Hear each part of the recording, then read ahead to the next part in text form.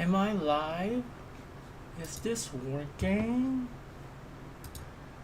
Dude, I have to fucking restart and then restart my computer again. For what, dude? It's like, why is my computer acting like a fucking old... Well, it is old. Fuck, it's almost 10 years. I'll get a new computer. I'll update it. Fuck, dude.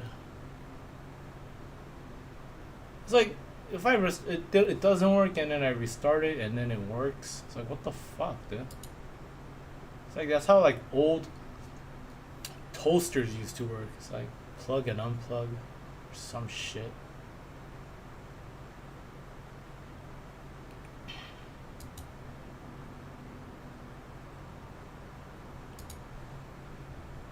Is this even working? I hope it's working. Mic check 1 2. It says it's working.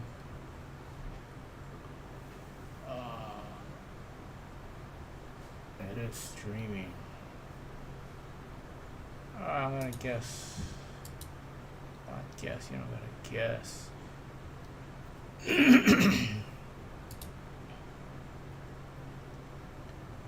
Fuck, man. Just. My life. My life. My life. Just my life, bro. Let's turn on some music. Look at what we got here.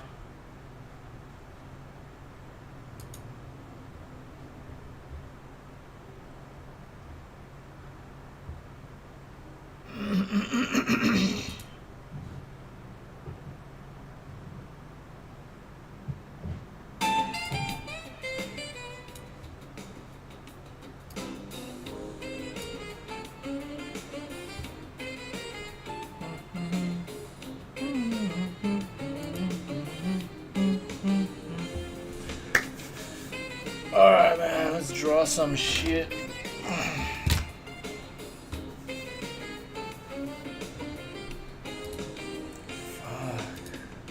Fuck, so tired.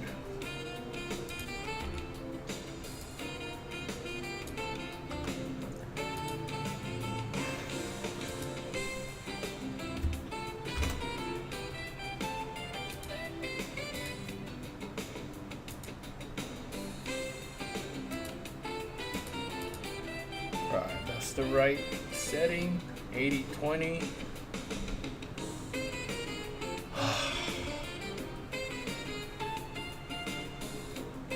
Dude, my fridge isn't making that noise anymore. I think it broke. Fuck, dude. Fuck, dude.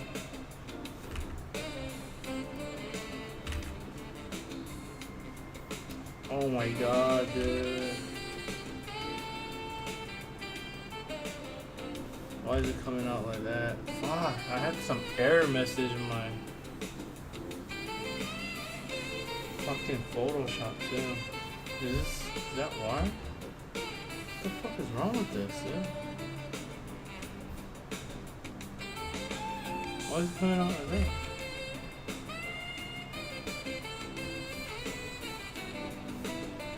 What the fuck, dude?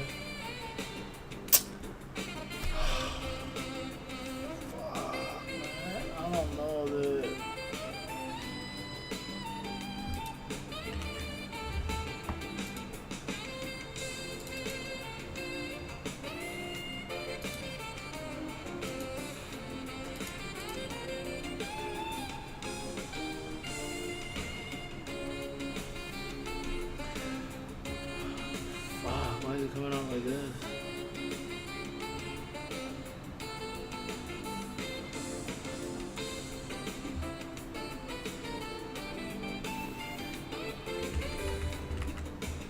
Oh my god, dude. Hold on.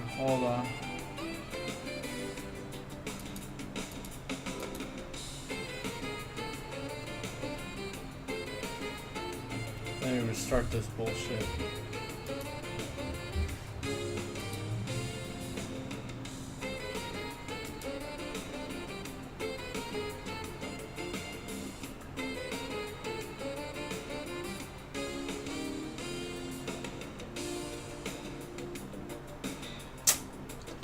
wrong with it, man?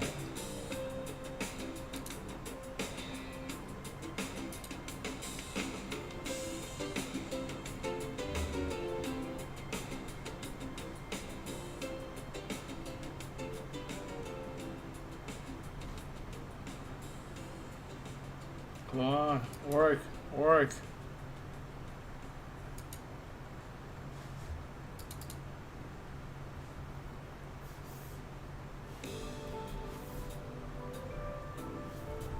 What the fuck? Why does it work when I like restart it and shit?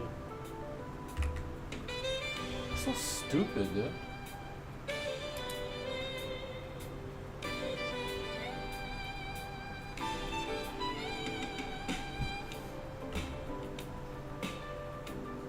Like, what the fuck is wrong with my... Like, everything's going shit, dude. My life is going shit. My finance is going shit. My health is going shit. My stream is going shit. Yeah, now it works. Like, what the fuck?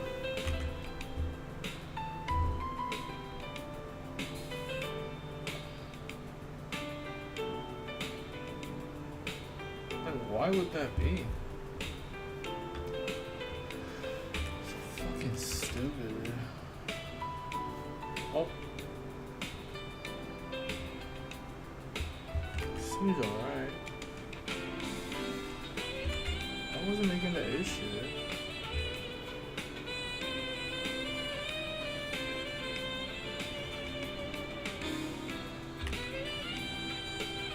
So weird, dude. Whatever. It's not even an issue anymore.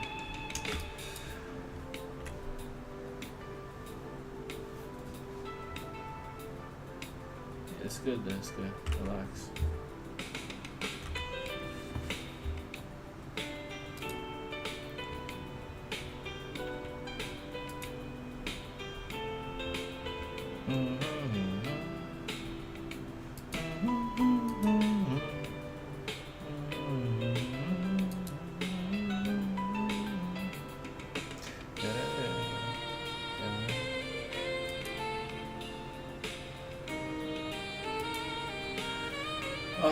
Let's see here.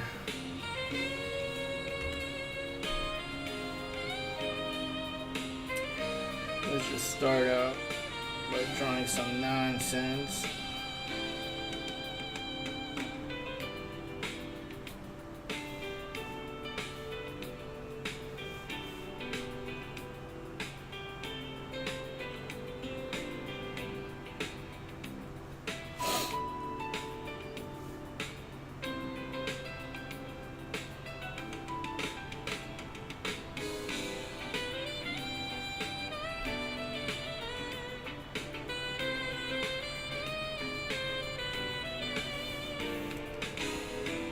Some bullshit.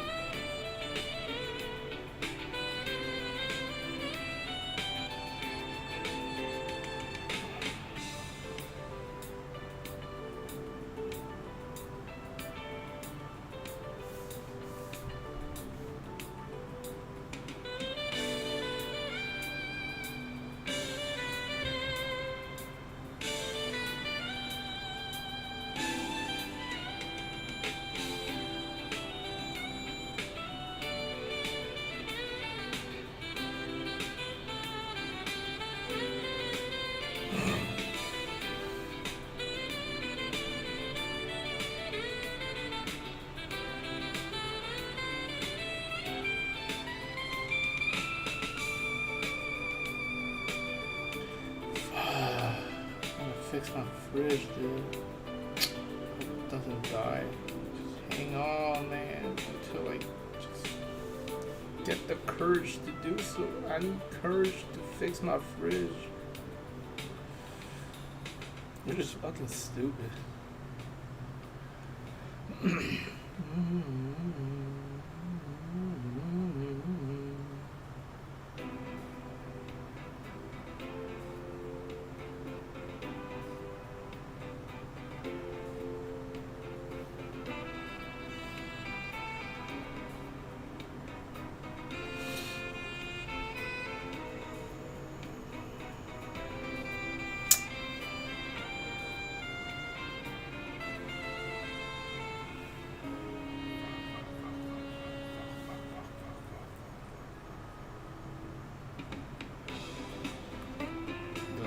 makes sense. I'm not thinking. You gotta think, bro.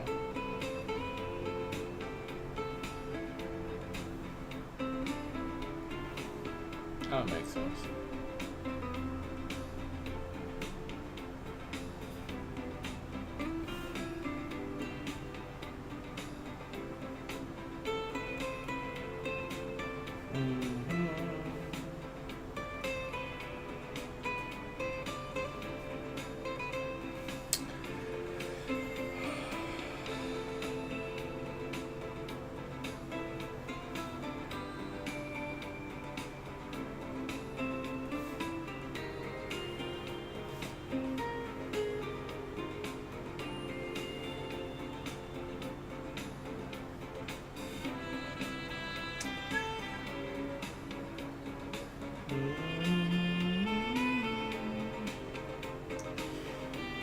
You can't do that.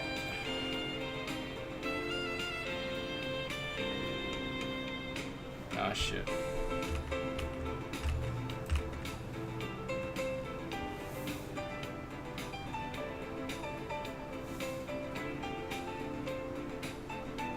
Think. What shape are you trying to draw? What is the shape? Think about the shape. Think about it.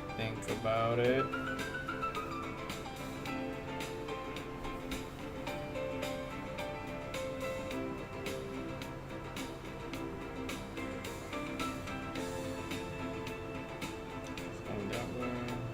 Slightly like that. Makes sense.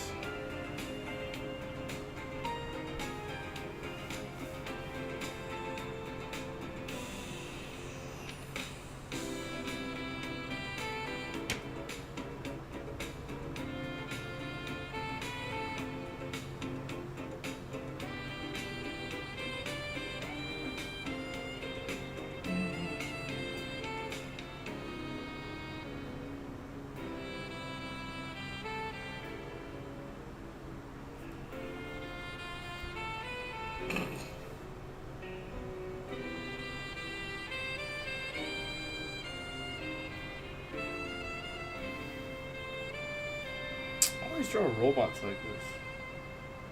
Like a fucking... like a frog and shit.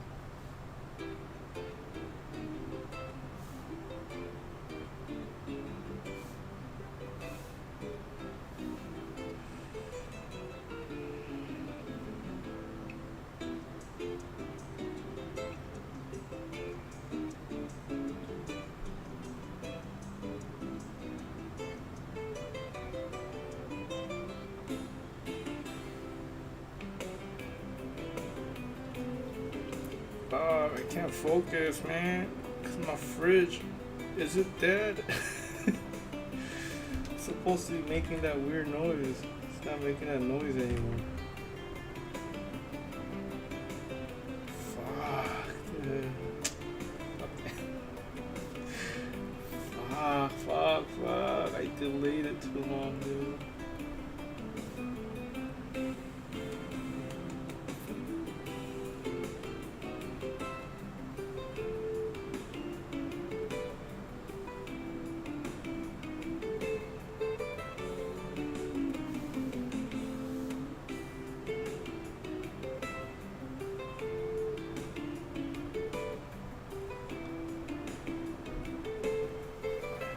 Shit's still cold, but...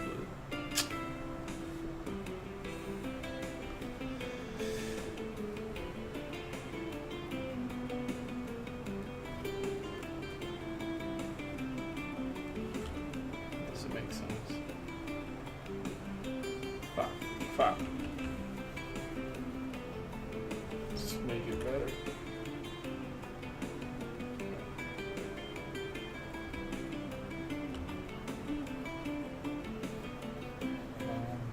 Just warm up.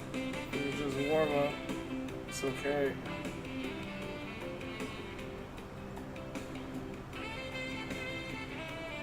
No, dude, it was right before. You fucking idiot. It's kind of right before. I could fix this.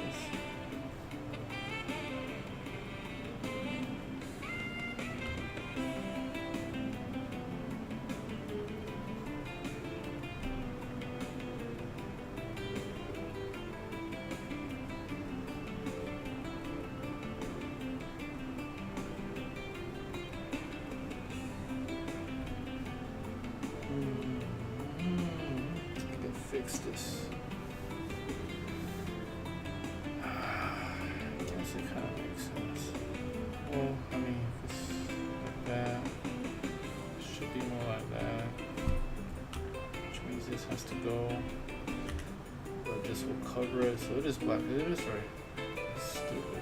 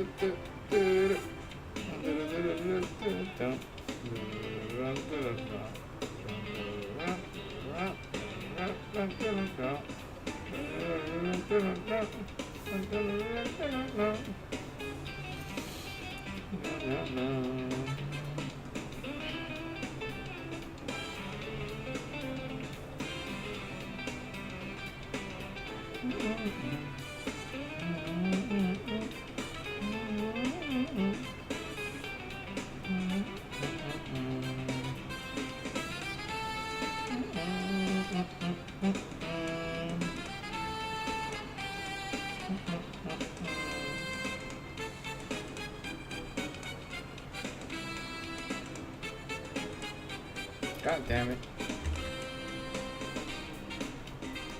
Stylist's fault.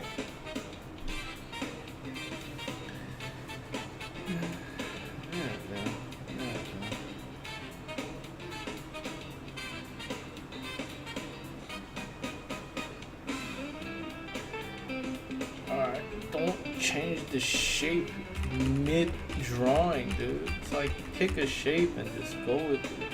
Fuck. Changing it in the middle of the drawing.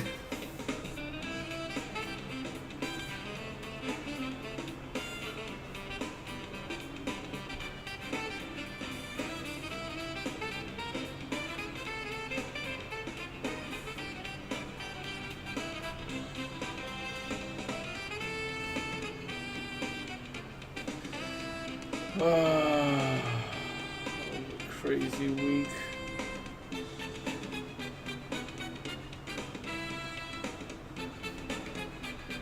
But I made it. I made it out alive.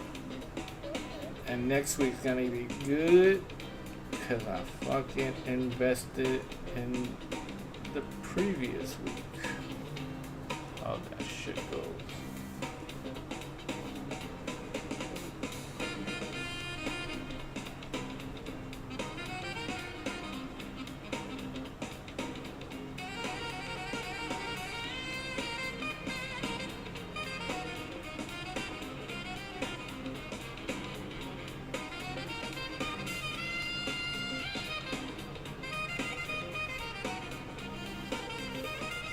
Ching chong.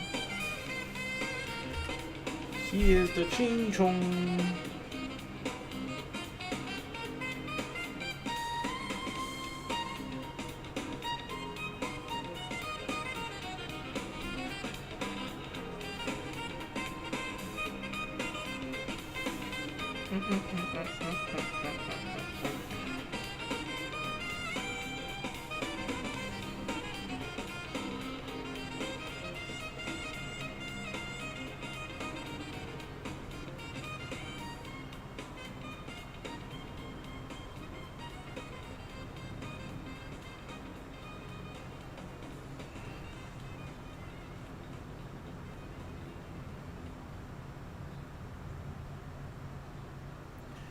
You are nothing but a ching chong.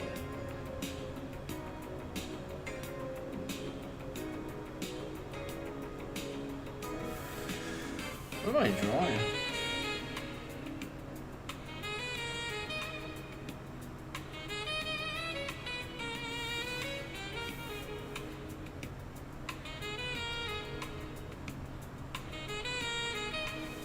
Where you going?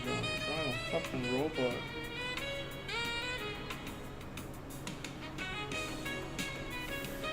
I'm just doodling. Just doodling.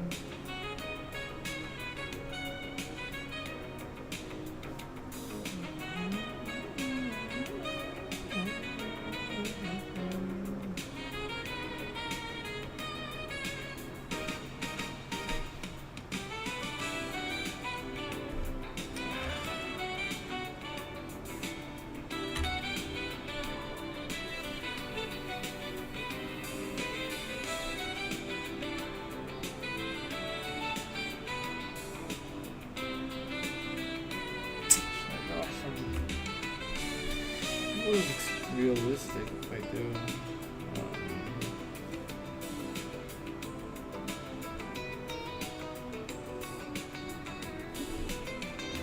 I should have thought of this before. It's better like that.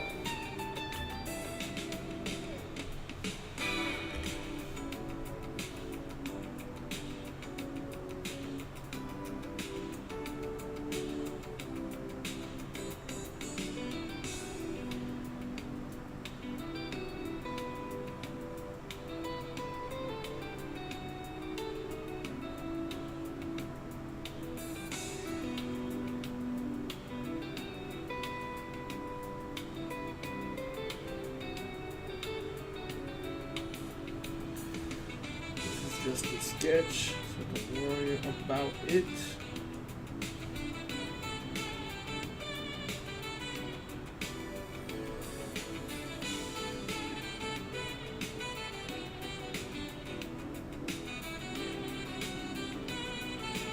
Where is the light source?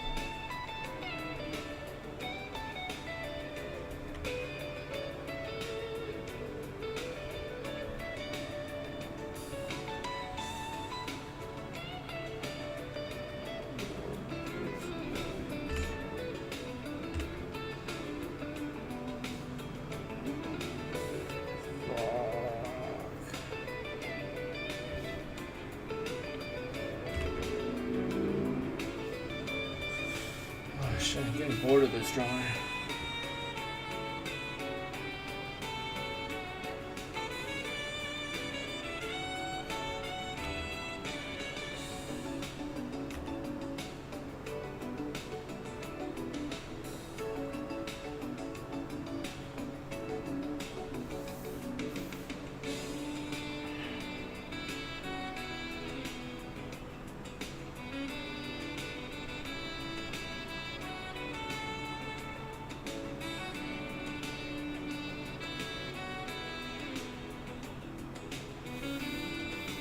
Strong.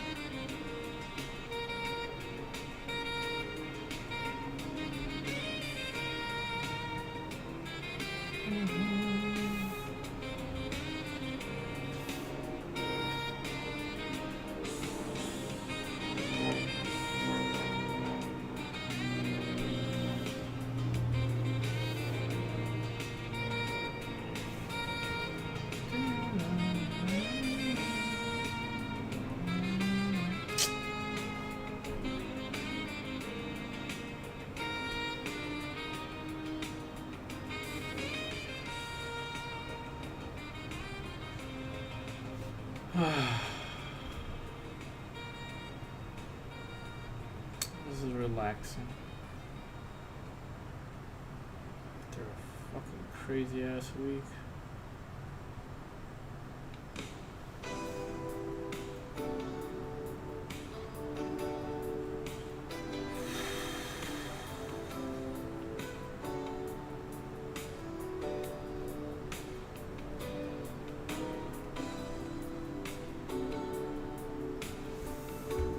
Shit, that was crazy. It's crazy ass week.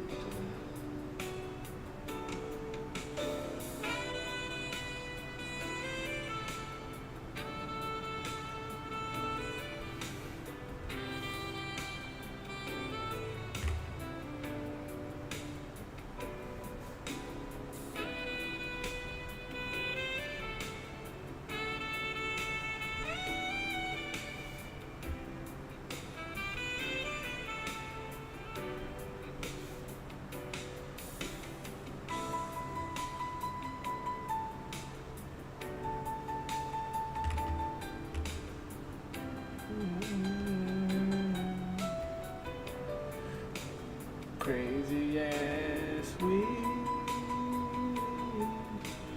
Crazy ass fucking week. But I survived.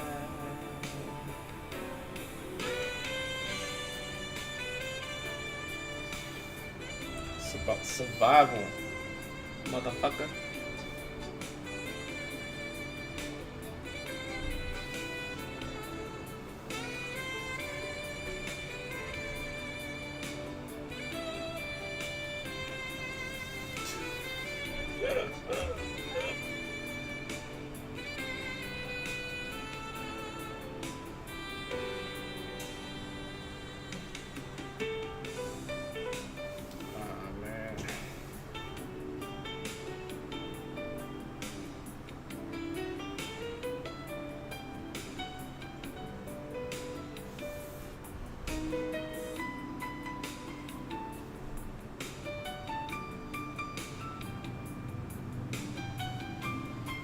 See, you already fucked up right here,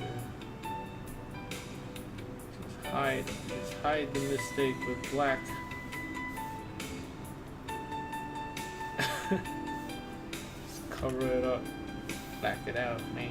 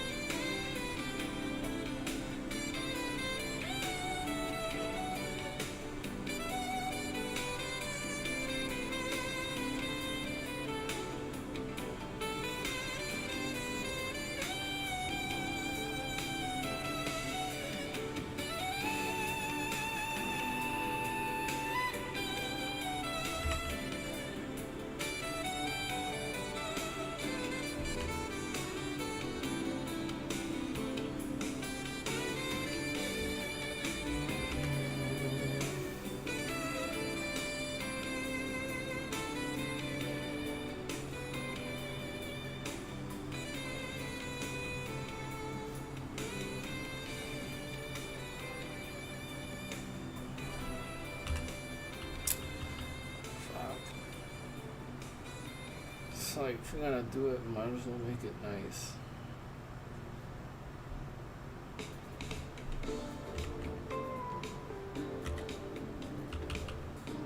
Might as well make it nice.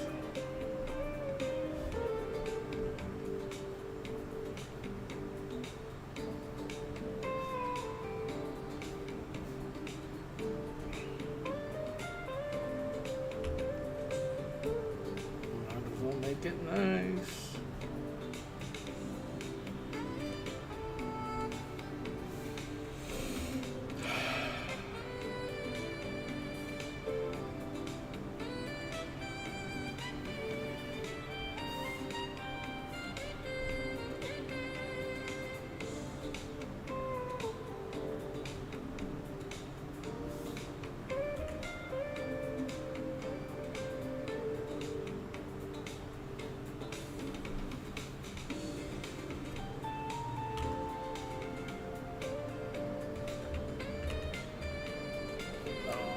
Doesn't make sense.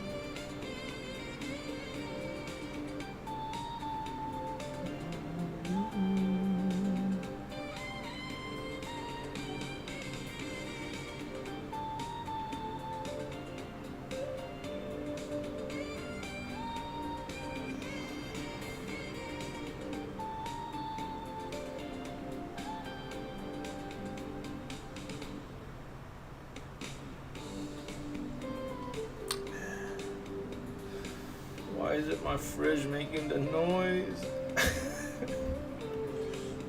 Fuck. It's fucking bothering me.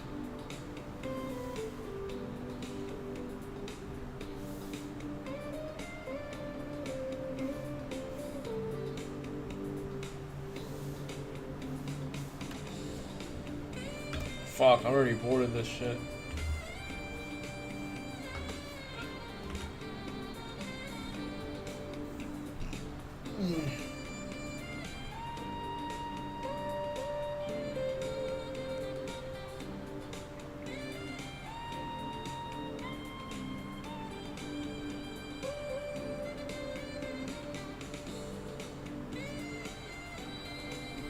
Fuck it.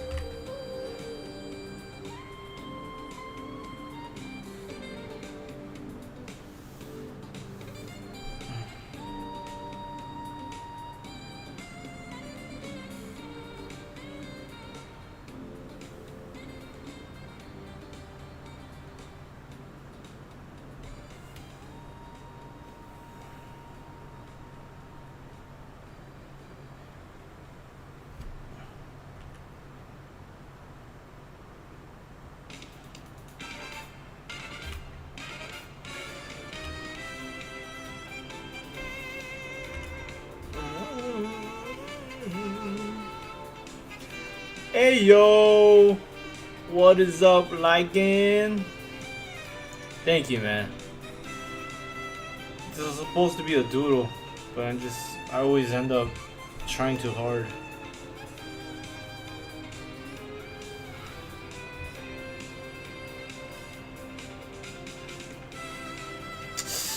I'm too lazy to draw. Hey, the goddamn the physiognomy thing that you sent me, that thing's so interesting. Like, I was like planning, let's watch some together, man. I made it so that you could watch the thing.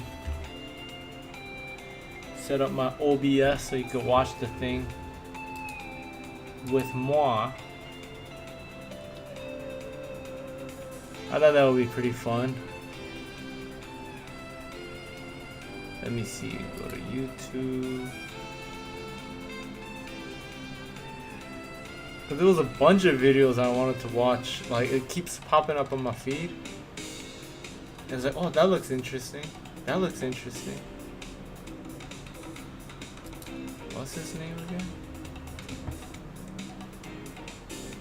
Yeah, it would be pretty funny. What was his...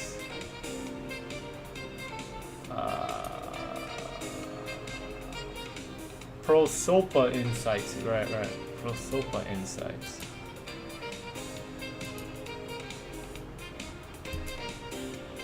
Prosopa Insights. Yeah, he just published a Sneeko one. Sneeko Exposed. That's pretty funny. Let's see if it displays. Yeah, there you go. It works.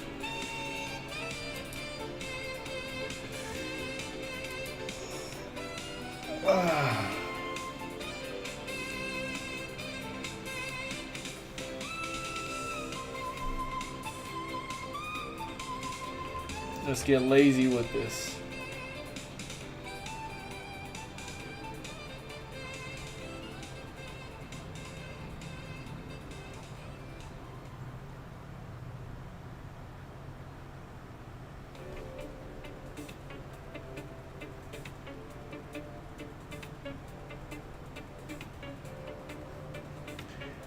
This is a way to draw when you're lazy.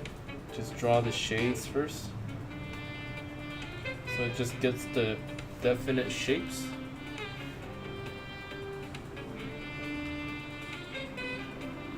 God damn it. I'll figure this out.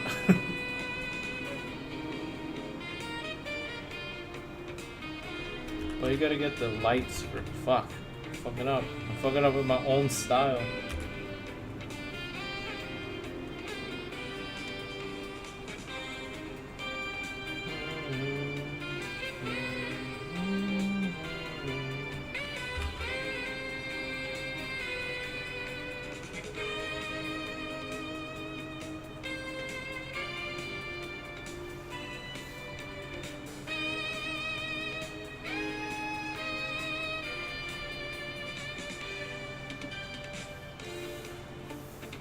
Yeah, finished already.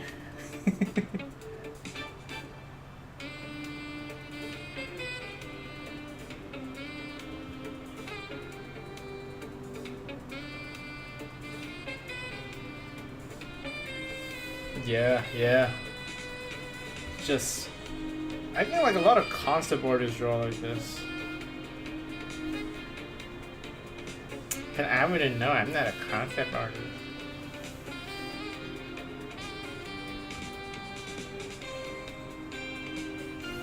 But fuck you, man. I could do what you do.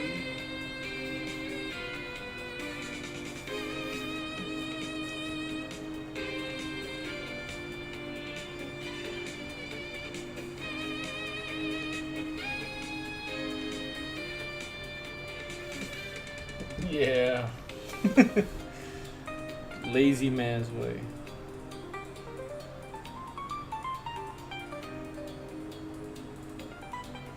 Concept art is basically like, yeah, it's like a silhouette basically. It's like, concept art is basically like, I'll let you think of it instead of me doing the hard work of designing every piece. Let you think of it.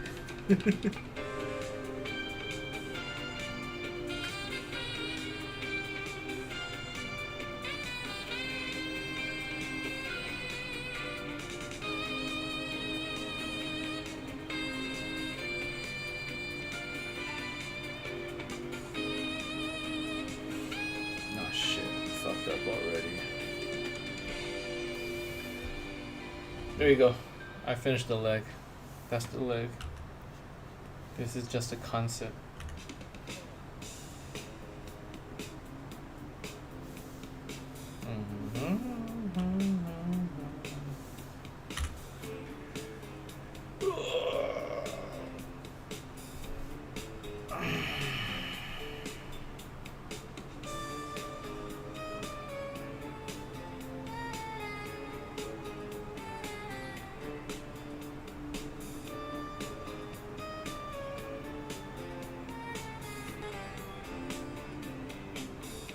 Fuck, dude, everything I owned is going to shit. Is my OBS okay?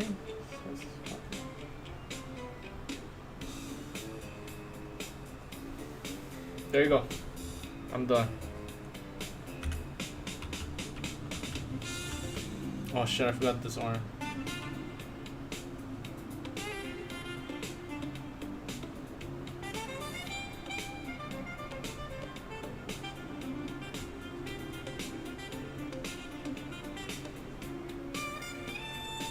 Oops.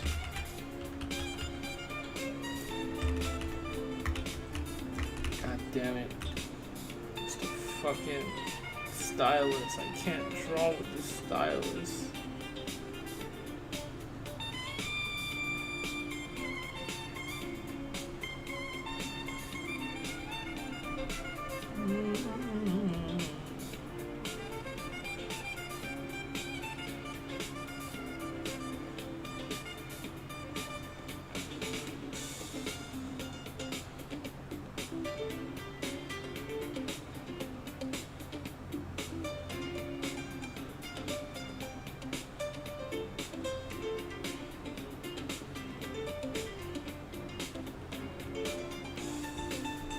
There you go.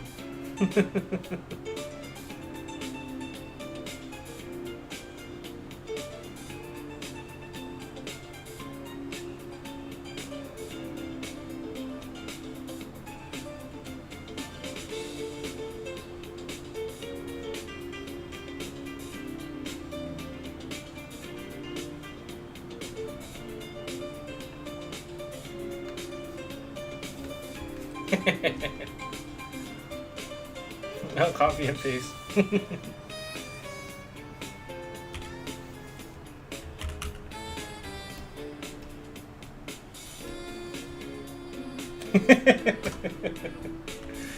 There you go. Look how fast I draw.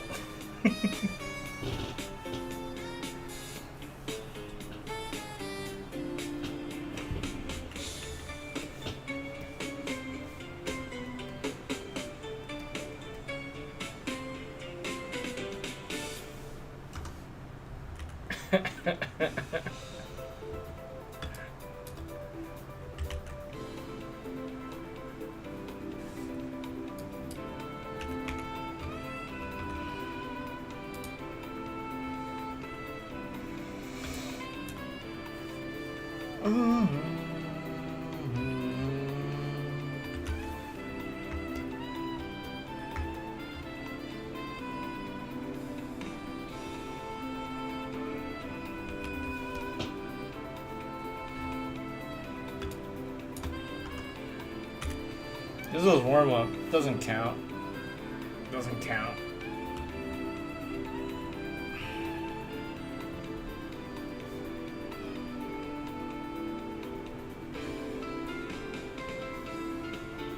I don't even know what that means. Doesn't count for what?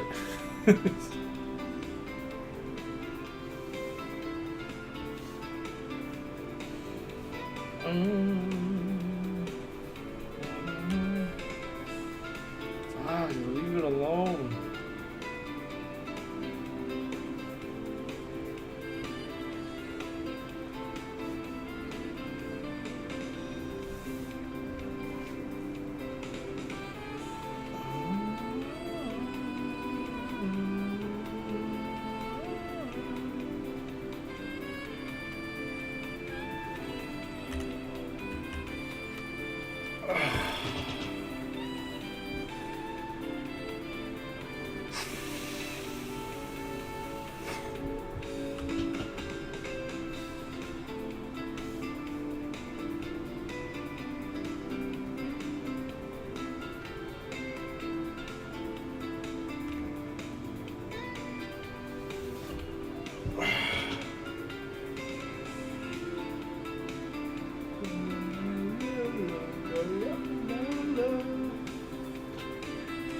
supposed to be a warm-up. I get too detailed oriented when I draw robots, and I like drawing robots, but like I go too crazy with this shit, dude. You gotta relax when you draw robots. And I just end up taking way too long.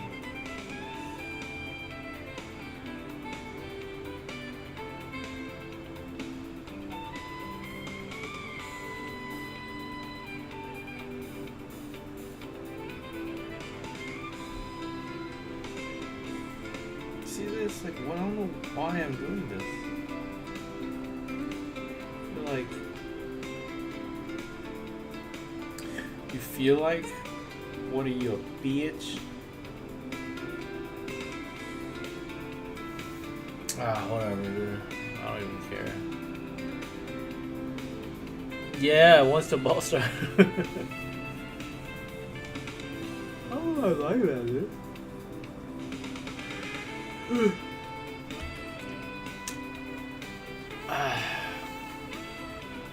I used to like drawing robots, and then I had to practice drawing people, and I drew too many people. Now I can't draw robots too fast.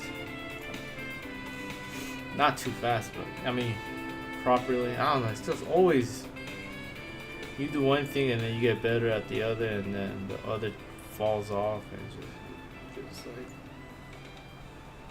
it's just like come on, man. Oh, here we go again with the Kanye West joke. No.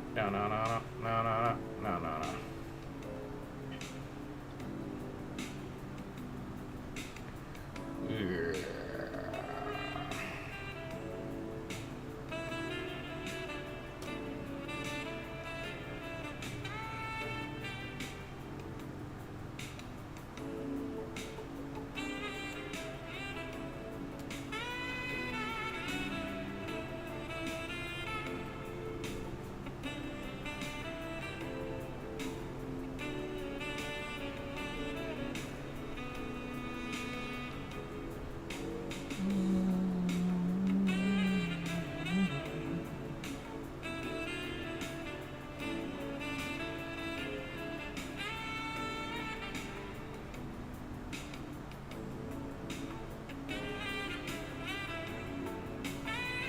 Trying to draw fast as possible.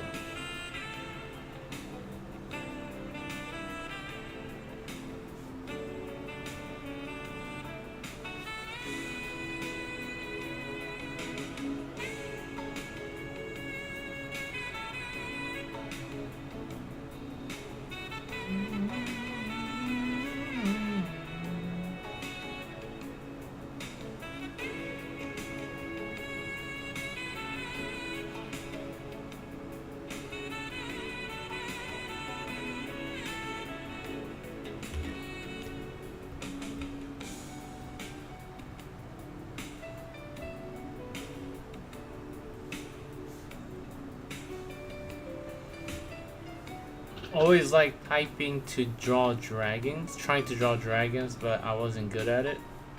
Really? Yeah, I mean, same thing with me.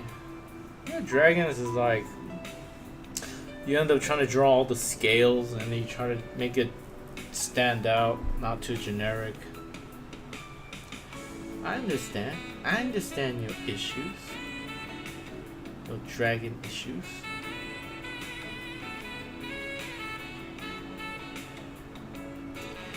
I should just kind of sketch today. Just kind of let loose. Just enjoy it today. Instead of trying to be all like perfecto mundo.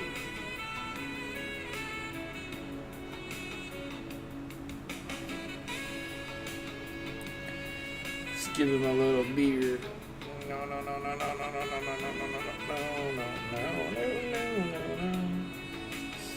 Just try to relax today. I had a crazy week, so gotta relax a little bit.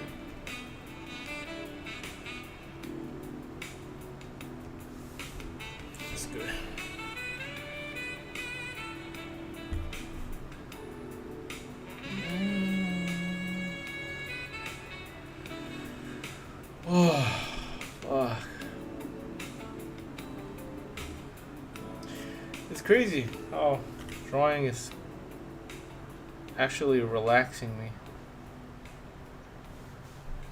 Who would have thought?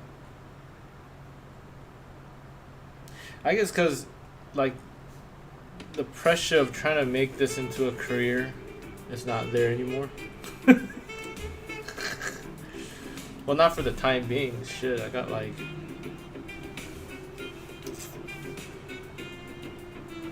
I'll just do whatever. Yeah, bullshit as pressures there. It's just...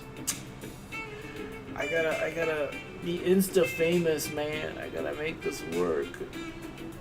Fuck that. I'm too tired for that shit, man. Instagram's not even pushing me, dude.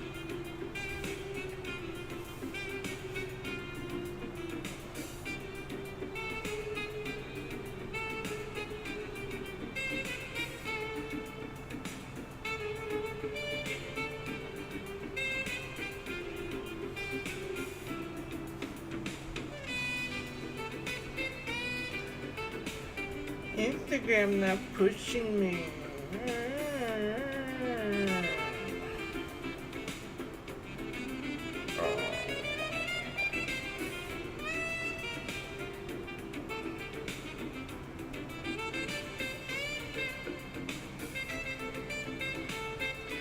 I like how Toriyama draws dragons. The dragon from Dragon Ball. I think he draws like a good-looking dragon.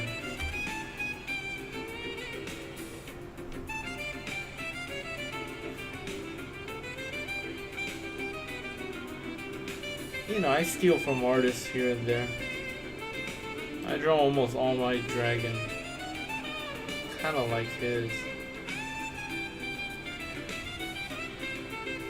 So Toriyama's dragon is kind of like how it has a humanoid face. Like that. His eyes are like that. Doesn't really look. Does he have nostril? I forget. It does have nostril like that. Yeah, I think it does. Not too big. I always draw the nostrils too big.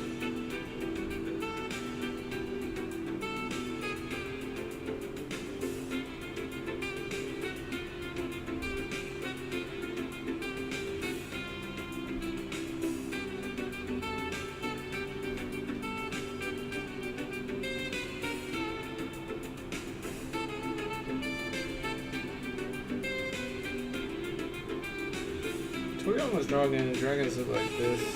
A lot of them. Not a lot of them, but like his reptilian style. Like the traditional style. I don't know if it's traditional style. It's definitely not like a Western. Not even. This is his style though. There's no dragon that looks like his in the history of dragon storytelling, if that makes sense.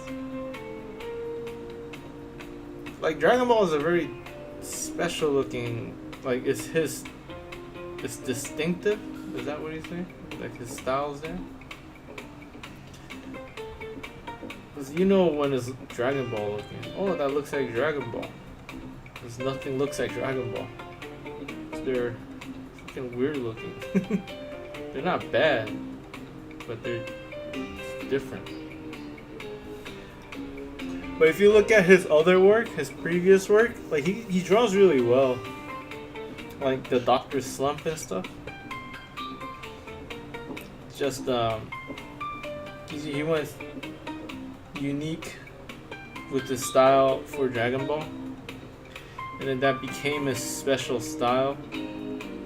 So it's like if you look at that game Dragon Quest, it looks like Dragon Ball.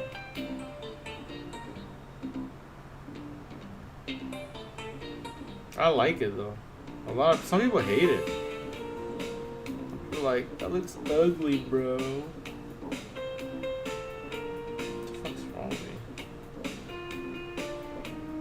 me? You know? No.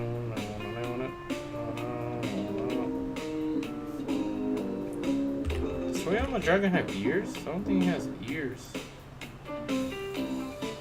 This is all crooked, dude. Fuck. What's wrong with me? No, you gotta relax today. It's just sketching today.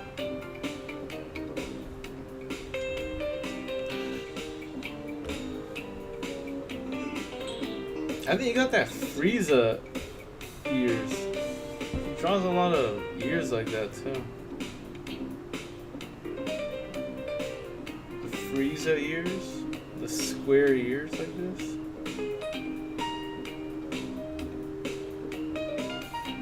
No, I don't think that's it. This is weird. I don't think he has ears. Whatever.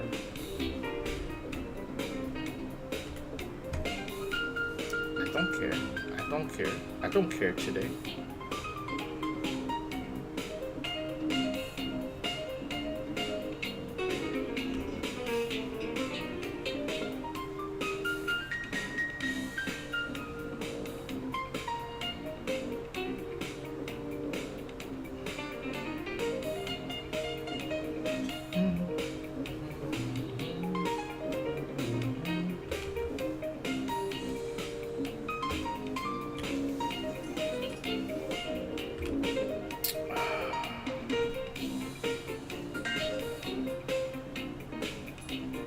What is this horseshit drawing today?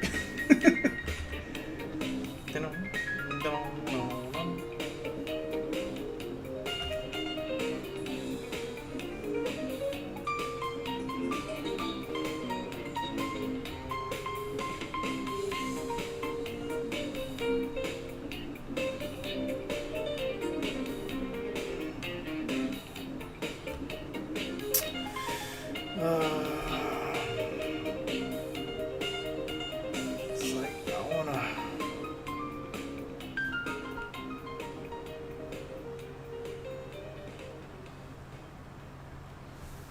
I wanna play like video games today.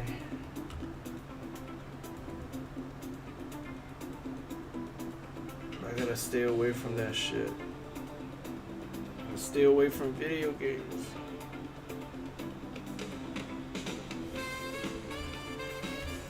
It's like crack to me. The video games are like crack to me.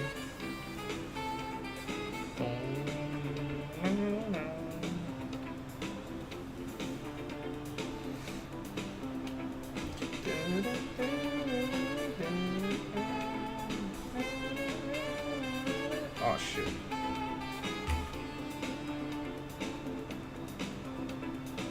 Stay away from video games.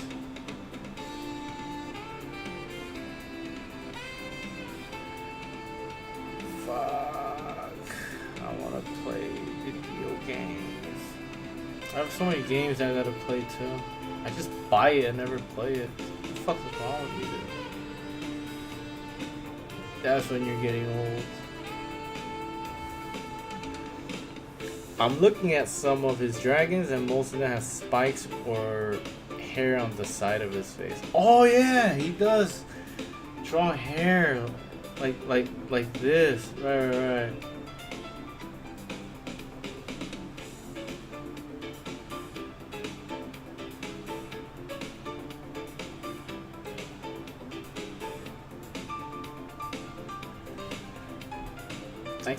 I don't want to copy it too exact.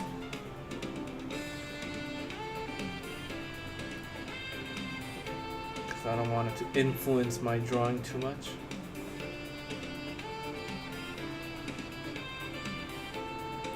Some shit like that.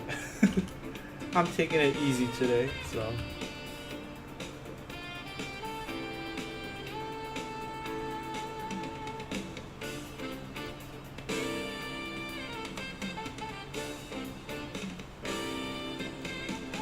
Some bullshit like that.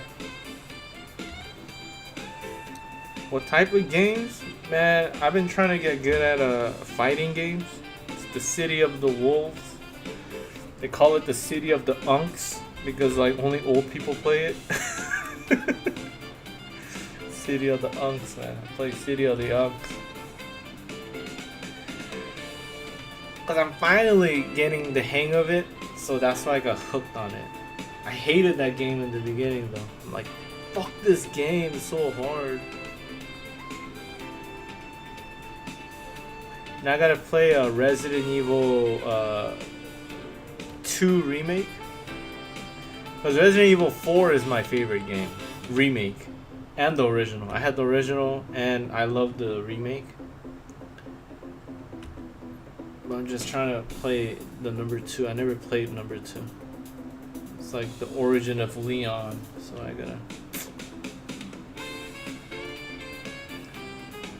And the new one, Requiem number 9. It's like I saw too many streamers play that, so it's like I don't need to buy it. Like I already seen it.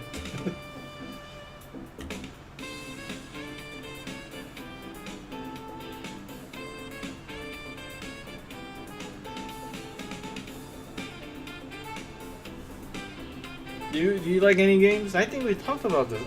I can't remember. Like what games you into? Everyone likes video games in this day and age. What video games are you into, bro? Just give him a little bit of a goatee.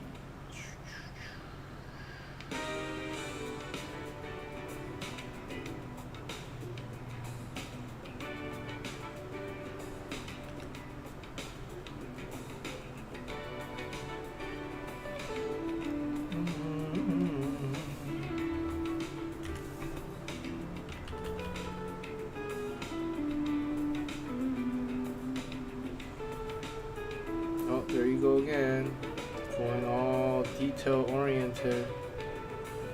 Gotta relax, gotta relax.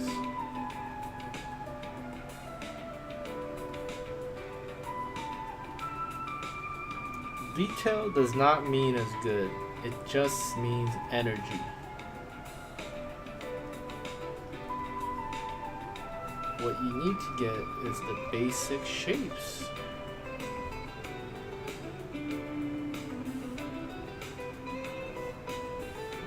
White eye looks better. I like survival sandbox games. Yeah. Well, I like all games, but survival sandbox. Survival is like Resident Evil, though, no? Like what? Like example? I can't. I know sandbox. Sandbox is always fun. Are you excited for GTA 6?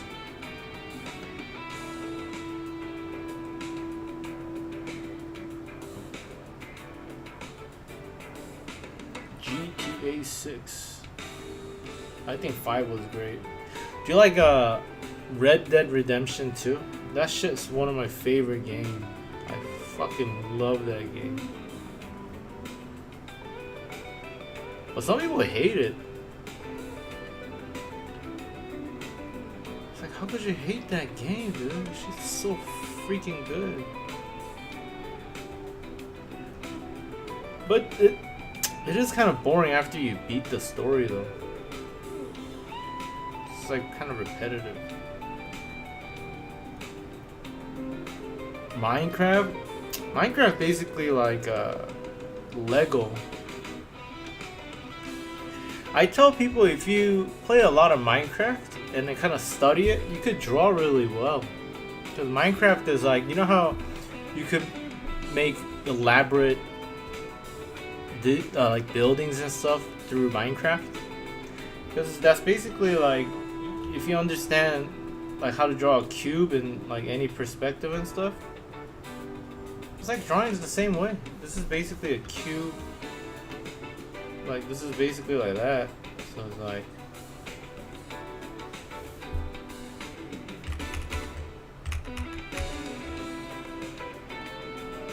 I think Minecraft's great.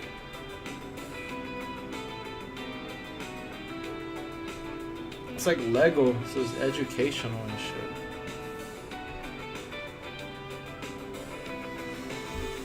But I don't know what you do in Minecraft. Like you just build stuff, or like I think like there's like zombies in it too, right?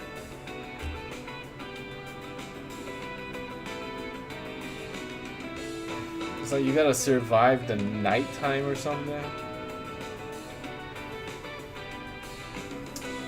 I have Valheim, but I never really got it. No, actually, I played a shit ton of that. What do you mean?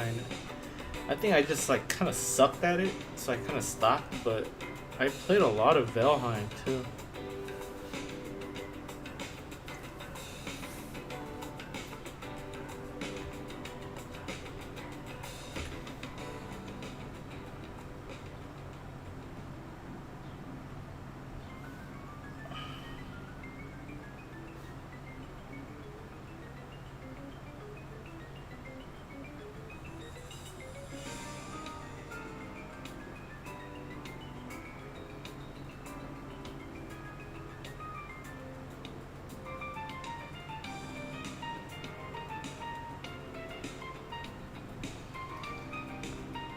Yeah, in survivor mode, so you play like the building aspect of it, which I think is the great part of Minecraft. Learn how to build. But draw like I well, I keep saying this to people, like drawing is basically Minecraft. I don't say that to people. No, I don't. I don't say it to nobody. But I think it a lot. I'm like, this is basically drawing. Drawing is like similar way.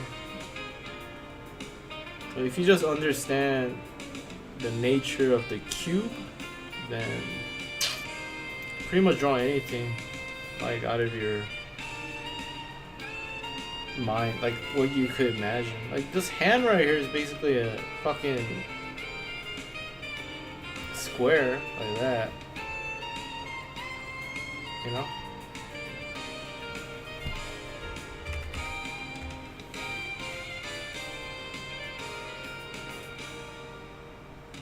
It's just a lot of bullshit add on to it. But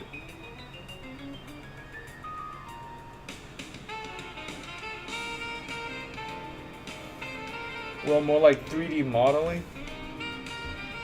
And 3D modeling is also drawing.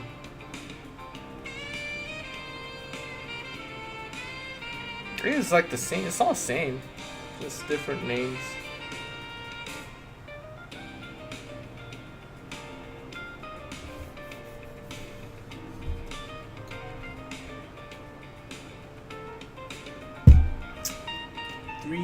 Modeling.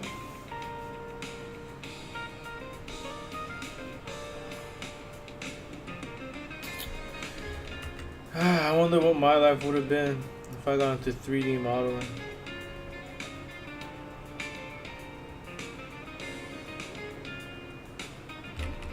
Fucked up already. See, I'm not thinking. See, I already drew this.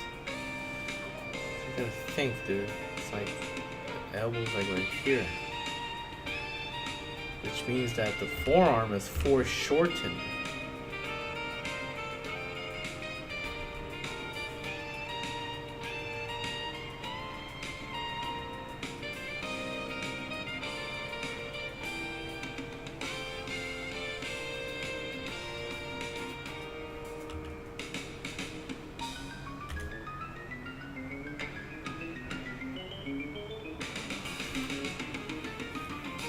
I struggle with drawing round things in perspective, like wheels.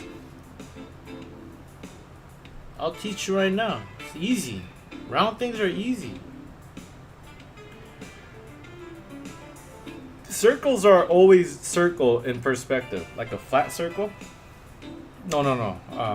That's not true. I meant to say sphere, like a ball.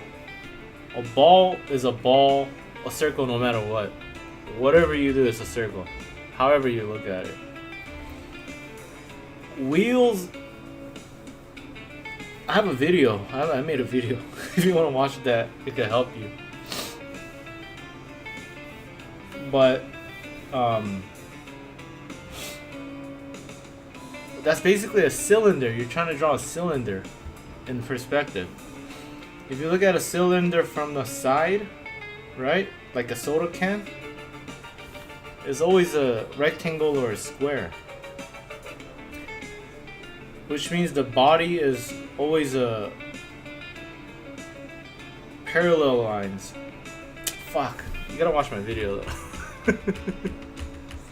It's easy, it's not hard. It's in perspective. Because I'm struggling to explain this right now because like you gotta know this, but if you know this, you gotta know, but you gotta keep going backwards. You gotta know the nature of parallel lines. So parallel lines always kind of they meet in perspective. So the body, because the body is always a parallel lines, it's gonna always meet like that. It's either like it's gonna converge. And you just imagine the square and then draw a circle like that. My brain's not working today. I can't explain it too easily.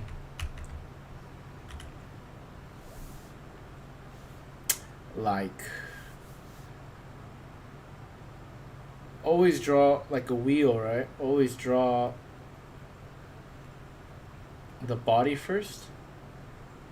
But don't make sure if it's not like super, if it's not in crazy perspective, don't make it too crazy. Just make it like, just so that you can know that the side facing you is wider. Oh, I just be procrastinating. Yeah. And it's just they're always symmetrical. So if you want to draw like this, it's the same like that. Like that. Like that. That's in perspective. That applies if you're gonna draw like that. Like that. You could exaggerate it. I mean, if it's like that, see how it's symmetrical. And same thing applies here. It's not hard. You'll get it. It's not hard. Drawing cubes in perspective is harder. Just all you gotta know is that, like a circle shape, they're always symmetrical. So you just gotta figure out one side, then you just gotta copy the other side. So that's rule number 1. And then the body of a cylinder is always parallel lines. So make sure they're gonna look like they're gonna converge down the road. Depending on the positioning of it.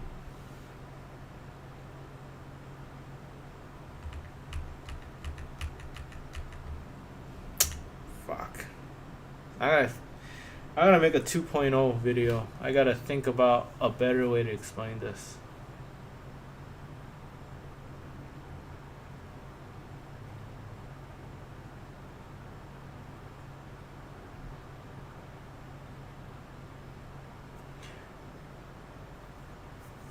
Fuck, I hope I'm not boring you. Learning this shit's kind of boring. But I just want to say, cube, circle, any shape, anything when you draw, just gotta understand the nature of parallel lines. In perspective, they're gonna always meet at your eye level. So you see how this line and this line, they're all gonna meet. Like the eye level is like right here, which means like my head is like right here, and somewhere down the line they're all gonna meet because they're all in concept. If you take out the perspective part out, they're all parallel, right? Because this, like, the mouth is here, nose is here, they're all parallel. But this isn't perspective, so that's why. You just gotta understand the nature of parallel lines and you're good to go. Parallel lines, parallel lines.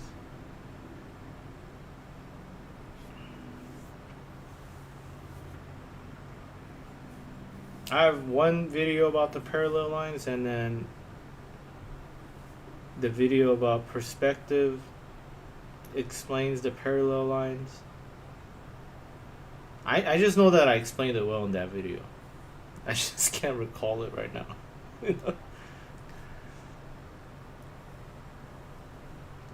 Understand parallel lines, why they converge at your eye level. Then just break every shape down to parallel lines and then you'll figure it out. I feel stupid. I can't explain it well. See, this is parallel line, parallel line. These are all parallel. The eye level's here. So somewhere down the line, they're gonna all converge. See, this is a parallel line. Yeah. This is a parallel line. I think kind of fuck up. This should be like kind of more like this. Oh shit. What did I do?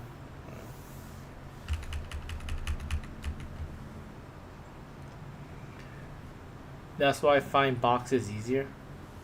Yeah, but it's the same. It's exactly the same as a wheel. I think the body of the wheel, I'm sure you understand because you said boxes are easier. So I'm pretty sure you're having trouble drawing the ellipse. The circle part. Ellipses are just hard to draw in general. It's just a bitch to kind of know how to.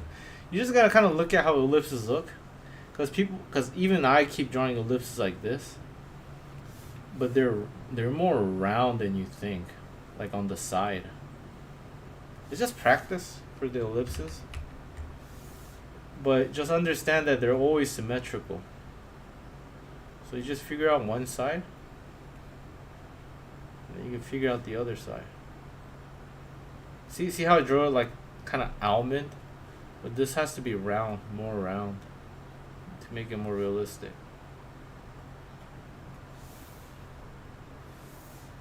And this could be like a soda can.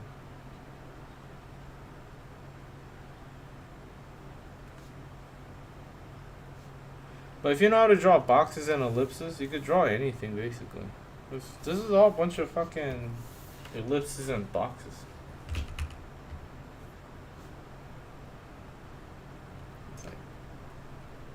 Coke. This looks kind of fucking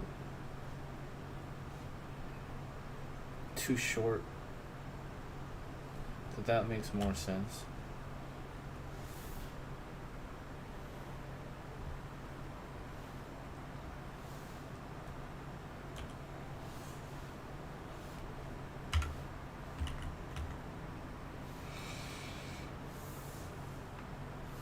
So parallel lines for the body and symmetrical curves for the circle part.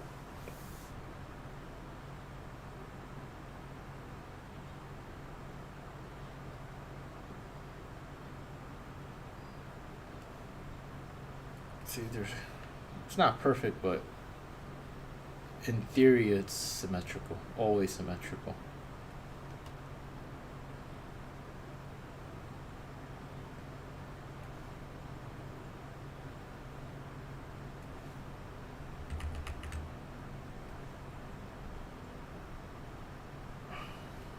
So you just cut this like this, that's a wheel right there.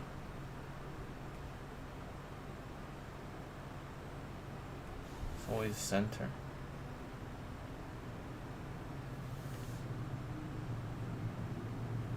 Tie your, what are the threads, the tread, or how the fuck you want to say it.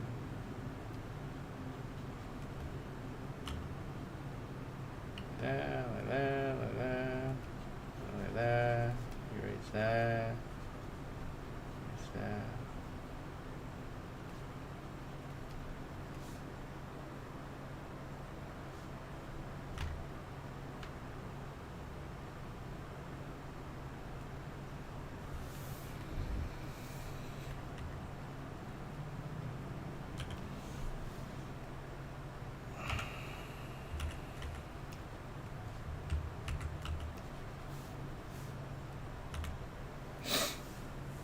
Fuck, it's turning into a preachy stream.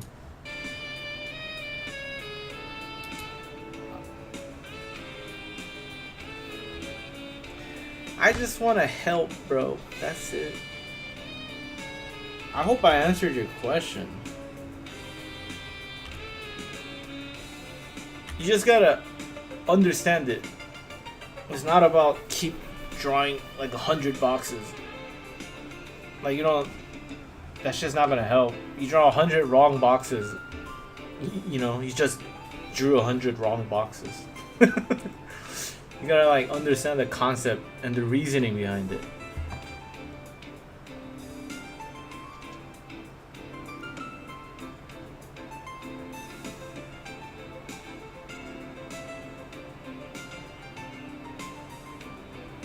Draw a box like this. And then the circle fits here. The ellipse.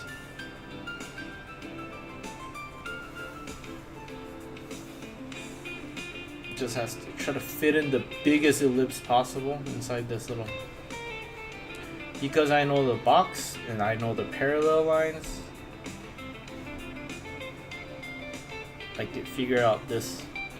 But you know the parallel lines, and then you can figure out everything. And the eye level's like right here.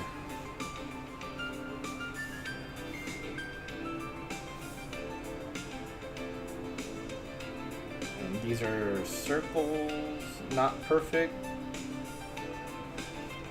because the box is like this. Try to fit it in. They're not perfect circles. They're also ellipses. But the box is facing you more, so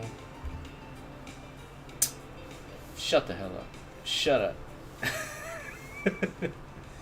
Shut up.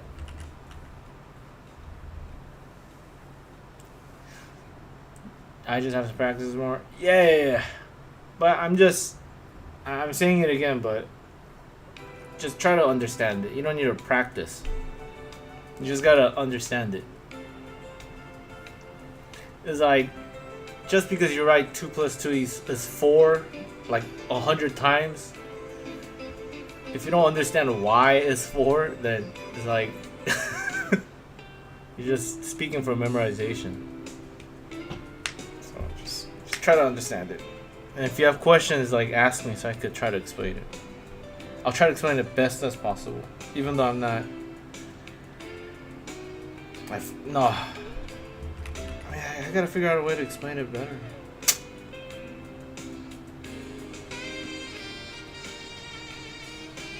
I'm here to help. I'm here to help.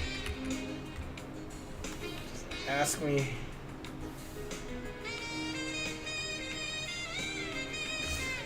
It's hard because, like, if I have you next to me and then, like, you draw it and then, like, I can kind of critique it, then I can explain that really well. Like, in-person teaching, I could teach it pretty quickly, but I don't know, I can't see what your problem is.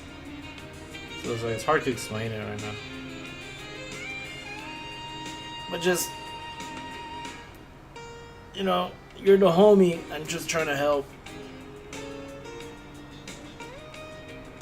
I'm trying to help, bro.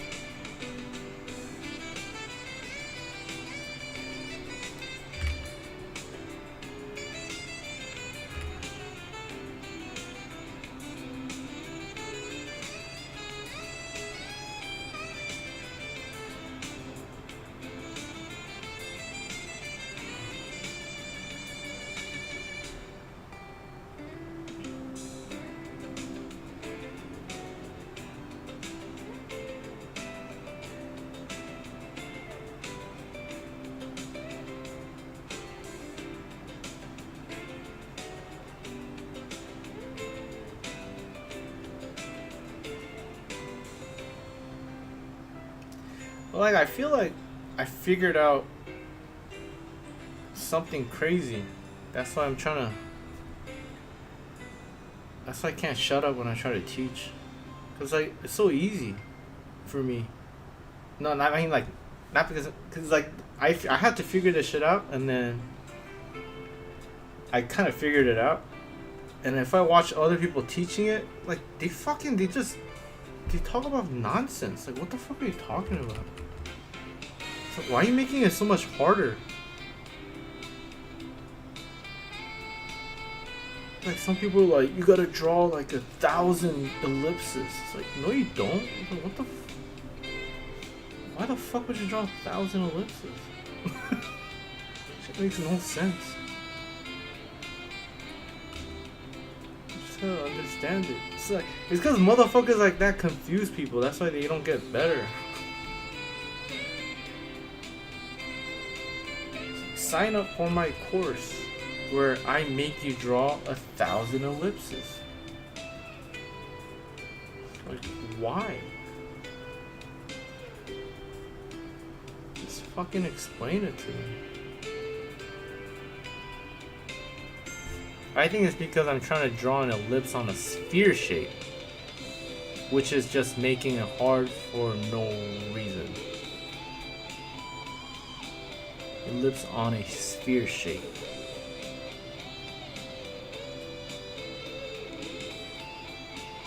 Which just makes it harder. On a sphere shape? You're trying to draw an ellipse on a ball? Like an eyeball. Oh.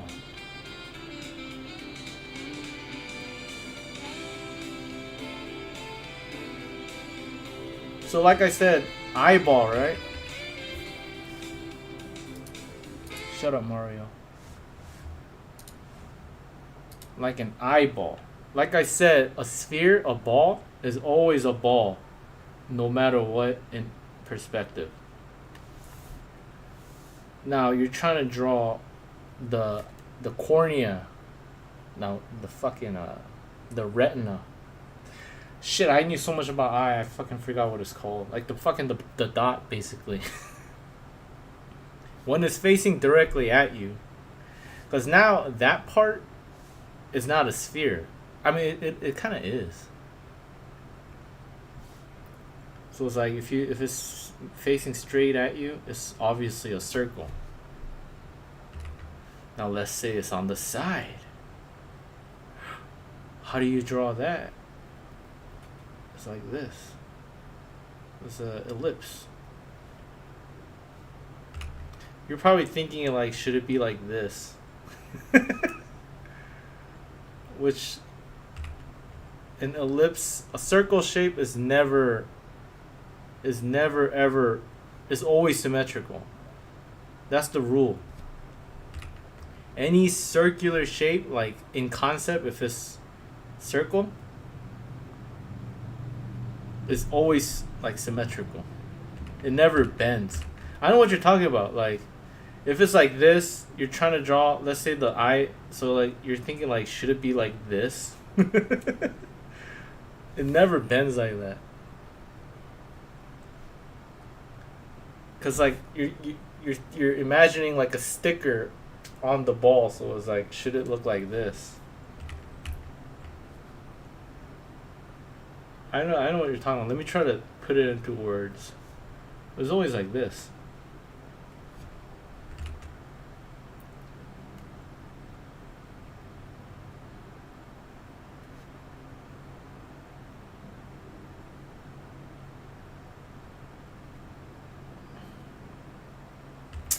Well, I mean, it does kind of look like this if it's like on the edge.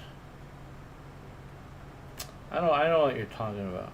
How do I fucking explain this?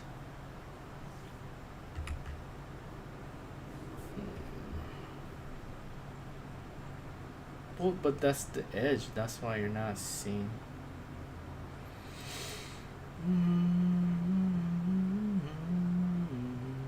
As it gets closer,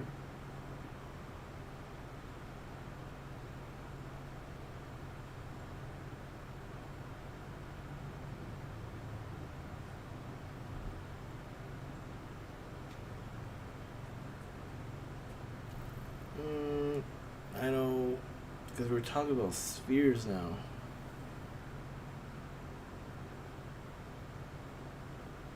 It's not a perfect circle, because a perfect circle does turn into an ellipse. Like the rule is though, this is like an axiom. The rule is a circle shape is always symmetrical. It doesn't.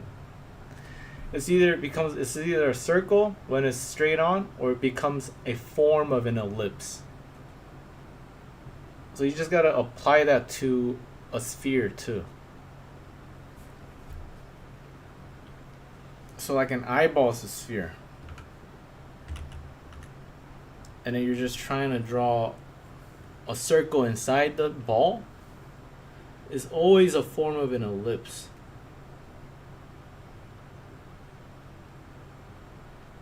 Because the center is here. So if you break it down, it all goes like this. You know? Like that's the body. Does that explain a little bit? Does that kind of clarify? Because you're kind of overcomplicating. You're like ignoring the axiom, the rule of perspective. There are rules to this. So it's like a circle shape is always an ellipse.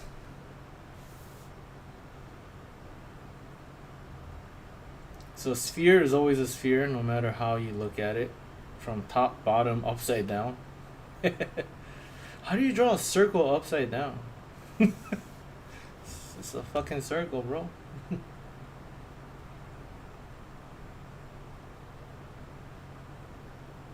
So on this sphere, you gotta draw a circle. When it's looking straight at you, obviously, it's gonna be the original shape, which is a circle.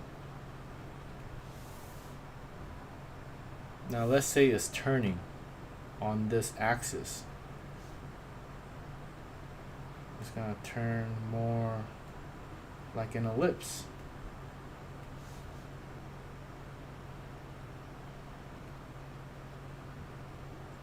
Like that.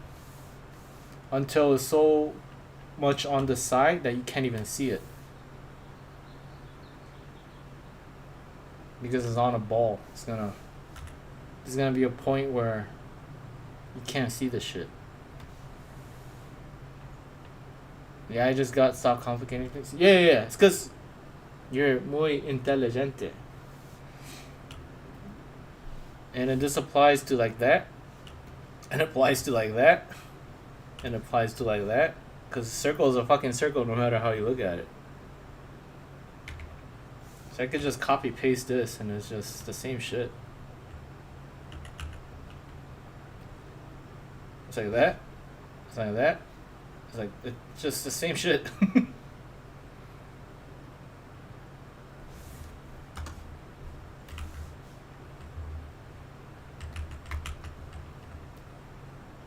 that.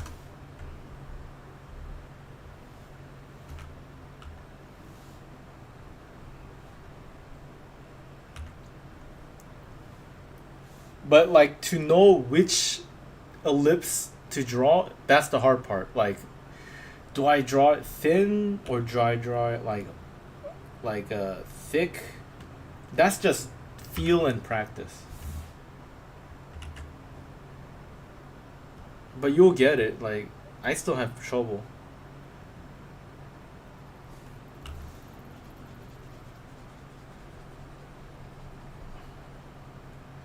Even though this is a circle, if it's a sphere, you know, it has that imaginary kind of like guiding line like this. Like a earth. Like a earth. And it's like if you pick a point here, you don't want to draw a perfect circle. That doesn't make sense. It kind of does look pretty good though. But it's still an ellipse in a way. Should be like this, more like this, because the center is here and it's gonna be like that. You know, the body's gonna be going. So you gotta always think about the center too. The center of the ball is right here. So all the line, all the body, all the parallel lines like this. Yeah, I think that's a good way to explain it. You gotta, don't forget the center. So if you just pick any point, like let's say you pick here, it's gonna go here, and that means the body, like how thick is it? Try to imagine the body. Okay, let's say it's this fat. Then you draw the arc like this, and remember I said it's always ellipse is always equal, so it's like that. And if you just erase this,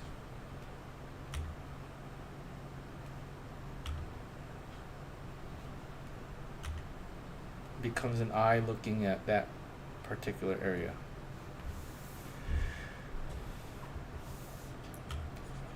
I just want to help, bro. I hope I explained it well. And then the center of an ellipse is always like that. So there you go. There's an eye.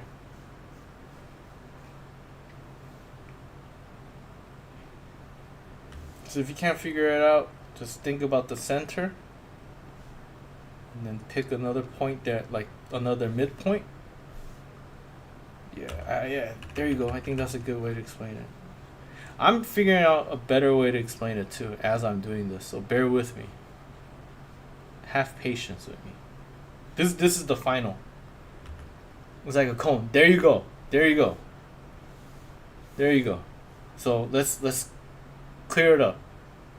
Sphere is always a ball no matter what. So it's like you draw a circle first. Then a center of a sphere is always the same shit. It's the center. Like that. So that's good. Think about a cone. So pick any point. Let's pick a hard point. And the edge right here. So the imaginary point A to point B. How big is the cone? How big is it? Just pick. Make sure they're symmetrical. Let's say it's that big. Then you draw the cone is like that. Now what shape of the ellipse are we going to draw? That's the thing. Are we going to draw like this? Or are we going to draw like this? That takes a little bit of practice. But obviously, because it's more on the side, it's going to be a thin ellipse. So just try to figure out one side. Like that. God damn it. All you gotta do is try to figure out one side. Then the equal shape on the other side. There you have it. And the center was right here. So if you want to draw another ellipse, the same shape at the center. There's an eyeball.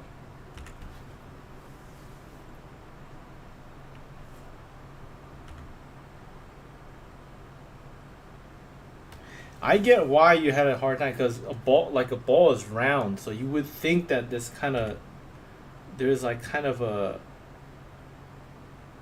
how do you say, like a bend, like a circle bending. But that's just not the case. It's like, how do I explain this? It's like it just.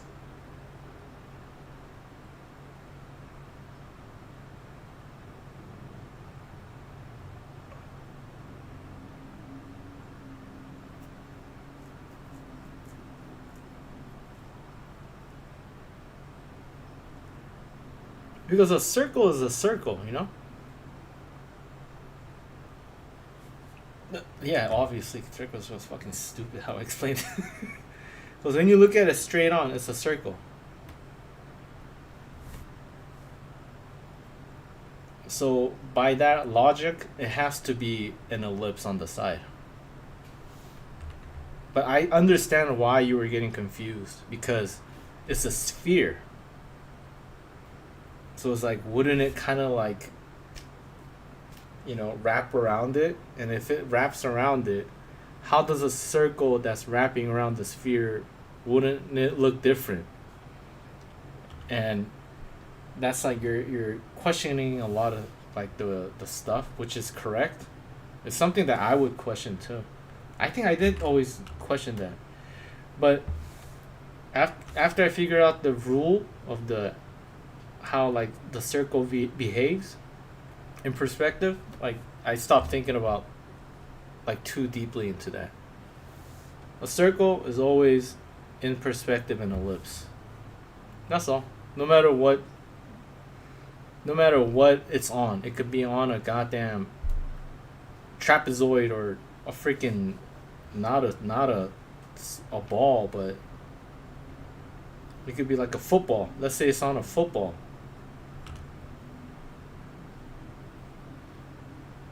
Let's say you're looking at a football and there's a perfectly circle shape, right? It still behaves the same way. It's still an ellipse, no matter a form of an ellipse. It's just the positioning is different. Like you can't have a circle like there you go. Yeah, there you go. That explains it. You can't have a ellipse over here like this because the center line is going like this. Like you said, it's a cone that all converges to the center. So that's the rule. You can't have an ellipse like this. It has to follow the center line, so it has to be like this.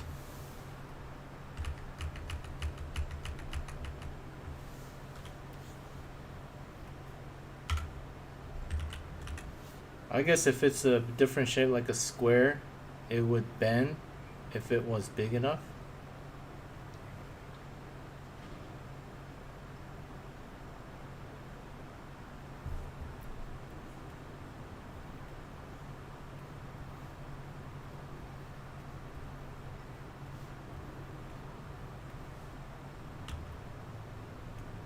So what you're trying to do is like I see what you're doing. You're trying to figure out the nature of like the fundamentals and stuff, which is good. Like you're questioning it, which helps you explain it better. So it'll be like this. Because reason is you're following the center line. Is that what you're asking? It will bend like a 5D perspective? I don't know what 5D perspective is. I think that's just there's 3D. There's only 3D. this is the X, Y, no, X, Y, Z. 3D. We can only see 3D. I don't know what you mean by 5D. We literally can't see 5D. I don't even know what that means though. Everything. The most you can see is 3 faces of a cube. I mean 2D square on a sphere. 2D square on a sphere.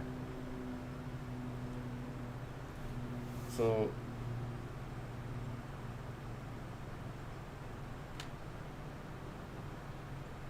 it'll be like this, right? Now this. Like that.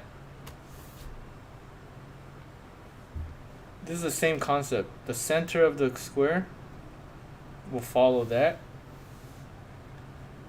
And this is just following the... Remember the little imaginary dots?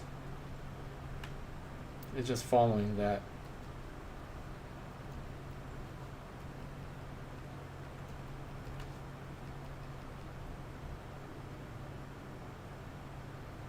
Center. Like that.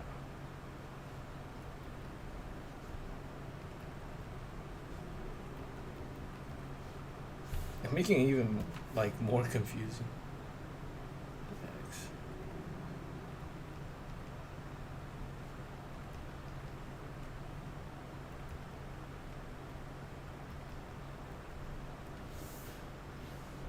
Am I explaining it well?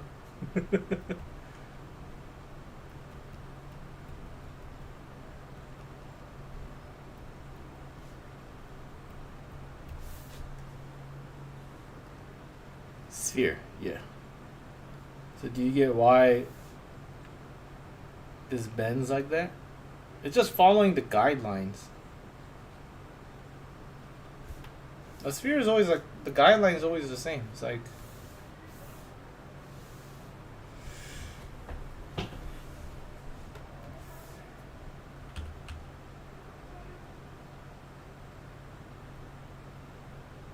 right. And then you keep breaking it down, and the whole thing's gonna be like freaking green. But you could break it up however you want. But it's like this. It's always like that guideline. I'm in 5-point perspective, which is 2 point on horizontal, 2 point on vertical, and 1 in middle.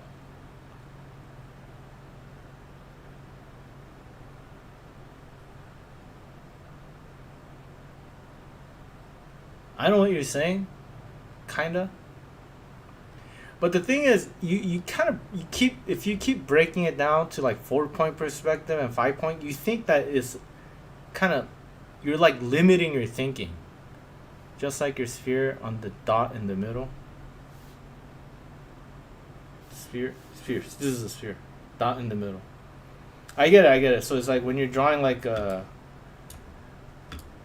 environment in this thing, it kind of you're thinking about like the fish lens kind of style drawing. Like the problem with thinking like that is I'm just trying to change your framing of your thinking. You're thinking in a like a B C kind of way. Like there's a 2 point perspective, 3 point perspective, and all that. You got to just kind of like get out of that thinking. I know exactly why. Like a lot of people who teach on YouTube, they make you think like that. But it's like, so 5 point is what like. So here's the most important thing is eye level, the horizontal line. The horizontal line. So 5 point is, I guess. But like it shouldn't follow this type of drawing all makes sense. It only makes sense is everything is like perfectly aligned. But once you tilt something like more realistic, like nothing's perfectly aligned. So I see what you're talking about. So that's like 5 point is like 1, 2, 3, 4, 5. So if you follow that rule, it's like everything is like it. You're living in a world where it's like everything's online, which is like it's not wrong or anything. I'm just saying. But let's say like you tilt something, like my chair is not perfectly aligned. Perspective isn't the same for all objects. No. It's isn't the same for all objects. Right.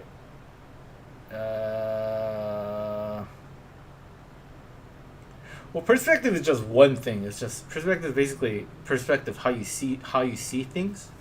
So I don't I'm just trying to think of a easier way to communicate. It's like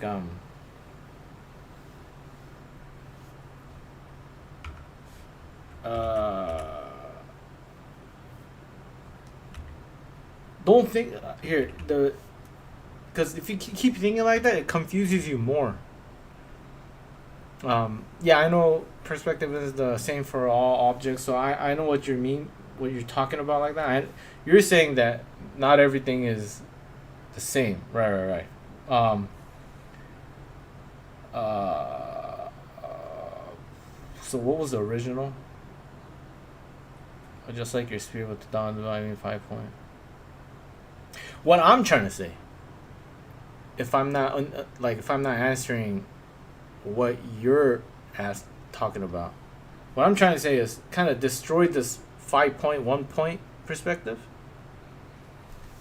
and think about the importance of horizontal line, which is your eye level, and understand the nature of parallel lines. Because every object has like their own points. But if you just understand how parallel lines work, I'm making it even more confusing with this drawing. But yeah, just parallel lines and horizontal line. That's all you gotta know. That you should be thinking like that.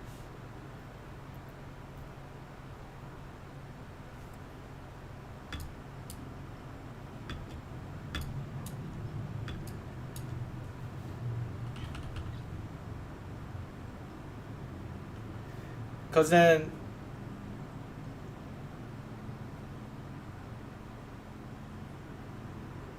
like there's a famous I only brought up 5 point because that's what the eye reminded me of.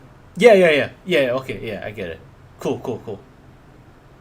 Basically, you're absolutely right. Yeah. So when you're drawing a sphere, it's basically that. Right. Okay. I was misunderstanding, going off tangent and shit. But yeah. The eye, when you draw anything related to a sphere, absolutely right. That's basically a 5 point perspective. Yeah.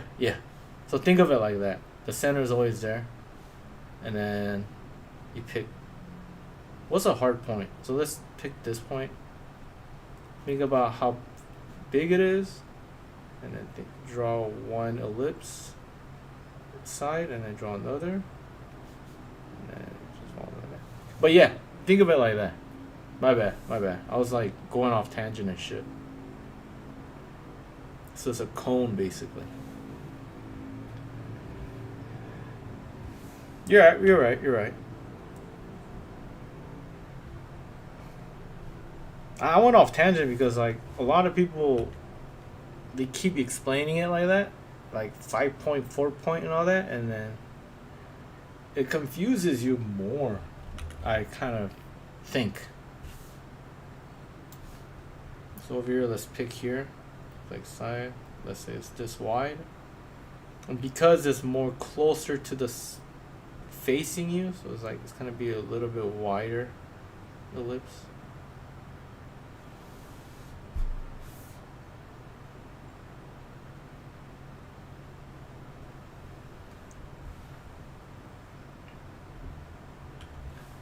Because perspective is fucking like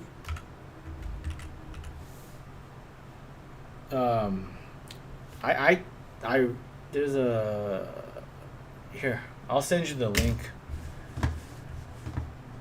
This is the most comprehensive explanation of perspective.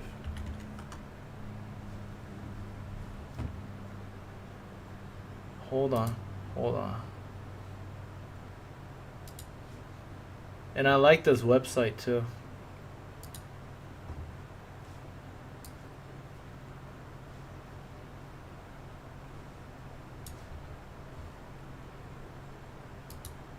But it's hard to get through. I read it all.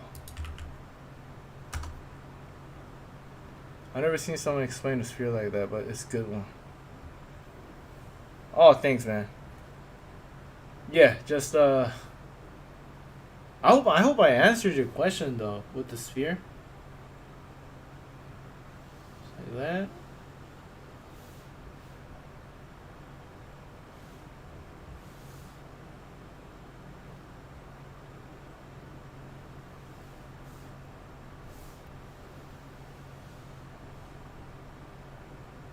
A sphere is a sphere, no matter what. Upside down, sideways, it's still a circle, no matter how you look at it.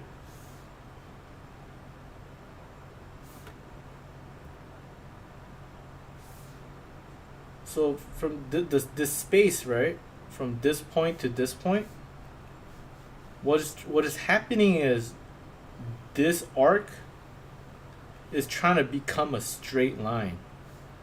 So draw like the in between. And draw the in between, and draw a line between that, and then draw a line between this, and draw a line between this, and draw a line between this, and draw a line between this. You know what I'm saying? And that's like kind of your guiding line from this point to this point. And obviously it's the same for this. If you look at it like the top part, obviously the same if you look at it from the bottom part. So if you draw like a square, if you want to draw a square, just pick any kind of arc and then like that. But obviously there's going to be the same kind of line from here. Like that, like that, like that, all that bullshit. So it's going to be like this. More like this actually. Because the point is here. So like that. There's that bullshit line. It's doing the same thing. This line is trying to become this line. Point A to point B. And then just in between, in between, in between. Yeah, it's good explanation if you know perspective. Yeah, hope I explained it. Wow.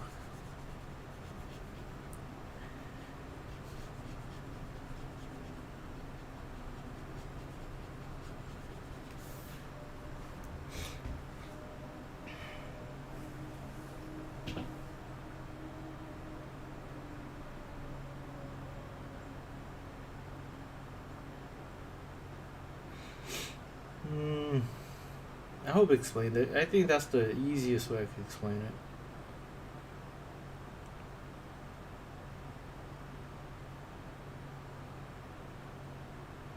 it. It's because like I have a personal like issue with people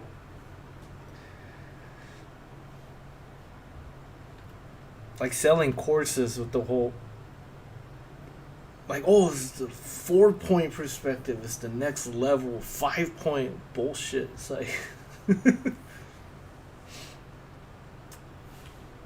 and if you read the comments, people say like they understand it, and then you see them doing it, and it's like you obviously don't understand it because you're fucking drawing bullshit. It's just like I guess like personal anger kind of stirred up in me, so I was trying to. I went off tangent a little bit, but I think it's still right. Like, don't think of it as a whatever you draw. Just go more with feel. Even the Kim Jong-ji said that too. So go with how you actually see, and don't subscribe to too much of those like ABCs on how to draw. The explanation works for me? Which that's great. And you know that link I just sent you? Like if you want like mathematical explanation on like the way we see things, I think it's for landscapes or lens effect. Yeah. It's like a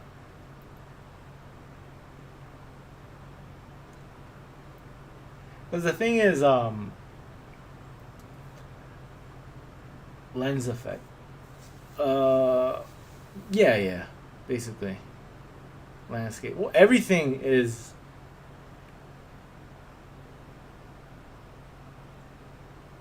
How do I word this?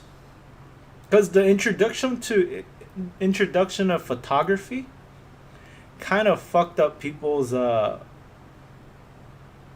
like thought and perception on how perspective is, because photography there's different lenses and different kind of capturing, like you think this is how people think photography is how people see, so that kind of like blurs the line and like kind of what's the word, like it just like mutates into like people thinking gets fucked up.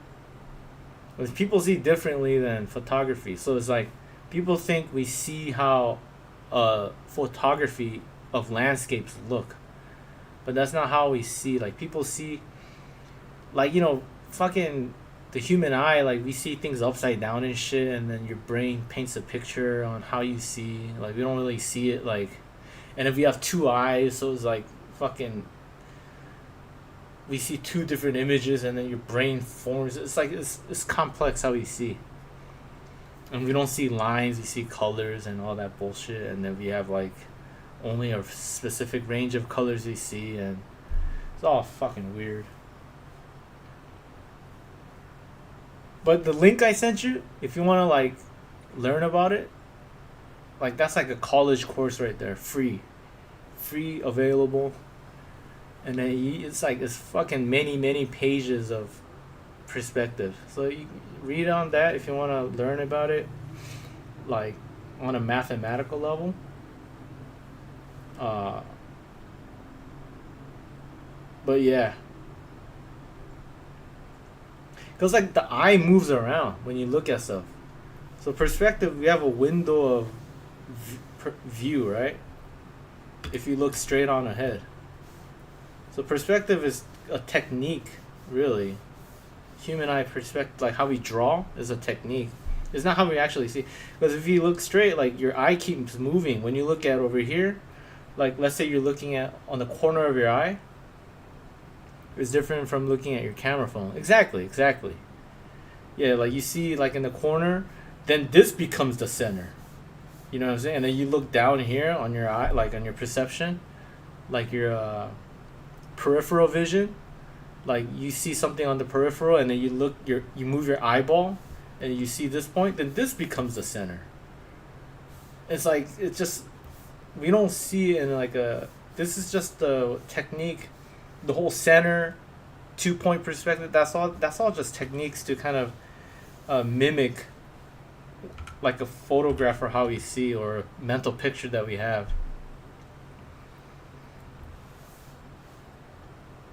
So it's kind of yeah. I wish I could explain this enough. Maybe in many years later I could explain it better.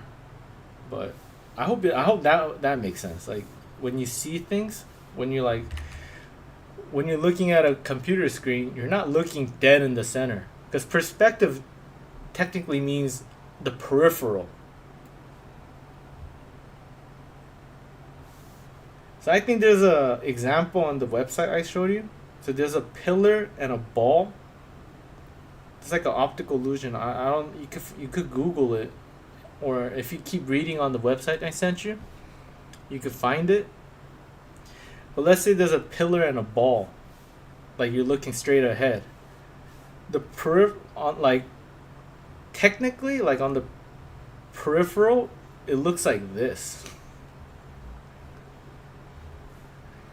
So it's like if you like focus on a and there's like a bunch of like drawings like that, it looks all fucking weird, right? But if you focus on this point, this looks exactly like this. I don't know if you caught that. The picture, it looks like this. Like that's the drawing. I'm gonna try to find it for you then.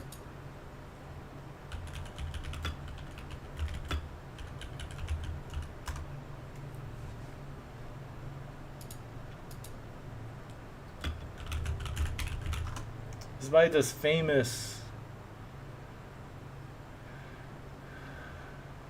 not famous, but I don't know who did it.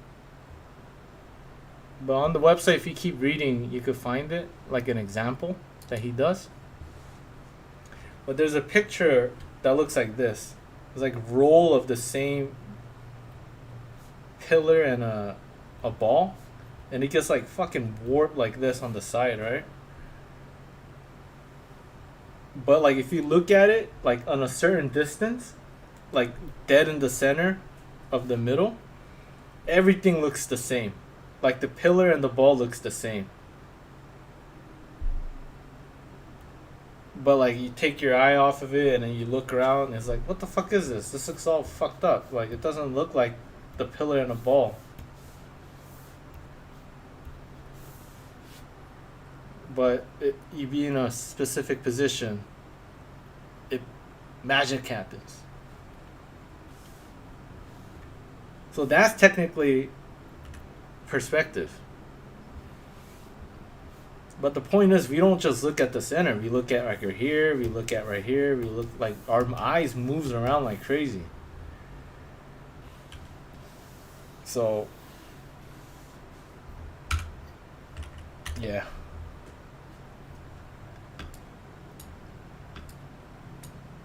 I sound retarded, dude.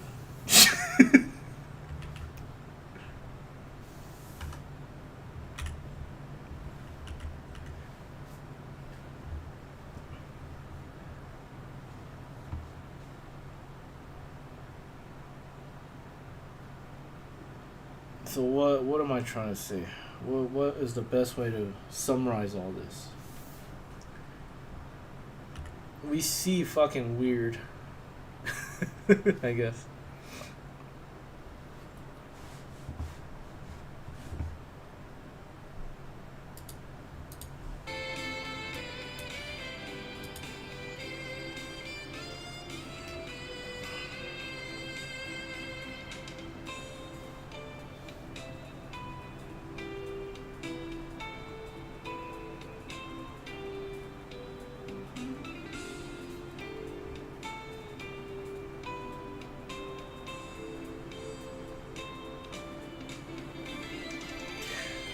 You did a lot of research into this.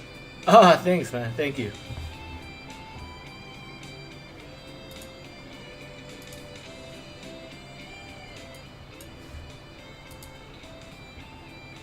Cause like I'm basically you remind me of how I was thinking. Like, cause the thing you were asking me about the sphere and stuff. Like I had the same questions and stuff. It's like, what if this is like that, and then how do you see that, and then it just I had to figure it out. What the fuck?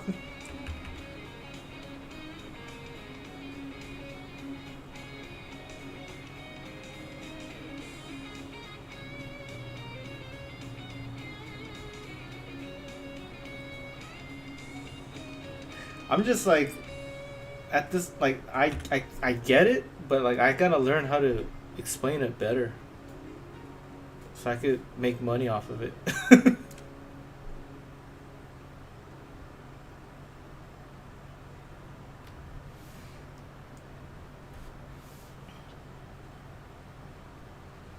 But you know, I don't withhold like secrets and shit. Like I try to give it out as much as possible. The website I sent you, that's all you need. Not really, but I never met somebody who explained it how that guy explains it in the website for free. Cause he goes like autistic level, like you know, like I don't mean that in disrespect. He goes like into it on how perspective works and what it is. So it's like it was a hard read, but it's fucking interesting. Like it's like, bro, it's like you don't have a life, man.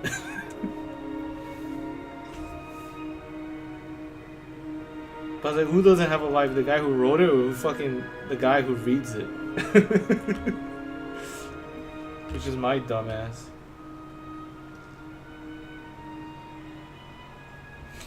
Let me doodle this next one, and then let's watch some of the Prosopa insights. I wanted to watch some of this with you. Did you watch the Sneeko one? The Sneeko? That's the new one. He uploaded 5 hours ago. Do you know who Sneeko is? Let's watch that one.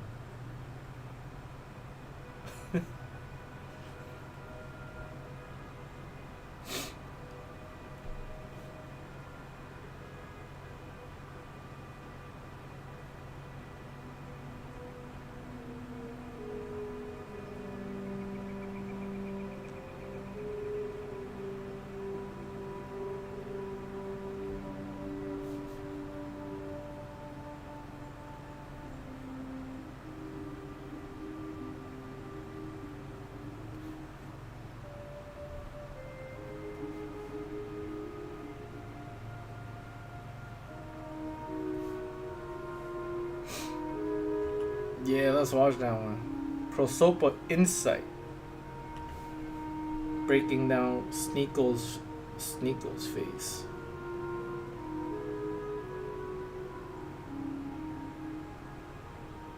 It's crazy how people like that are like millionaires. That's fucking crazy, dude. It's like, how is Sneako a millionaire?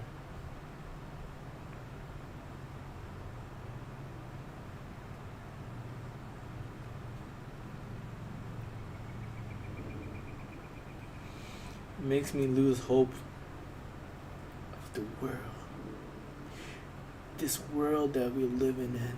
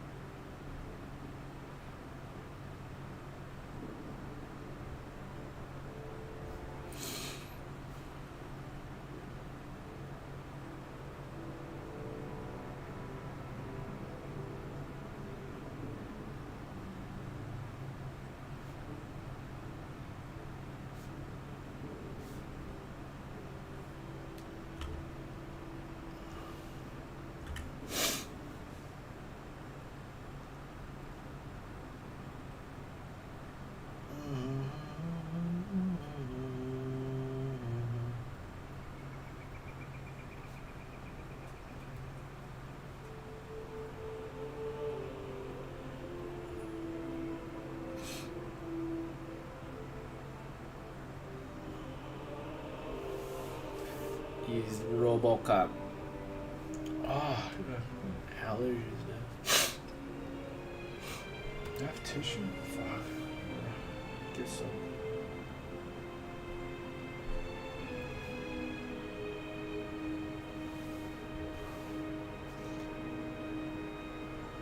He used to be more of an artistic type of guy. Yeah. I think he started off making like like a wholesome content. Is that the right word? And then somehow like he started doing the red pill stuff, and then like he got beat up by Sean Strickland or some shit. And now he's like fucking Muslim or Islam or I think they're the same thing. Islamic.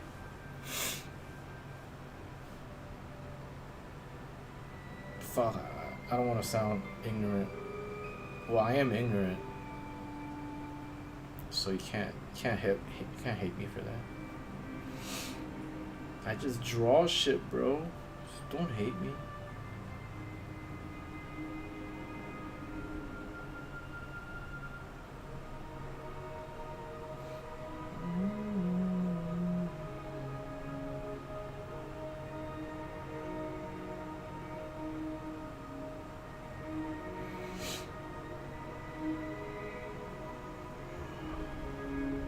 You just follow trends. Yeah, but I mean, it's like, you know, I'm thinking like, is that bad? You know, is that, I'm just thinking like, is that really that bad? You know, he's making a lot of money, so it's like, is that really bad? Is it bad to follow trends? What are trends anyways? Am I the idiot for not following trends? I think about this as I fall asleep. Am I the idiot? Am I?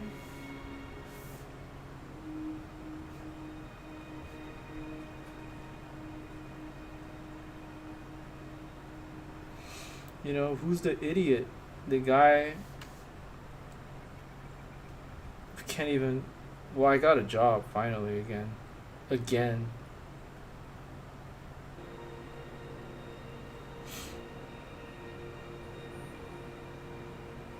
It's fucking crazy. I had so many jobs. Sometimes I get confused if some of the dreams that I had was the job that I had, for reals. Like, I I have a memory of working at this supermarket. Wouldn't it be better to follow a trend that you believe in? Sure, no, no, no. Of course, of course. That's the righteous way.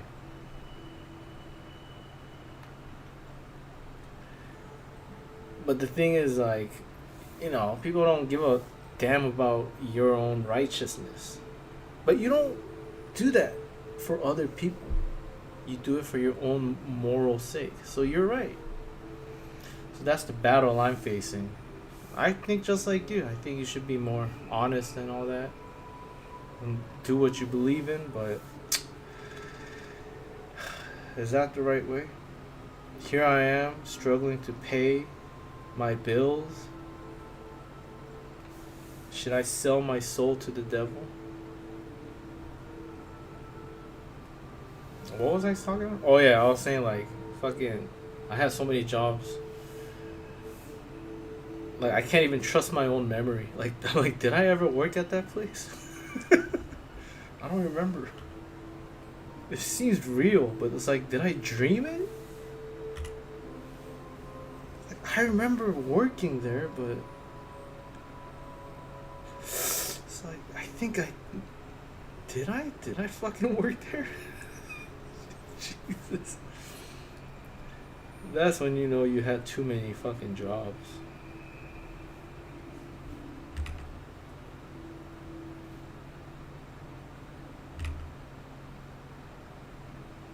I seriously can't remember. It's like, was I a cashier at that supermarket? It's like, was I that was definitely a cashier before. At that particular supermarket? Was I? Fuck, it's crazy, dude. Can't remember it.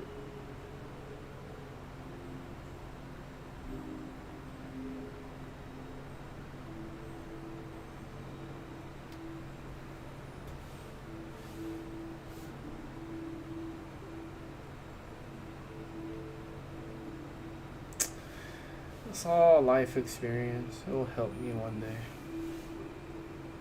Is what I tell myself. Is what I tell myself.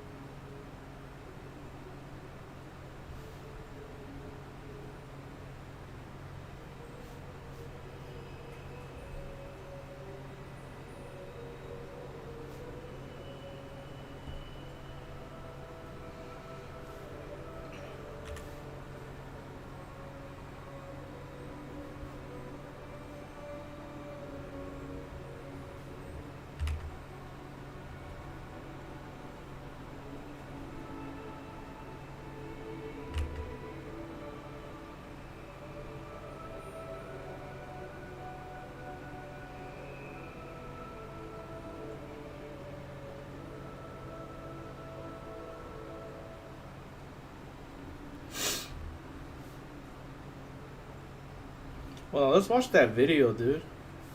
Maybe just stop drawing this bullshit. And then let me get some tissue too. Oh, here we go.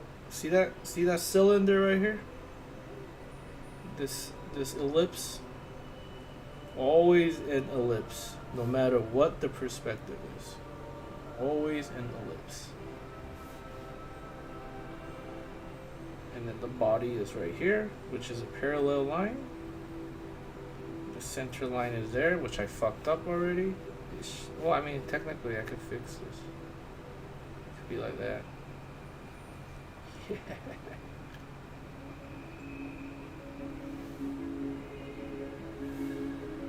I guess.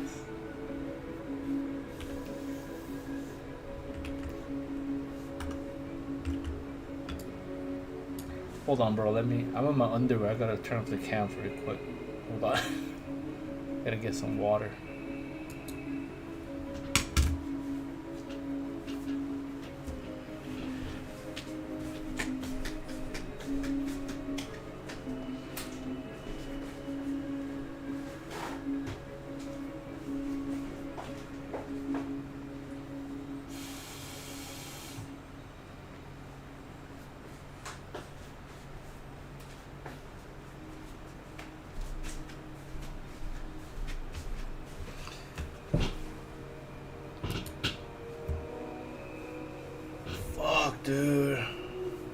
my fridge isn't broken, man. It's not making that noise anymore.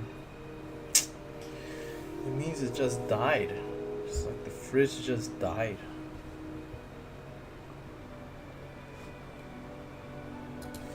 Fuck. It's worrying me,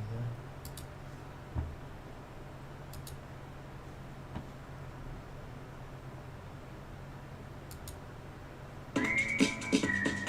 Hey, I have ad blocker on.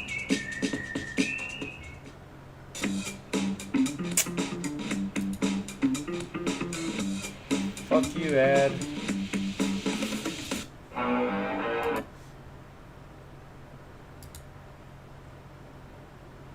Free and blocker.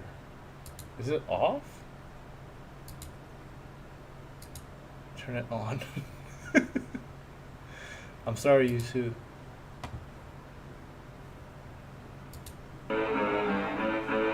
Hello everybody, welcome back to another celebrity face reading. My name is Taylor Gino.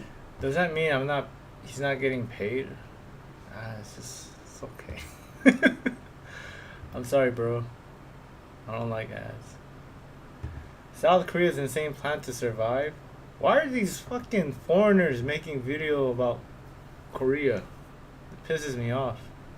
It's triggering me. It's pretty true though. Can't hate on him. I wanna watch this too. Fucking bitch. Got 900,000 views. Why are you motherfuckers so interested in Korea survival? Why don't you give me that kind of interest? Start with me. You gotta start with one person at a time. Start with me. Alright? Give me the views, motherfuckers.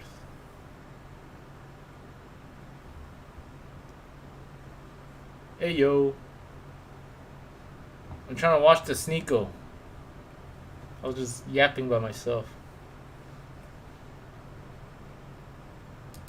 Northcutt, I'm a professional face reader and physiognomist, which means I can tell all sorts of things about people's personality and mental health. Professional? How do you become a professional, alone, especially from their face. And today we will be doing one that has been requested for a while. Sneeko, the famous, or rather infamous, live streamer, friend of Nick Fuentes, sometimes friend, sometimes enemy, has had beefs with all sorts of people, recently converted to Islam, so now he's a big Muslim guy.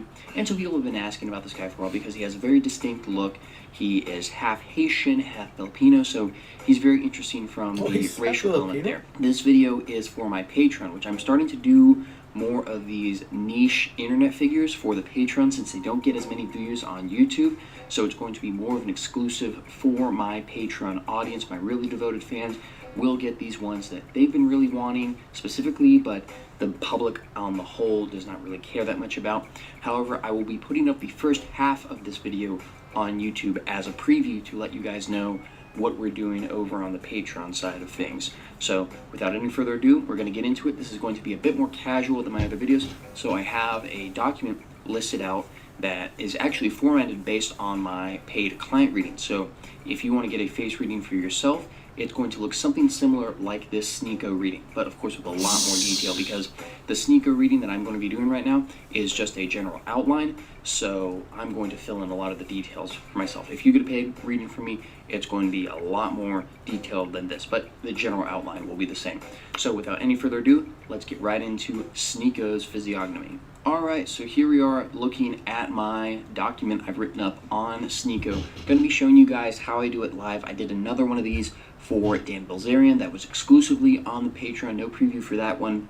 And that one was, I was flipping around a bunch of different tabs of Google images and whatnot, and it was a little bit messy.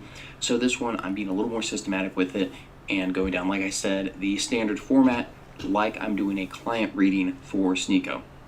Real name, Nicolas Ken de Balenpazi. So, Haitian dad, Filipino mom, I believe, speaks French, born 98. Damn, this guy's young. Zoomer, not that much older than me, actually.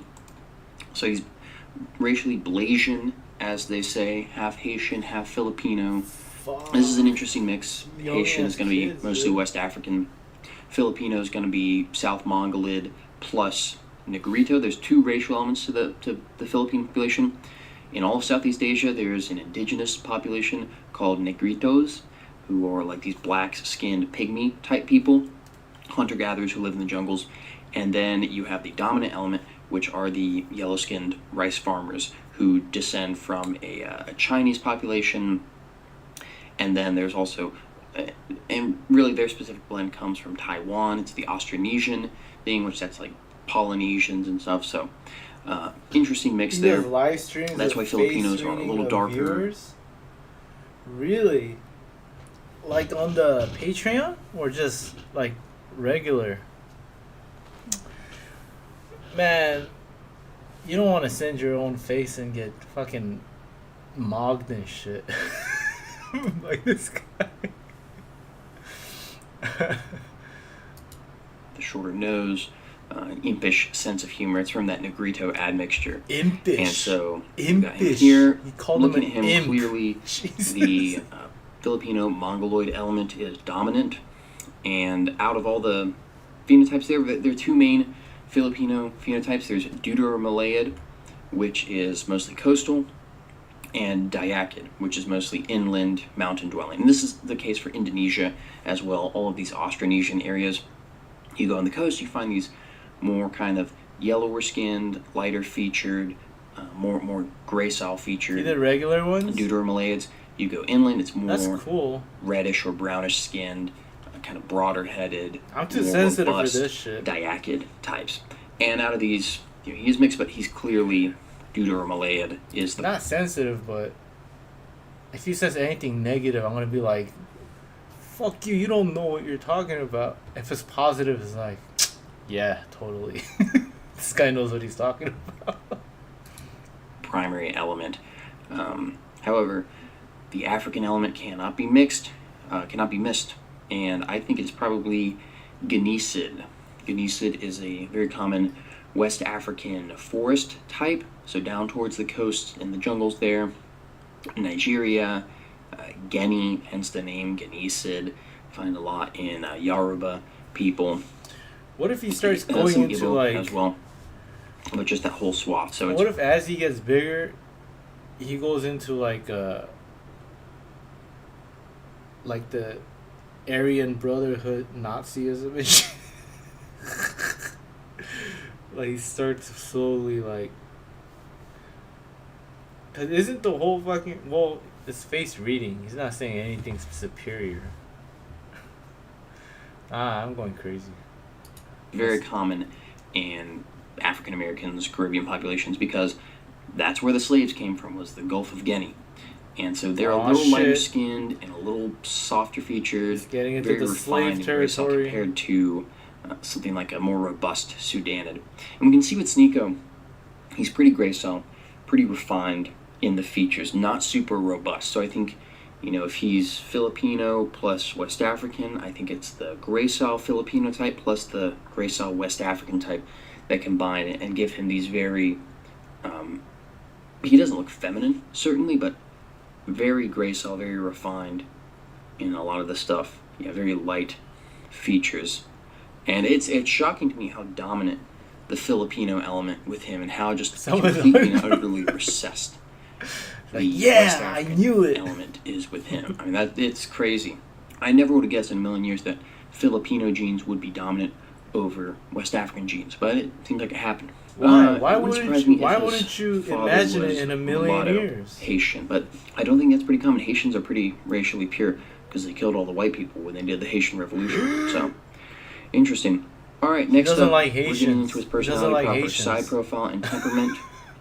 Obtuse I angles didn't know of they his killed a jawline. bunch of white people. That's Pretty terrible. high forehead, chin's level with that forehead. He's trying to mew here. I think he's choleric. So what does choleric mean? Choleric means he's a long-term thinker, thinks, plans, and acts in the long term. He can endure in the long term, ton of energy, workaholic. This is Kanye West, Donald Trump. Really? Who else? I George think I'm Bush Sr. choleric. I think a lot. Very just like cold-blooded, cold-minded, just very work-focused, very I'm diligent. choleric, dude. Look at this. But like I said, they could be bossy, insensitive, uncaring, But it's really just they're totally so focused on colored. the grind. They're so focused on work and on imposing their will into the world that they can seem kind of like jerks sometimes. Um, I'm. and so that would I be the hear I'm case gonna with ask him, him. is he'd be quite serious. I think there might be a slight bow of melancholy. You can see in these first two pictures, there's a bit of that slant there. So that would show some Aw, added shit. sensitivity, Aw, shit. receptivity, creativity, mostly choleric, I think. Now, face shape and archetype. Mostly, I think a trapezoid-shaped Saturn face shape. So this is a great complement for the choleric. A very high sex drive, interestingly, with both these, from that intense energy and focus. I think it's a result of that. But Saturn is very, very work focused, diligent, meticulous, time conscious.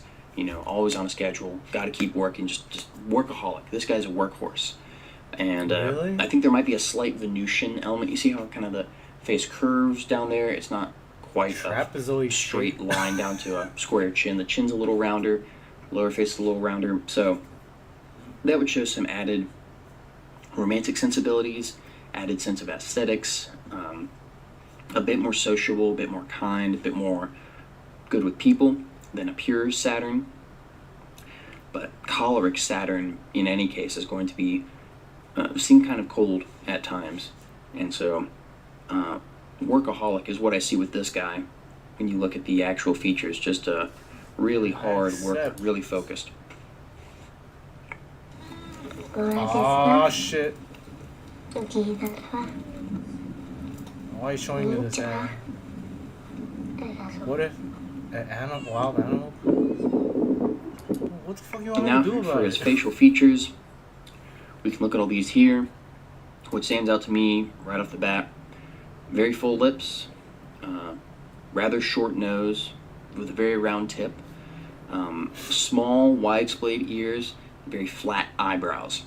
The eyes seem pretty normal, pretty standard. But yeah, those are the main features that stick out to me. We're going to go into the meanings of all those. So just keep this face locked in your mind, and we're going to get All right. into it. All His right. eyebrows, first off, they're generally straight, so that means he's logical, makes decisions based on the facts, based on his own My eyebrows are assessment of not the situation, straight. logically Am I not speaking. logical? They're then? very low set, so he's very quick to judge. Does not have super high standards, pretty approachable, but he's very quick to make a judgment, make an assessment of someone or something. His eyebrows perfectly flat across his brow, so he's super stubborn, extraordinarily stubborn. That's stubbornness. Especially choleric is stubborn. Saturn is more stubborn. So this Choleric guy's like Saturn with the flat eyebrows. This retard guy is level incredibly stubborn. It would be He's- annoying He's to all of that. He checks all work the and live boxes. with this guy. I think because you notice too, the bottoms of the earlobes are flat. That's another sign of stubbornness. So So he's this guy fucking has retard level literally every stubborn. single stubborn facial feature. Wow. They swoop in Wow. somewhat, even though they're generally flat. They swoop in somewhat, especially on the left.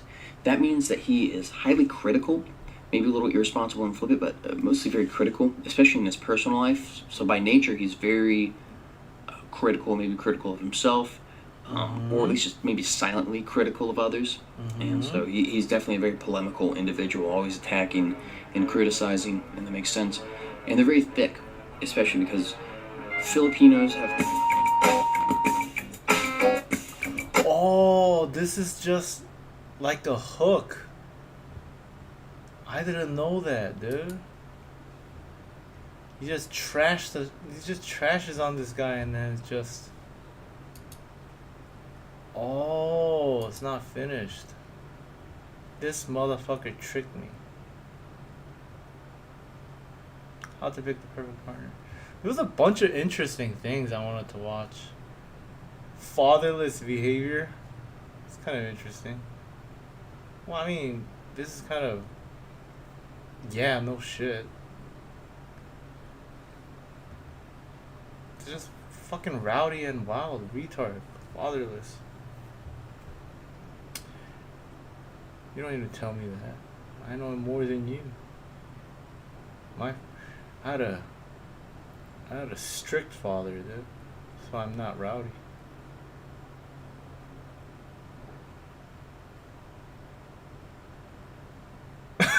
Benito Mussolini.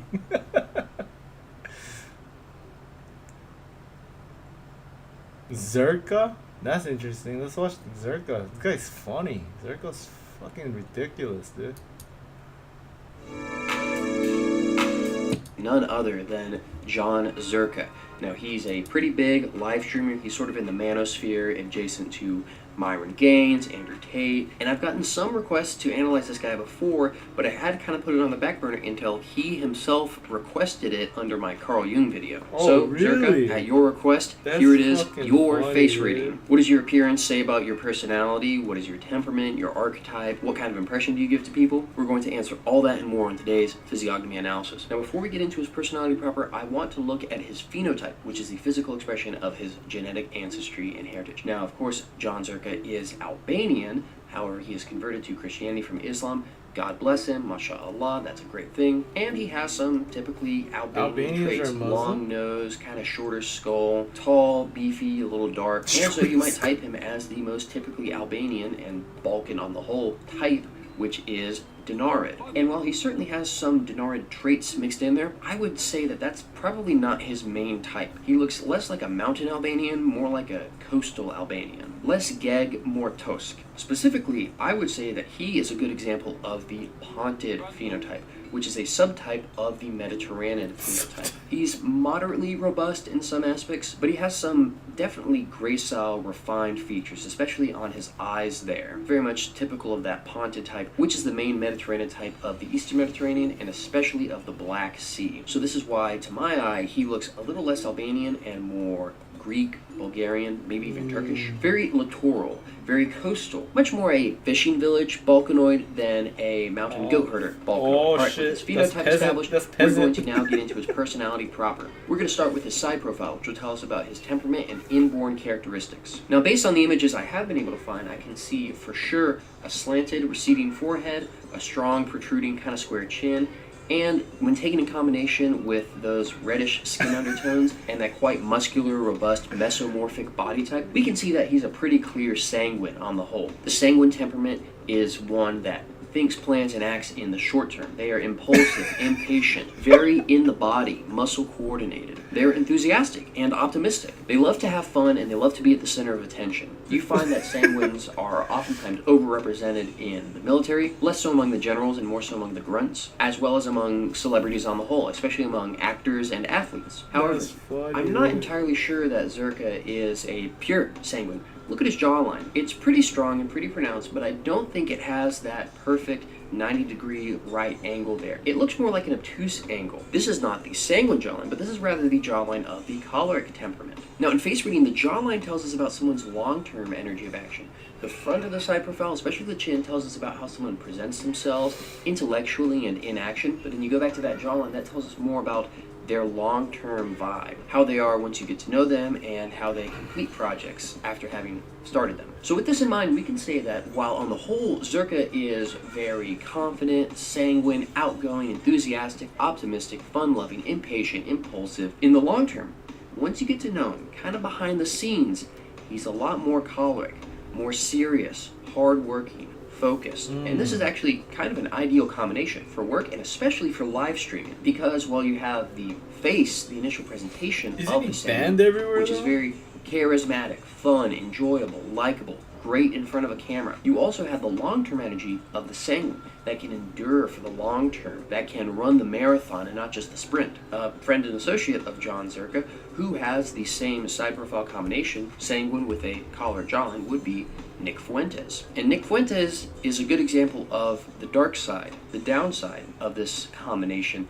that I don't see too much with Zerka publicly, but I think you might see it in his private life, which is that when Nick Fuentes meets someone for the first time, he's very enthusiastic, very happy to know them, he loves them, he's very generous, but then over time he gets more austere, clammed up, more serious. He thinks more so, I want to focus on my work more. And I would suspect that this is how Zerka is when the cameras are off, when the girls are away, when he's with people that he's comfortable with and has known for a long time, and he's sort of in the middle of things he's been working on for a while. I would imagine he's a lot more choleric, a lot more serious, focused on work, I think he puts away the fun and games after a while. Alright, with the foundation of his personality, that is his temperament, established, we are now going to start looking at the broad strokes of his main personality and the archetype that he fulfills. We're going to be able to tell this from his face shape.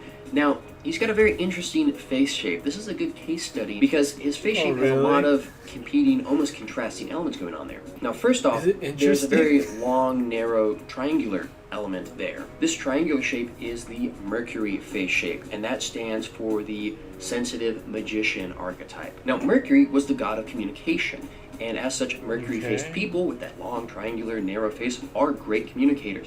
They are witty, charming, funny, humorous, quick thinkers, great on the spot. A lot of the best comedians, actors, musicians are all Mercury-faced people. And so as an entertainer, as a public figure, this is a great face shape for him to have. But there's kind of a downside to it, which is that the Mercury face is reliant on outside validation. They need that good feedback from people in order to feel fulfilled and valid as people. In addition, they can also be quite reactive, maybe a little hypersensitive at times. And so as a result, this triangular mercurial element is an interesting contrast with his sanguine temperament. And if it was the only archetype that he was working with, I would suspect that there would be a very strong contrast, maybe even some personal instability there. But I think these two elements are sort of buffered by the other face shape elements there. We can see that his face is not purely mercurial. It's not just pointy and triangular and narrow. It's also robust and blocky, strong chin and jaw, square forehead. It has an overall hexagonal shape. This is the Pluto face shape, and it stands for the loyal guardian archetype. Now, Pluto is a sort of offshoot of Mars, archetypally speaking.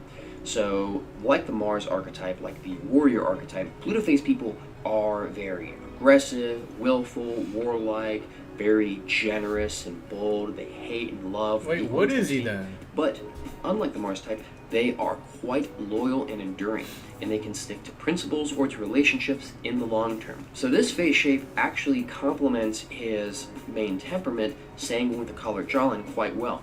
Mostly sanguine, very aggressive, outgoing, enduring, bold, but with an underlying energy of action in the long term that is capable of enduring and being loyal and committed. Now, in addition to this, there is also a third, that is a tertiary face shape element there as well.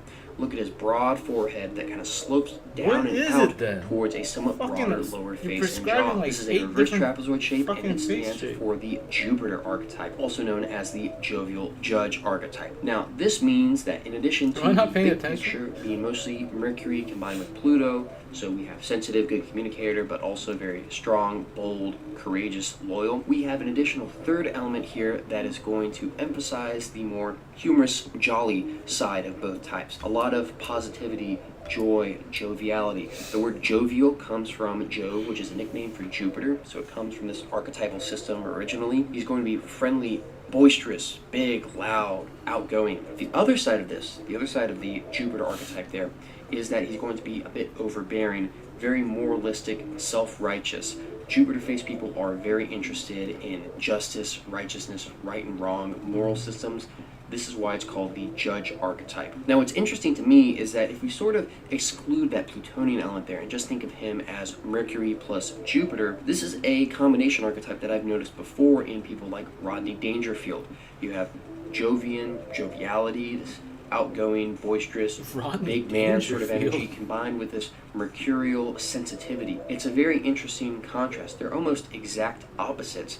And I think that's a very interesting, fascinating thing there. This is an archetype that I have called the ringmaster. It's magician plus judge because it's sort of this big, outgoing, humorous type. Does he do Hitler? Bring everyone together. That's a very Jovian thing. Jupiter is the biggest planet, and so it's orbited by a bunch of moons, and Jupiter's the king of the gods, so he's orbited by his sort of court of gods and demigods, but it's combined with this mercurial sensitivity, humor, with this need for outside validation, and so I call it the ringmaster because these people tend to create a sort of circus around them, and we see that Zerka has his own circus of I mean, is this OnlyFans hindsight 2020? spots and other podcasters. You could be just saying And that. he sort of treats Miami as his own personal circus, where he invites people in to entertain them, put on a Right. big show for everyone, and just make everyone happy, be the center of attention. So great overall archetype for a streamer, for sure. Alright, with the big picture, the broad strokes of his personality established, we're now going to fill in some of the finer details by looking at his facial features. Now we're going to start from the top with his eyebrows.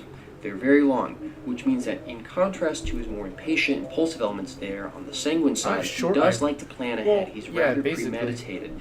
He's very calculating with his stuff. I don't think he does that much really on the fly. He likes to, but really Right. it's calculated ahead of time. There's not too much rapid instinct there. However, they are low set, which means that he's quick to judge, quick to assess, rather judgmental. He doesn't require a ton of time in order to assess information. He doesn't need all the facts, and he doesn't take a long time to consider it.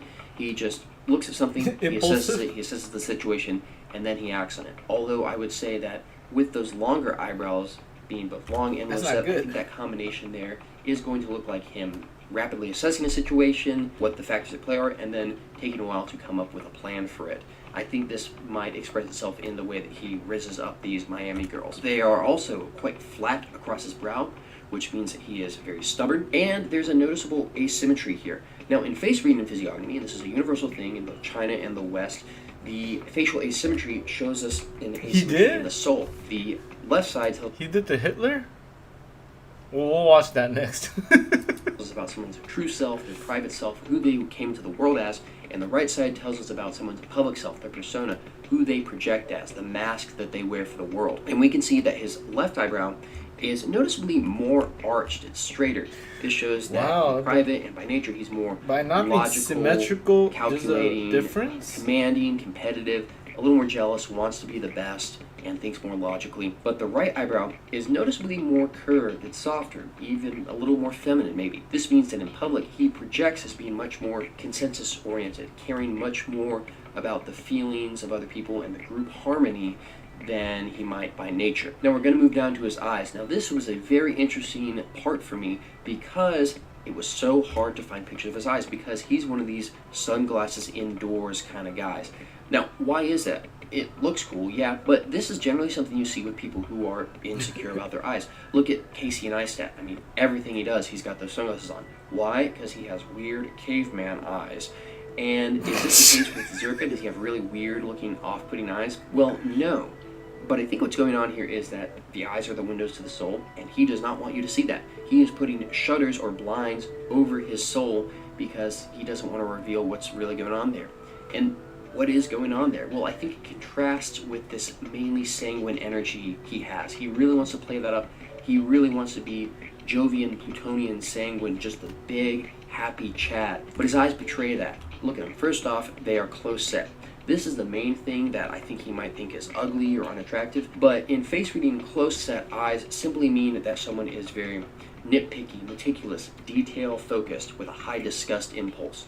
I think this is reflected in him having a rather cynical view of women and dating. He's very capable of seeing all the problems in people and in relationships in society, and so he can take the whole thing apart mentally with those close-set eyes. I think this also helps him with his rizzing because he can identify how to talk to a girl, what the Rizzing. angle is with that. Ugh. So very calculating, very focused, very detail-oriented. They're also quite deep-set. This is going to emphasize that aspect young as well. kids. Very calculating, They're withdrawn, fucking thinks before he speaks. So this, again, goes with the long eyebrows, likes to plan ahead.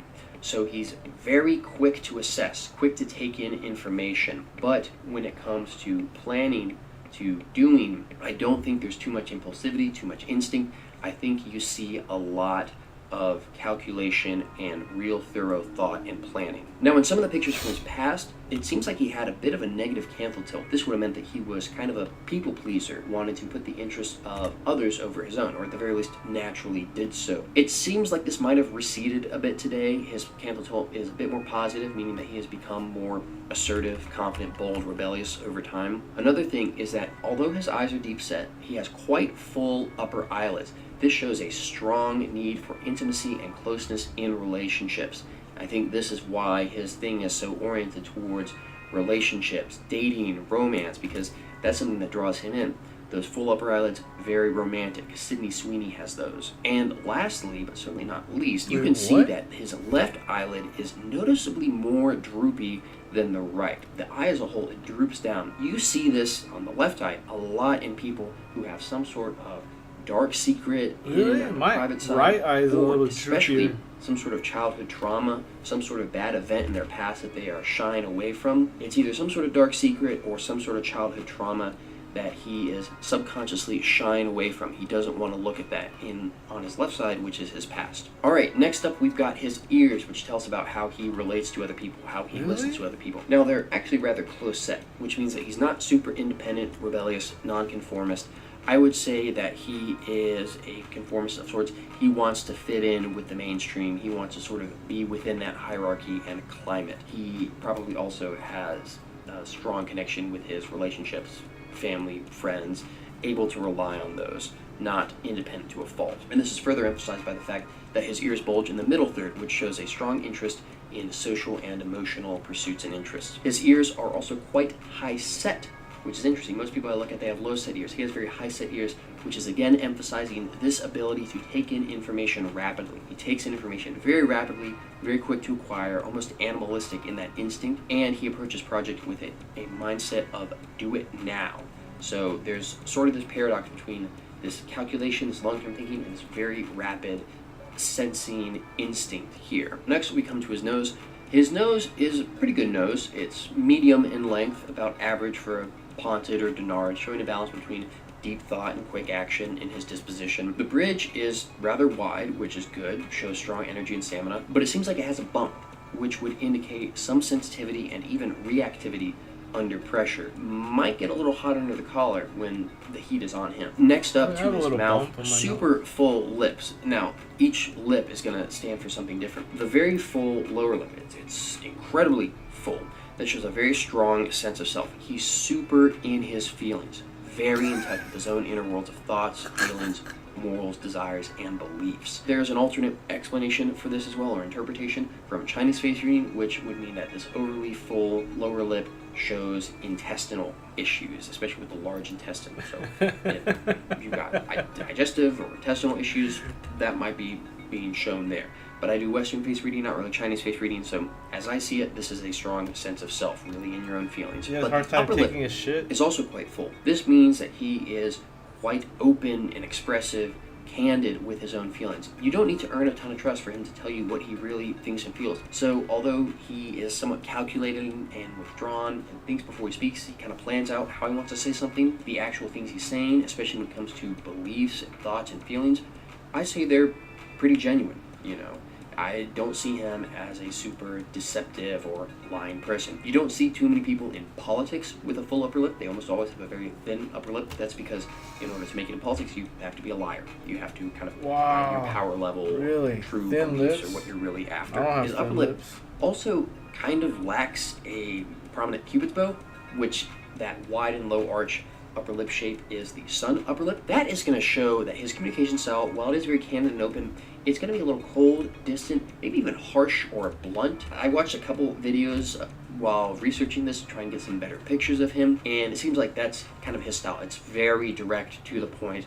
There's not much weaseling around. It's not super warm or seductive. It's just very straightforward, open, bold, and that's how his Riz works. Lastly, we are going to take a look at his asymmetry in detail, which is going to tell us about his inner self and his outer self, who he really is, and the mask he puts on for the camera and for the world. Now, we're going to make composites of two of his left sides and two of his right sides, and then compare them to show who he is on the inside and who he is on the outside. We're going to start with the left side, his true self, who Zherka started out as. We can see that the face is much narrower, pointier, more mercurial, very sensitive, reactive. The eyes are also very close set. So by nature, he's very nitpicky, focused, very intellectual. So I can really see Zherka by nature as being kind of a nerd, honestly. He is sanguine, and that's inborn and underlying, so he's always had this confident, you could call it a meathead sort of energy. But on the whole, I see him as by nature being a more sensitive, nitpicky, nerdy sort of guy. Always able to pick out the details and things, and being kind of sensitive and reactive to outside stimuli and especially desirous of that outside validation. So how did he adapt to that over time? What persona, what mask did he build in order to survive and succeed? Well, we can see from these composites of two right sides there, it's much more Jovian, more Plutonian. The face is much broader. I forgot what he said about the lips. It means like he's sensitive? Each lip is going to stand for something different. The very full lower lip, it's incredibly full. That shows a very strong sense of self. He's super in his feelings, very in touch with his own inner worlds of thoughts, feelings, morals, desires, and beliefs. There's an alternate explanation for this as well, or interpretation, from Chinese face reading, which would mean that this overly full lower lip, don't need to intestinal problem, for him to tell you what he really thinks and feels. So although he is somewhat calculating and withdrawn and thinks before he speaks, he kind of plans out how he wants to say something. The actual things he's saying, especially when it comes to beliefs and thoughts and feelings, I say they're pretty genuine, you know. I don't see him Thin Lips as is he said deceptive or politicians. person. You don't see too many people in politics with a full upper lip. They almost always have a very thin upper lip. That's because in order to make it in politics, you have to be a liar. You have to kind of hide your power level or your true beliefs or what you're really after. His upper lip also kind of lacks so it's good. It's good to have prominent fuller cupid's bow, which that wide and low arch upper lip shape is the sun upper lip. That is going to show that his communication style, while it is very candid and open, it's going to be a little cold, distant, maybe even harsh or blunt. I watched a couple videos while researching this to try and get some better pictures of him, and it seems like that's kind of his style. It's very direct to the point. There's not much weaseling around. It's not super warm or seductive. It's just very straightforward, open, bold, and that's how his Riz works. Lastly, we are going to take a look at his asymmetry in detail, which is going to tell us about his inner self and his outer self, who he really is, and the mask he puts on for the camera and for the world. Now, we're going to make composites of two of his left sides and two of his right sides, and then compare them to show who he is on the inside and who he is on the outside. We're going to start with the left side, his true self, who Zherka started out as. We can see that the face is much narrower, pointier, more mercurial, very sensitive, reactive. The eyes are also very close set. So by nature, he's very nitpicky, focused, very intellectual. So I can really see Zherka by nature as being kind of a nerd, honestly. He is sanguine, and that's inborn and underlined, so he's always had this confident, you could call it a meathead sort of energy. But on the whole, I see him as by nature being a more sensitive, nitpicky, nerdy sort of guy, always able to pick out the details and things, and being kind of sensitive and reactive to outside stimuli, and especially desirous of that outside validation. So how did he adapt to that over time? What persona, what mask did he build in order to survive and succeed? Well, we can see from these composites of two right sides there, it's much more Jovian, more Plutonian. The face is much broader. You can see that the interface is smaller, more aloof, detached, and we can see from the face a little more hostile, combative, maybe. This is very much a, you can see that there, it's much more survive and succeed. Well, we can see from these composites of two right sides there, it's much more Jovian, more Plutonian. The face is much broader. I don't know, it looks the same to me. You can see that the interface is smaller, more aloof, detached, and we no can see from the face symmetrical, a little more hostile, combative, maybe. This is very much a strength mask that he's putting on. It might differ if you're black, but I know that's what I was thinking. Like, this is that's why it's always kind of. I guess you can't take it like as face value. Like you gotta kind of have some skepticism when you watch these kind of videos. Type. We can also see from the eyes that they're much wider set. So his right eye is wider set than his left eye. So by nature, in private, much more detail focused, much more easily disgusted, much more focused on home and in public, and in his professional life, much more open, tolerant, a little spacey, easygoing, doesn't really care about that stuff. That's how he projects to the world as being, as this easygoing guy. But in reality, he's much more sensitive, focused, detail-oriented. So what is John Zherka's big picture? Well, I would say that on the surface, he is Plutonian Jovian. You see strongly on the right side, and in that main face shape, Jupiter plus Pluto, very strong complement to that sanguine front of his face with the sloping forehead and projecting chin, so he is a very strong sanguine, charismatic, stereotypical alpha male, bold, confident, courageous, combative. However, his true self, his underlying energy of action that we can see from his jawline and from the left side of his face, is much more choleric, mercurial, sensitive, thoughtful, highly intellectual, detail-focused. He does look different very if you do focused that. on work. If he makes Now, that in most cases, you want to kind of split. eventually reach a balance with this, where you're the same person in public as you That's are in like private. opposite There's no more of each symmetry. other, though. You want to get a balance, a pure synthesis of these elements. But in practice, a lot of times this sort of dichotomy can work well for people. Where when the camera's on, Because you're they're both super charismatic, flipped? Yeah, outgoing, yeah. bold alpha, and then when the camera's off, you're much more serious, thoughtful, intellectual, quick thinking, and able to work and focus on work and do stuff and build in the long term. As of now, I think this is a great combination for him, and it reveals, on the one hand, why he's been so successful in streaming, and on the other hand, maybe some of the disadvantages that come with that. Again, too much sanguine, Mercury, Pluto, these are all very strong, intense facial features and archetypes and temperaments going on here. There's not much in the way of moderation, subtlety, stress resistance. He's very much an impulsive, rapid, intense, go off the handle sort of person. And we can see that he's been banned from streaming platforms before, maybe because he's Isn't he gotten a banned little too everywhere? enthusiastic, a little too into it, and he's had to pay for that. That goes to show that face reading cannot tell your destiny. It can tell you what your strengths and weaknesses are, but how you use those and whether you use those for good or for bad, or you use those effectively, play up the advantages, or fall into the disadvantages of that, it's entirely up to you. Thank you once again to John Zerka for requesting this. Just want to remind you guys that That one wasn't too funny. What's going on with Trump's face? I mean, he's old, bro.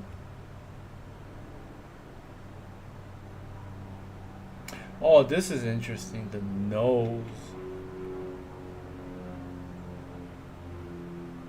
Oh. I want to watch this, though. Dang, he did a lot, dude.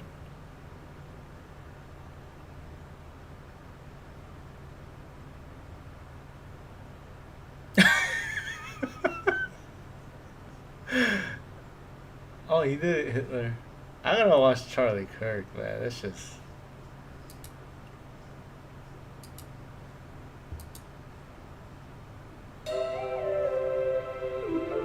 Hello everybody and welcome to another celebrity face reading. My name is Taylor and today we will be looking at none other than the tiny faced man himself, Charlie Kirk. And this guy is a very big political influencer in American politics, especially on the conservative side of things. He's well known, of course, for his campus advocacy through his group Turning Point USA, and nowadays he's especially famous for doing these change my mind style question and answer sessions with liberal and left-wing students where he totally owns them with facts and logic. It's the same sort of conservative gatekeeping kind of stuff that we've seen time and time again in American politics, but Charlie Kirk seems to take it to the next level. I see this guy as a true political professional, which is why he's so interesting to me. That and his face is just weird, and you guys thought so too. This video is being done in response to a comment by Naraki Kiza. Thank you for leaving that comment, and if you leave a comment under this video telling me which celebrity you want me to do a face reading of next, you may just get to choose the topic of my next video. So without any further ado, let's get right into it. Now we're going to start off by taking a look at his phenotype, which is the physical expression of his genetic inheritance, his ancestry, and his race. Now he has a somewhat discordant look. It's obviously rather odd, even from a racial level. He doesn't clearly express one single phenotypic type. Now, he's clearly brachycephalic, that is, his head is broad proportional to its length, so he has sort of an alpinid look there, somewhat continental European, but it's definitely not a pure alpinid. Many of his features actually seem to be of the Celtic Nordid type, which is the Nordid type particular to the British Isles. Now this is especially interesting because the British Isles are pretty much clear of alpinids. They have some broad-headed Norby types there, but by and large that alpinid element is missing there. And so this look that Charlie has is not an entirely unfamiliar one, but it is an extremely, and I would say exclusively, American look. Alpinids and Celtic Nordids don't really mix in the wild, so to speak, of Europe, because of course Alpinids are limited to the continent, Celtic Nordids are limited to the British Isles, and never the twain shall meet. Except, of course, when, say, British Celtics come to America and they're followed soon afterwards by German or French Alpinids, then they meet, mix, and you get the Charlie Kirks of the world.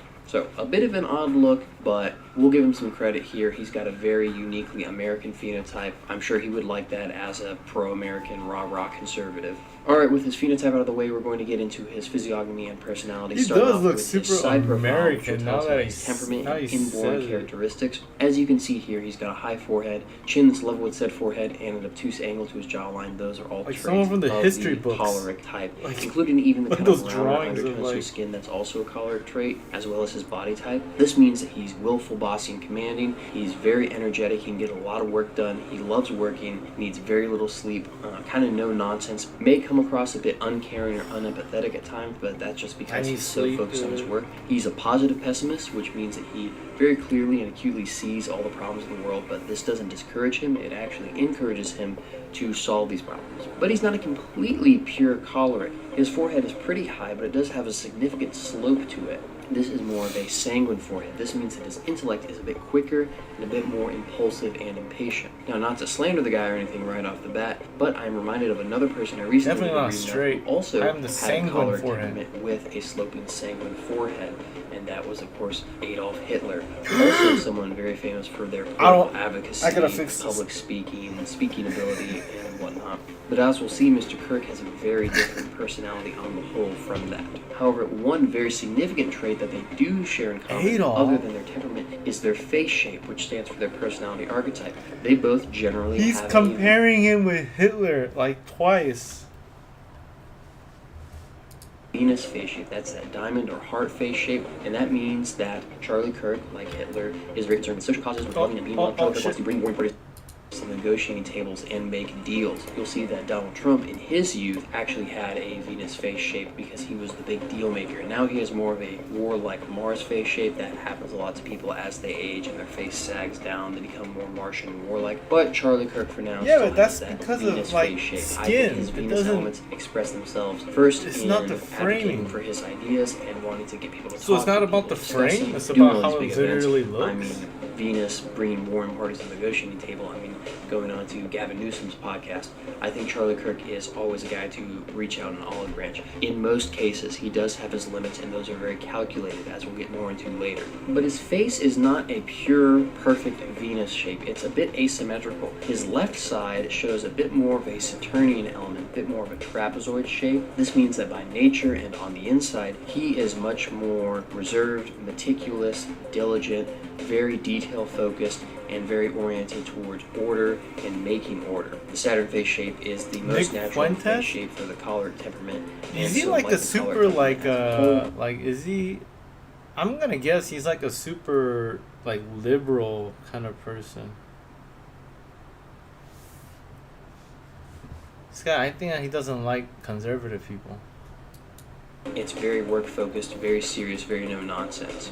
And so we can see that in his personal life and in private, he's a much more serious person than he puts on in public. He's very work focused. I imagine he's probably some kind of workaholic. But then we can see the right side of his face does have that mostly Venus shape, but it's a bit squarer, or rather more rectangular. That shows an element of the Mars face shape, which stands for the warrior archetype. That means that his public persona is a good deal more aggressive, assertive, and combative than he is on the whole. No surprise there, he's basically a professional debater. Last thing on his face shape is that if you look up at his forehead, he has a very prominent widow's peak. This is a great sign. It is a sign that he has a lot of I charm, think the and if you opposite? believe in that sort of thing, good luck. He's And like that a is- conservative?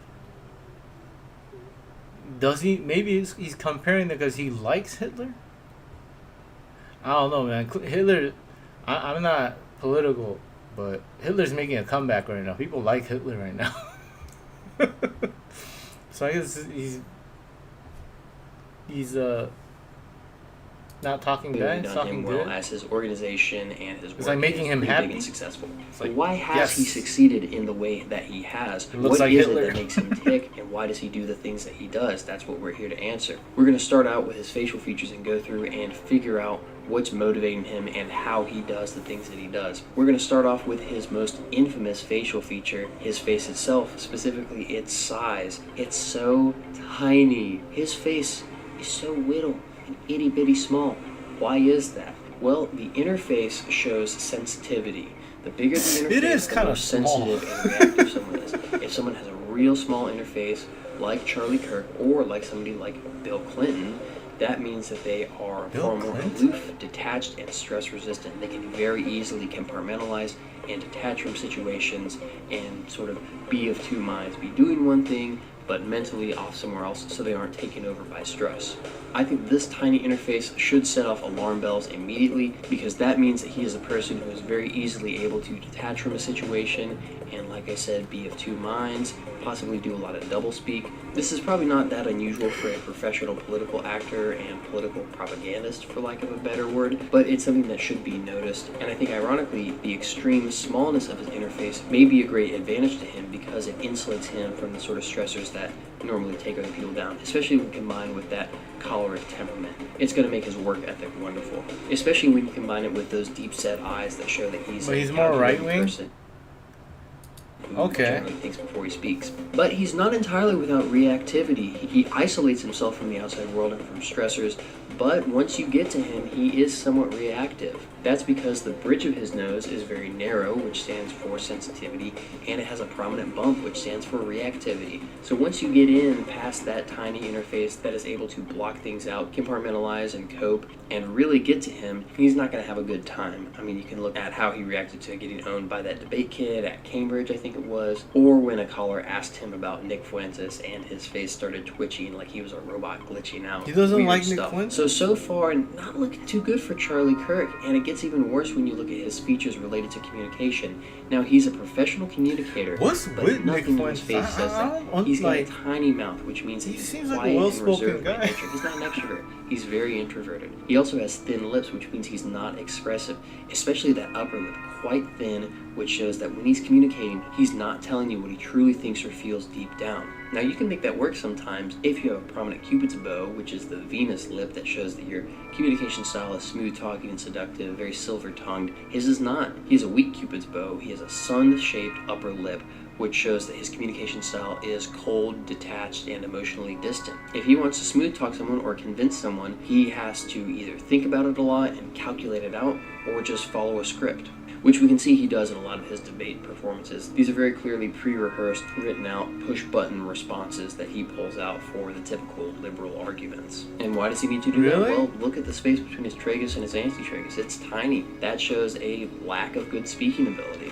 Alright, so he's not by nature a great communicator.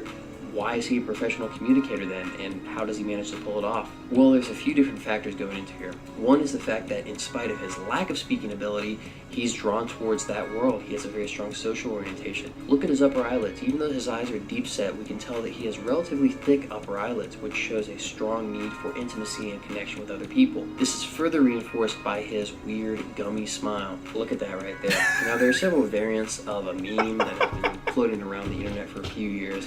Look at that right there. Look at that. Look at that. Girls with gums Look at like that this are Neanderthal. always Look at married that. or Look at that always have shit a right there. fiancé, Look at that right? motherfucker And right I've there. noticed similar things in my own life. They have a certain vibe about them. That's because people with little teeth and very prominent This is interesting. I want to learn about this. of a meme that has been flipped. A strong need I don't- for I'm intimacy like- and connection with other people. This is further reinforced by his weird, gummy smile. Look at that right there. Now, there are several variants of a meme that have been floating around the internet for a few years that say something along the lines of, girls with gums like this are always married or always have a fiance, right?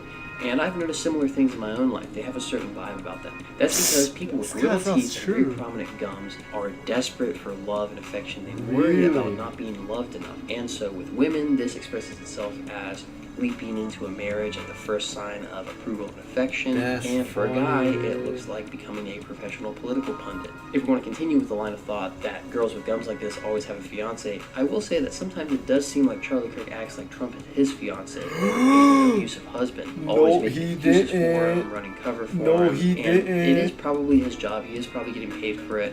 But I do think that he does have a genuine affection for and connection with Trump. And this isn't just a dysfunctional coping mechanism. him. It's part of his natural disposition. Look at his ears. They lie really close to his skull. He's a very dependent person. He's not an independent thinker or doer at all. He's very dependent on these social networks that he's built up, whether personal or professional. And look at his ears again. The middle third bulges out, which shows that he has a strong interest in social and emotional pursuits, more so than the intellectual or even material ones. So Mine's he's socially oriented. my but ear's again, he's different, not a good though. communicator. Why did he keep going through with it? Well, he's a stubborn person. Look at his eyebrows. They lie straight across his brow, and the bottom of his earlobes are very flat. Those are both strong indicators of stubbornness. All right, he wanted to connect with people. He wanted to be socially involved. He wanted to work for some big social cause that he believed in and be a fighter and advocate for it. And he was stubborn enough to go through with it. So how is he able to thread the needle on being able to communicate when it's not his nature? Well, that's because for him, as I mentioned previously, it's all 9 months ago? Is this before he got killed? an intellectual exercise. It's all very calculated and within his mind. He's not a stupid or unintelligent person. He has straight eyebrows, which means that he is a logical, rational thinker who makes decisions based on the facts. He's got deep set eyes, which means that he's very calculating, withdrawn, thinks before he speaks. And he's got a straight nose generally, which means that his general disposition is steady, cool-headed, and rational. Now, the final ingredient for Charlie Kirk's career success is his action ability. It's not all intellectual for him. The debating part is, but the actual organizing of TPUSA and all of his events and his collaborations, that requires a very action-oriented persona. And you can see that he has that. Of course, that sanguine forehead gives him a bit more of a pep in his step in terms of acting quickly and organizing. That more Martian rectangular right side of his face gives him a much more aggressive, action-oriented, ready to fight, ready to jump into things sort of public persona. Sounds and like it. on his facial features, you see that he has short eyebrows. That means that he likes to act. He's not too much of a player. gums? He wants to jump into things. And his You mean the nose gums? is relatively short too. I'd say in general medium in length, but relative to the Celtic phenotype elements he has there, it's a pretty short nose, which means that he's quite action-oriented. Not too much of a deep thinker, not too much of a contemplative person, more so somebody who wants to go out and do things. And so that's my take on Charlie Kirk. I think that on the whole, he's a pretty Venusian person. He likes communicating.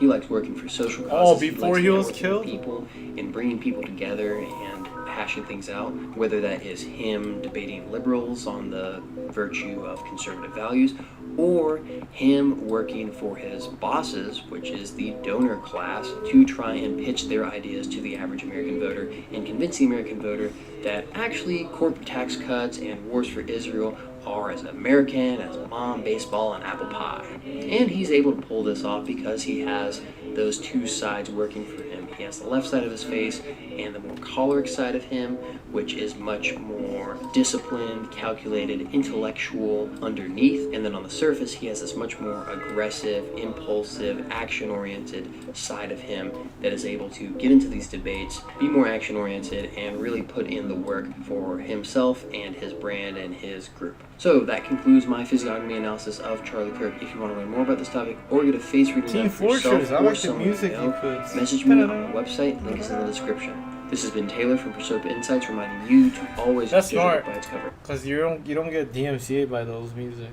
as I use it.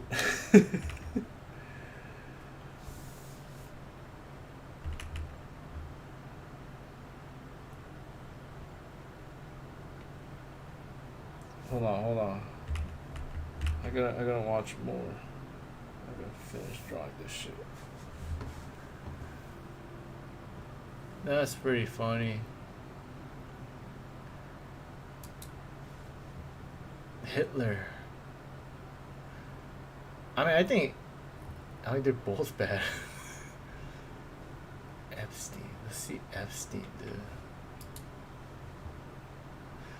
Hitler's too many videos about Hitler. I'm just well, I mean, there's equally as much for Epstein. Hello and welcome everybody to another celebrity face reading. My name is Taylor and today we'll be looking at none other than the vile, wicked, infamous Jeffrey Epstein. Now this guy is back in the news once again after 6 years from his unfortunate suicide, and that is because of course, President Trump's very conspicuous cover-up, for lack of a better phrase, of his death and the conspiracy surrounding it. Obviously, there was some sort of blackmail operation going on here. Is that no what one knows happened? exactly who's involved. Is that really but what we're not happened? here to look at that today. We're here to look at the man at the center of it all, Jeffrey Epstein himself, and his face. Is it really? What his face can tell us about A his cover-up? personality, his motivations, why he did the things that he did, and the one feature on his face that was a surefire sign that he was up to no good that Aw, everyone seemed to shit. miss. Up to So no without any further good. ado, let's get right into it. We're going to start off by looking at his phenotype, which is the physical expression of his genetic and ethnic heritage. Now, he Okay. exhibits a very particular phenotype that I've noticed for a long time and had some trouble identifying. I like to call it the Bear Jew phenotype. You find this pretty much exclusively in Ashkenazi Jews from Nope, Central and he Eastern didn't. Europe originally. Most of the famous ones are American Jews from New York. You can see it in people like Anthony Bourdain, Ron Perlman, Auburn basketball coach Bruce Pearl, Leonard Cohen, or for a female example, Susan Sontag. So what is this Wait, phenotype? who's Why Susan do some Sontag? Jews... What? The fuck is Bear Jew? I like to call it the Bear Jew phenotype.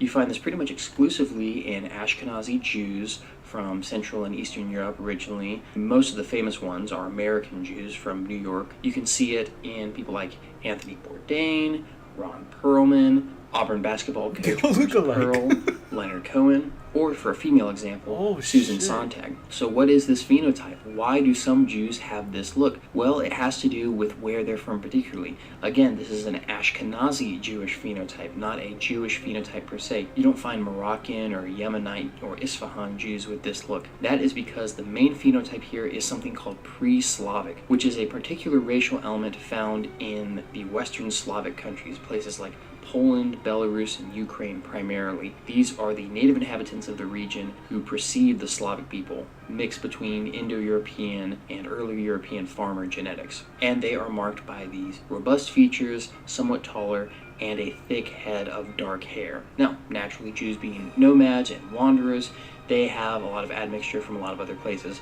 So the Bear Jew phenotype has a variable appearance. This guy's going to It is dangerous mostly territories, how pre-Slavic, he's like I speaking said, right now. But some can be more Armenoid or Assyroid, more of that original Middle Eastern Jewish look, like in Leonard Cohen. And if their ancestors came from Germany or a more German-speaking area, they might have more of a Dalo-Faded look, which you can see in someone like Ron Perlman, much more robust, very small, deep-set eyes, much more of a German look there. And Jeffrey Epstein fits right into this continuum. He's maybe a little bit more on the Oh, Assyroid, he more does. traditionally Jewish side, but by and large he shows all those classic pre-Slavic traits that you can see in this very unique and I think interesting type. Definitely a very powerful phenotype. Alright, with his phenotype out of the way, we are going to get into his personality and physiognomy, starting with his side profile, which will tell us about his temperament and inborn traits. As you can see here, he's got a high forehead, a chin that's level with said forehead, and an obtuse angle to his jawline. These are all the signs of the choleric temperament. dude. Now, what does this mean about his Fuck. personality? Well, the choleric type is defined by having a lot of energy and by thinking, planning, and acting in the long term. Oh, that's They good. That's are good. builders, Kinda like planners, that. commanders, very willful and bossy. They can come across somewhat cold and unfeeling at times, but that's mostly because they're just so dedicated to their work. Now, of particular relevance to Mr. Epstein here in the sordid business he found himself involved in, the choleric temperament is the most sexual out of the four temperaments. Oh. They're the most intensely fixated on raw, physical sexual pleasure and can oftentimes mistake sex for love. This high sex drive is naturally, of course, a side effect of their high energy in general. They need very little sleep, they act very quickly, I need intensely, sleep, though. but in a very focused manner, and they do not lose energy quickly. They can just keep going and going and going. They have lots of energy. Now, he's not 100% choleric, though. As you can see in this image, his side profile is not pure choleric. It doesn't go straight up and down from the forehead to the chin. There is a slight bowing to it. We call this the bow of melancholy. This just means that he has some added sensitivity, nervousness, and creativity and quickness of wit on top of that underlying foundation of choleric. Now, with his temperament out of the way, we will move on to his face shape, which will tell us a little bit about his personality on the whole, the general archetype that he fills. He has a rather rare face shape. He has a long trapezoid face shape. This is the Uranus face shape.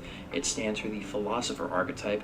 Uranus is an exaggeration or extension of the Saturn face shape, and as such represents an exaggeration and extension of those personality traits that go along with it. So they have all of the traits of the Saturn personality, the accountant archetype, but just increased. So that means that they are extremely time conscious, diligent, meticulous, focused, and highly sexual. The Uranus face shape out of all the face shapes is the most sexual by far. One, it is a naturally choleric face shape. People with a choleric temperament are more likely to have this face shape. So the choleric temperament, already sexual. Then the Saturn face shape is defined by being very sexual and possibly mistaking sex for love. That's a second layer there. The Uranus face shape is an exaggeration of that, so you have a ton of really intense sexual energy going on here. But what differentiates the Uranus from the Saturn and keeps them from being just Saturn on steroids is the fact that they have very wide-spanning ideas. They have a big picture view of the world, and they often have very radical, extreme ideas. Now, a lot of this stuff isn't super well known about Mr. Epstein, but according to some of the scientist contacts he had plans of wanting to build a massive breeding facility with a bunch of women living there in the Arizona desert in custom housing, full-time just breeding an army of superhuman children of his. Obviously very weird, strange, eccentric sort of stuff, but that stems from that Uranus face shape. Now in his youth he had those Uranus elements there, but they were modified by a more triangular, pointed sort of look. This is the Mercury face shape, and it meant that in his youth he was a bit more sensitive, quick-witted, reactive, more on the melancholic side of things than that purely orderly and conquering Uranus personality. The last thing I'm going to add here is that his interface is very, very small compared to his skull as a whole. This means that he was extremely aloof, detached, and stress resistant. He was able to compartmentalize and not be overwhelmed by stress, stimulus, or in his case, I think, guilt. Alright, with his temperament and personality archetype out of the way, now we can start to get into his specific facial features to fill in the minute details of his personality. We're going to start from the top with his eyebrows, which tell us about his decision-making process. They're rather long, which means that he is a very premeditated person. He always had a plan, and he would not jump into things. He wasn't very spontaneous. Very calculated, very meticulous. Now, I think, judging from the pictures that I could find, that they were actually somewhat rounded, which means that his decision-making process was based very much on social consensus and the feelings of others. Now, this doesn't really make sense until you realize that he had lots of connections to intelligence, both domestic, with CIA and whatnot, and foreign, with Mossad and other things. His partner, Ghislaine Maxwell, is the daughter of Robert Maxwell, who is well known as Israel's top Mossad super spy. So those rounded eyebrows might indicate that he was not acting of his own accord, but rather on behalf of some other interest group, either one or a consortium of various interests. However, his eyebrows don't look super rounded because they lie very straight across his brow. This shows stubbornness and persistence. Finally, his eyebrows were quite low set, which means that he was not the most discerning or discriminating person. He made pretty quick snap judgments about people and things, and he was pretty quick to act upon them too, after, of course, thorough planning was taken. Alright, now we're going to move on to his eyes, which will tell us a little bit about his perception and worldview. They're quite small, which means that he was very cynical and untrusting. They were almond-shaped as well, rather than round, which means that he perceived the world through the lens of his intellect. They were very deep-set in addition to that, which means that he was very calculating and withdrawn and always thought before he spoke, planning things out ahead of time. His irises were blue, which means that he was quite detached and independent, didn't feel a strong need for closeness or intimacy.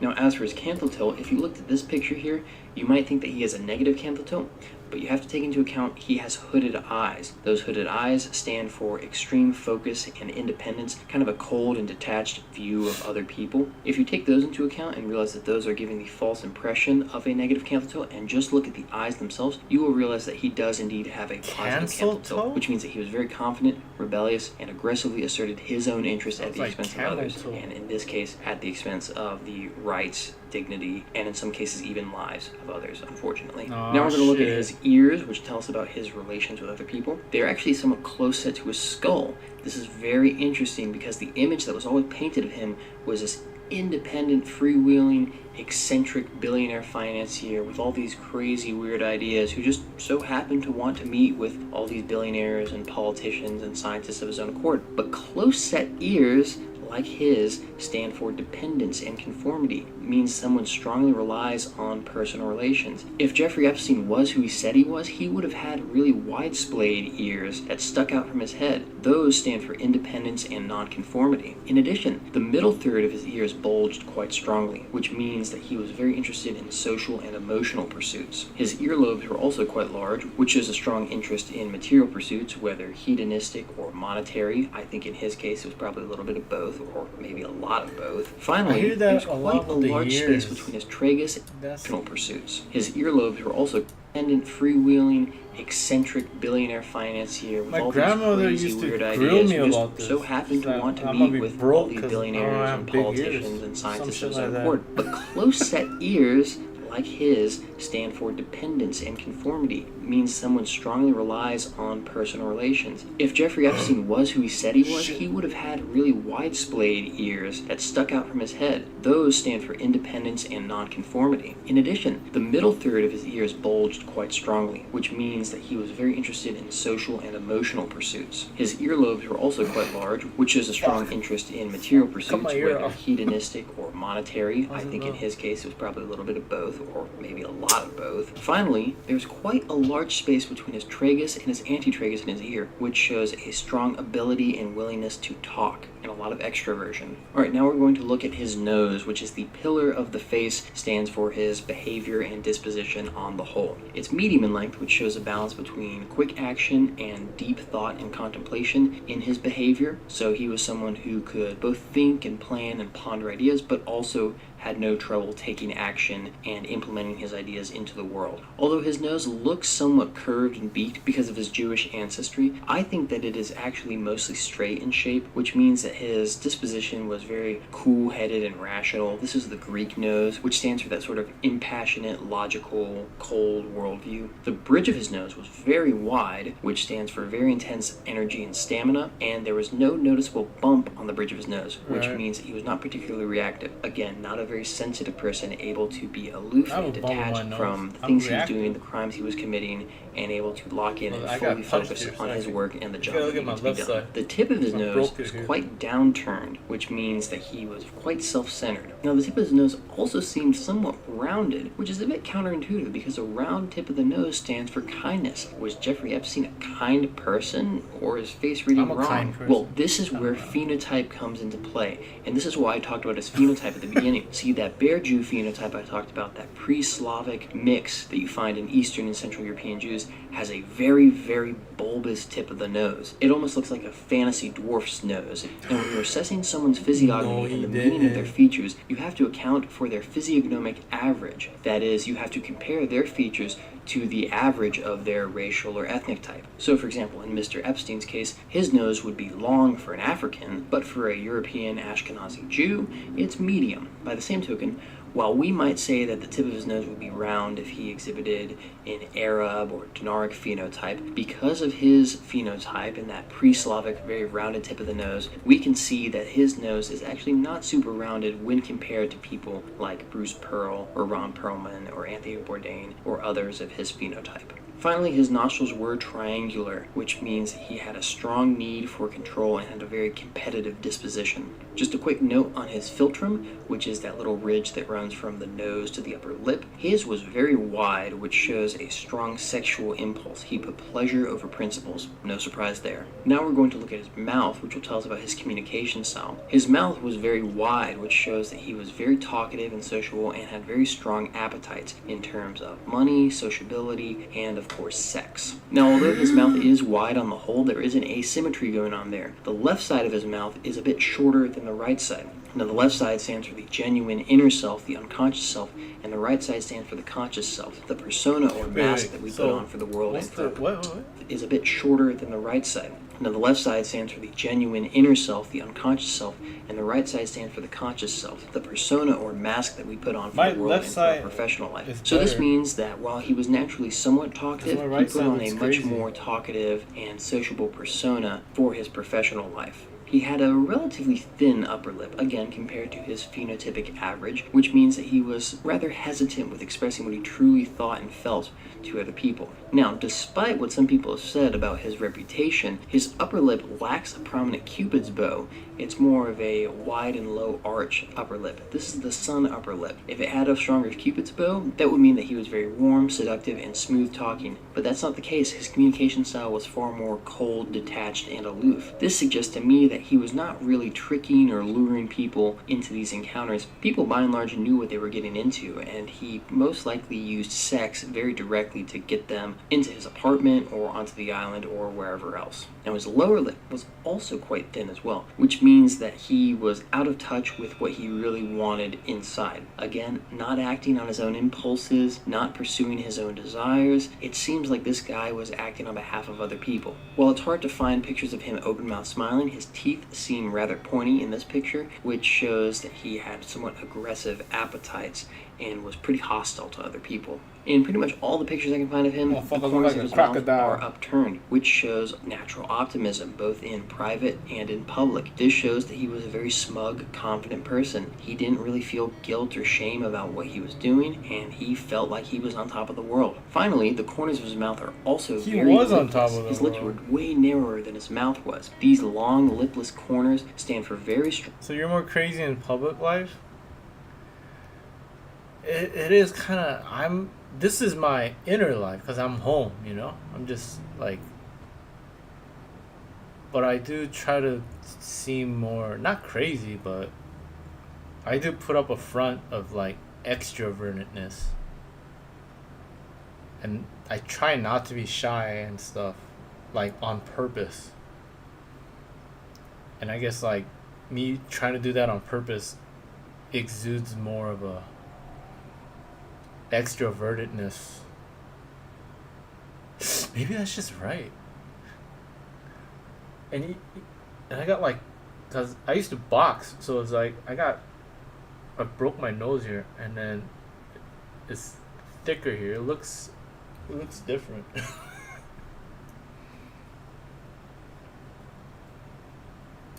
Strong executive leadership capabilities. You see subtler versions of these lipless corners in a lot of CEOs and very wealthy people, and I think for him it was a very powerful asset to have for running his whole operation. The final thing we're going to look at is something that is of particular importance to Mr. Epstein here, the creases on his face.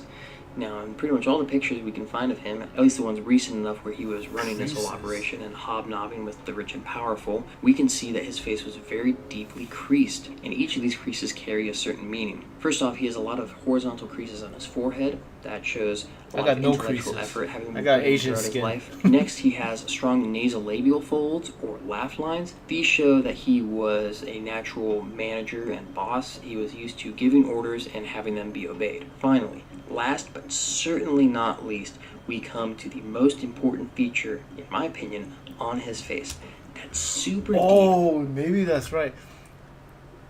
My right side of the face looks better than my left. Really? I guess it's not up to you to judge that, right? Even for me. Like, some might say my right is better than my left. Who knows?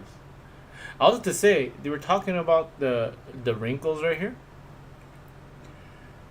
And then it says, like, it's bossier, independent. I gotta see that. Because, like, a lot of people used to tell me, don't meet girls with, like, wrinkles right here. That's like an Asian thing. And I'm like, all right. I don't know why, but I guess it's because of the bossiness. This is yeah, that's fucking funny. And having them be obeyed. He has strong nasolabial folds Is or that laugh this? lines. These show that he was a natural manager and boss. He was used to giving orders and having them be obeyed. Finally, last dude, you but don't want a girl certainly like that. not least, we come to the most important feature, in my opinion, on his face. That super deep, super prominent vertical crease in between his eyebrows. That's Now, just when you see a crease in between someone's eyebrows, especially a vertical one like that, I have that one. is a worry line, a crease of frustration. That shows some sort of great worry or blockage or frustration in an aspect of somebody's life. Like I said before, the left side of someone's face stands for the internal, the personal, the private, but the right like side the stands stepsisters in Cinderella. Is that how they have the thing? They just always avoid girls with wrinkles right here. Dude, he's talking about I don't have much wrinkles, but I got one existing. Like you can see it right here, like right here. It's same as Epstein right here. I have one right here too. Fuck. It's about worrying and stuff. I worry so much about shit. Worry or blockage or frustration in an aspect of somebody's life. Yeah. Like I said before, I hate the my left life. side of someone's face stands for the internal, the personal, the private. I have The a right side stands for everything external, Right. professional, and public. His crease is very much on the right side towards that right eyebrow. This means that he had some sort of intense worry or frustration in his professional life. It was very deep, very significant, and very impactful. What was this? Well, obviously, knowing what we know now in hindsight, we know that that worry was the worry of getting caught. So I can set as a rule for physiognomy and for you guys to use going forward, if you ever see someone with a very deep and prominent vertical crease by their right eyebrow, be suspicious. They're hiding something in their professional life. They likely have some sort of illicit or illegal career that is very high stakes and very dangerous. And now that I've identified this, I'm very curious to see if But technically, I don't have a professional. Because I'm fucking unemployed. Well, I'm unemployed now. But it's not a job that I want. So maybe that... It is true. They should have seen this coming. The people who hired me should have seen this coming. Yeah, I'm always tripping out about the wrinkle right here on the right side. I have one right here. We can't really see it, but like, it's coming into fruition.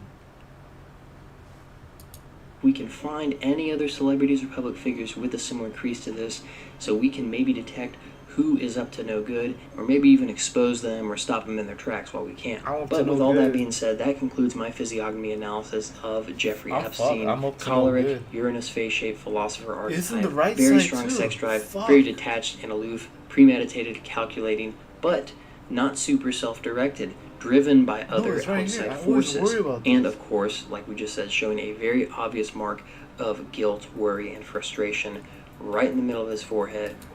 Well, I mean, it could just be that I don't like the job that I have. That's the frustration, right? Because I want to be an artist, but I was always fucking doing like hard ass jobs.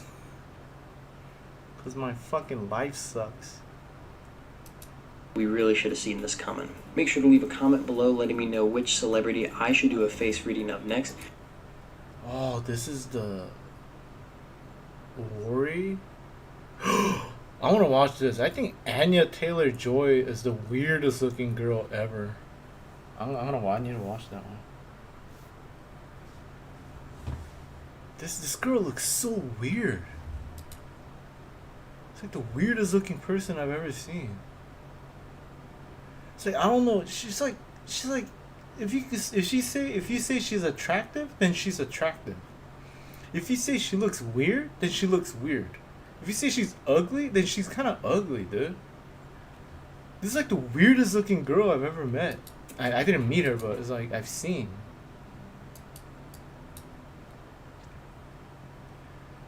Yeah, he just says that it means frustration or stress in professional life. Oh yeah, that's definitely true, dude. I don't have much. I have wrinkle right here from like anger.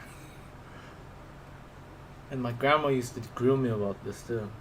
And I got one developing right here. I never had it. But you can see it. The lighting. It's developing, dude. It's fucking just like it's the jobs, man.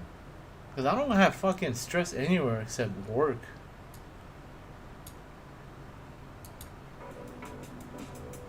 Hello and welcome to another celebrity face reading. My name is Taylor and today we will be looking at none other than Anya Taylor-Joy. Yeah, I think she is an incredible person to look at in terms of physiognomy because she has a very distinct look. Yeah. But as far as I can tell, kind of an enigmatic personality. not a Weird as super looking. high-profile figure in terms of people knowing how she is like in person. So I thought I might be able to shed a little bit of light of that by looking at her face and telling you what her incredibly unique and striking features tell us about her personality. Some people say it's giving angel, other people say it's giving Sid the Sloth. I Yeah. personally think she looks great, but we're not here to rate her or anything like that. We are here to figure out I said what the her same appearance shit. says about her personality. So without further ado, let's get into it. Now, I want to start off with a caveat because I know you guys are already commenting about this. Yes, I know she has had work done. She's had plastic surgery. I'm trying to go off of the older pictures of her that I can find. She looks where she's better. a bit younger. Yeah, And when thus she's does not have younger. the plastic surgery. But it's pretty easily identified plastic surgery. It looks to be mostly buccal fat removal. Yeah, this so that's fucking getting rid of the fat on the bullshit cheeks, making her girls look do, a little man. more gaunt. Why they do that? Skeletal It there. fucking looks weird. But I'm going to be assessing her based on these older pictures where she's a bit younger and has the natural fullness of her face. Now, before we get into the physiognomy proper, we're going to start off with the phenotype, which is her ethnic ancestry and her biological race. Now, she has an interesting ethnic heritage. She's English, Argentinian, technically born in America, but we're not here to look at her ethnic or Argentinian? cultural heritage. We're here to look again at her biological race. Fucking What Nazi. is that for her? Now, it's a really interesting, kind of odd case. When I first looked at her, I immediately thought Celto-Alpinid, which is a mixture between the Celtic Nordid type and the West Alpinid type, because while she does have many very typically Alpinid traits, shorter nose, darker hair and eyes, paler skin, sort of broad, wide face and skull, she is very strikingly tall and thin, even lanky. And that is a very Nordic trait, the complete opposite of what you would expect for an Alpinid. So I looked into her heritage a bit, looked at her parents to try and figure this out. Her father is a very figure it pure out. Celtic Nordid, very distinctly English type. I mean, this guy just screams merry old England to me. Her mother, on the other hand, I believe, from what I could find, is an English-Spanish mix. She also Mexican. fits within the Celtic Nordic continuum. She might have a bit of Basque, which is a pretty typical North Spanish type, mostly found in Basques, and that has a bit of an Alpinid element there. So what I suspect happened is that somewhere That's up a on senor- the family senora. chain, and maybe one of That's her a senora, grandparents, dude. there is an Alpinid. And when her parents came together, even though neither of them are particularly Alpinized, when they came together, they had her. She came out Celtic She Alpinid came out? mixture, not a pure Celtic like her parents.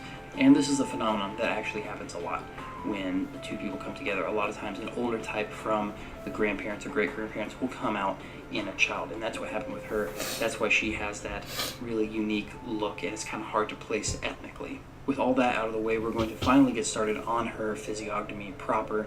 We're going to start with her side profile, which will tell us about her temperament and inborn traits. As you can see here, her jawline is recessed, a straight line going from her ear to her chin. Her chin is a little recessed looking, but it's mostly level with her brow, and her forehead is straight up. So that would make her a mix of melancholic I'm not traits, that. and especially in the jawline and somewhat in the chin, and choleric I'm traits. choleric, Again, dude. partially in the chin and mostly in the forehead. So what does this mean? Well, it means that her intellect, shown by the forehead, is very choleric. So she is willful, commanding, thinks and plans in the long term, very intelligent, very patient, and very orderly in her thinking. But her energy of action, especially in the long term, is much more melancholic. So it would be much more flighty, attention-seeking, creative, inventive, humorous, witty, a lot of great social energy there.